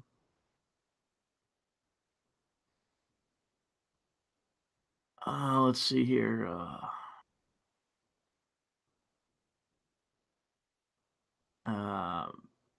Yeah, maker support did get fucked by Stripe. It's if you actually think about what happened, I don't really want to get into it here because it's kind of a long, stupid process. But it's basically they put themselves in the position where they had to have known that this was eventually going to occur to them. Stripe was already known as a corporation to lean progressive, and Stripe is the corporation that put pressure on fucking Patreon. That's why Patreon had that whole fucking thing with Laura Sutter and all that. Part of it was fucking Stripe, because Stripe does the processing for Patreon. And despite that knowledge, maker support used them as a service. It's like, what the fuck did you think was going to happen? So maker support made their own fucking bed, and I'm done with them. They said they're going to come back in a few months and yada yada. No fucking way. I'm done. It was a stupid goddamn decision.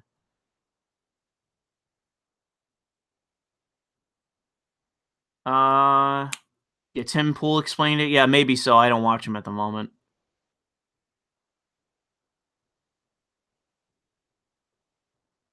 I don't care about fucking Warski and JF. I don't give a fuck.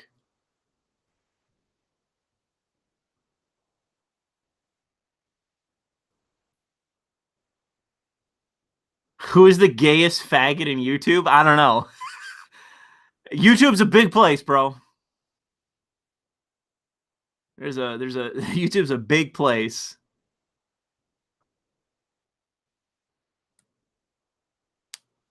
Oh God, let me get something. We gotta end the stream, bro. We gotta end it. I'm getting tired. I'm tiring out. I'm wearing out, man.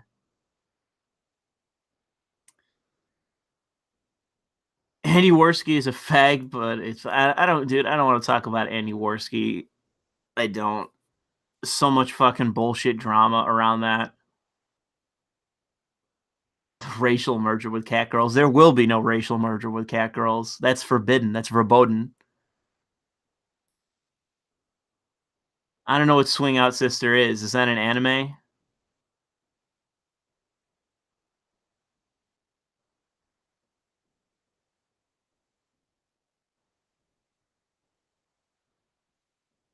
In my opinion, the problem with Darling and the Franz X, or however you fucking say the name of that show, the problem with that anime is the fact that it didn't turn into a Yuri anime. That is my problem with it. It had the potential. It failed to capitalize. So fuck that. It's a terrible anime as a direct result, in my opinion.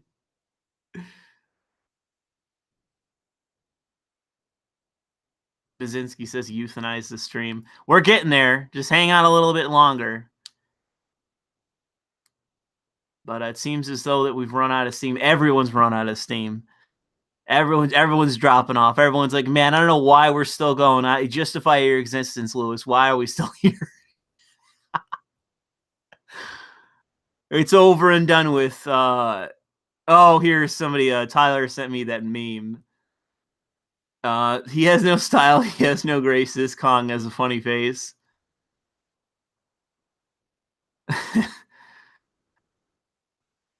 I don't know. Maybe I don't really. Oh, is that it's supposed to be a comparison to Michael Brown in Heaven? Is that what it's supposed to be? Is that the meme?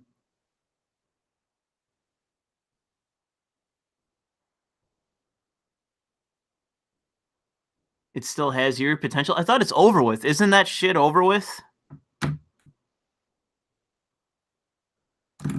I have watched, I think, one episode of Black Lagoon.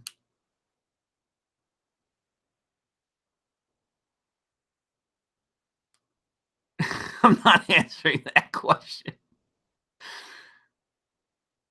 Someone asked about female ejaculation. There was a really funny bit on what was it? Howard Stern show a long time ago. They had some guest on the show who's like, yeah, man, I love it when a girl comes on your face. Howard's like, you know, that's piss, right? You know, that's a girl pissing on your face, right? And they had this big fucking debate, like this day-long debate about female ejaculate. It is piss. It was so funny. Go look that up if you don't know what I'm saying. Just go look female ejaculation or female cum Howard Stern show. Oh my god, that was so funny. It is piss. It is piss.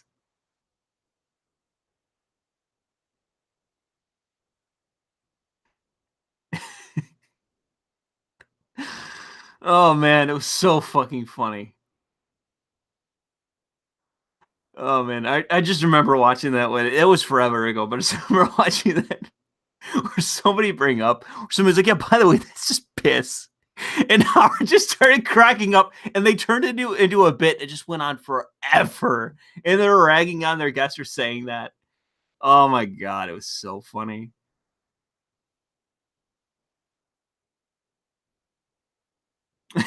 You have Zeppy getting angry. It is. You're wrong, Zeppy. It is. It is piss.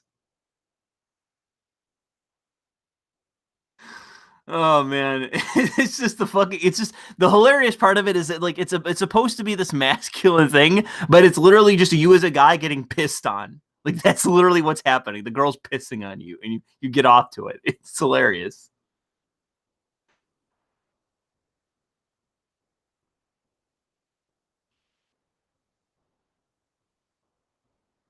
Call Bear Grylls. Okay, I think we've gone into a rut. I think it's time to kill this stream. I have yet to actually get any kind of good direction for this stream to go on. I think we're officially dead. I think we're out of places to go with this. I think the stream is dead. So I will thank all of you that supported this stream with super chats. Thanks for turning out, guys, and for supporting my channel despite the lack of content this month. I'm very much backed up in terms of content, but I'm working on it. I'm trying. But other than that, I'm going to change the links in this stream after it processes to get rid of the maker support page, because I can't delete my fucking page. That's the thing. Like, I can't stop people from donating. I can't stop people from signing up. I can't stop people from whatever. Like, it's I can't stop the people from joining my maker support, and I just want to delete my fucking account, and I can't do it. There's no way to stop it, and I swear to God, like, it's irritating to me because I just want to get rid of it. And I also have hundreds of dollars that are locked up there that I can't access, which is really irritating. So, yep. So thanks for stopping by. If you're going to support me anywhere, support me here, support me on Patreon, at least until YouTube eventually puts in whatever fucking subscription shit they're working on, supposedly. Supposedly they're working on all kinds of monetization shit. That's all in the works, and people are leaking it, but it's like, okay, where the fuck is it? How many fucking years we got to wait for you to catch up with Patreon that came out however many years ago at this point? You know, I can't believe that they're still this far behind, but they need to catch up. But yeah, thanks for stopping by, guys. Thanks for supporting the channel. If you're going to support me anywhere, support me on Patreon or use my affiliate links, which are still good to this day. I have not checked out Streamlabs, but it has been recommended. But yep. Anyways, thanks for stopping by, everybody. Have a good night. Thanks again to Sargon for stopping by and talking with me about all the shit we did talk about. And appreciate everyone for stopping by and staying subscribed and all that good shit. So, yep. Talk to you guys at another time.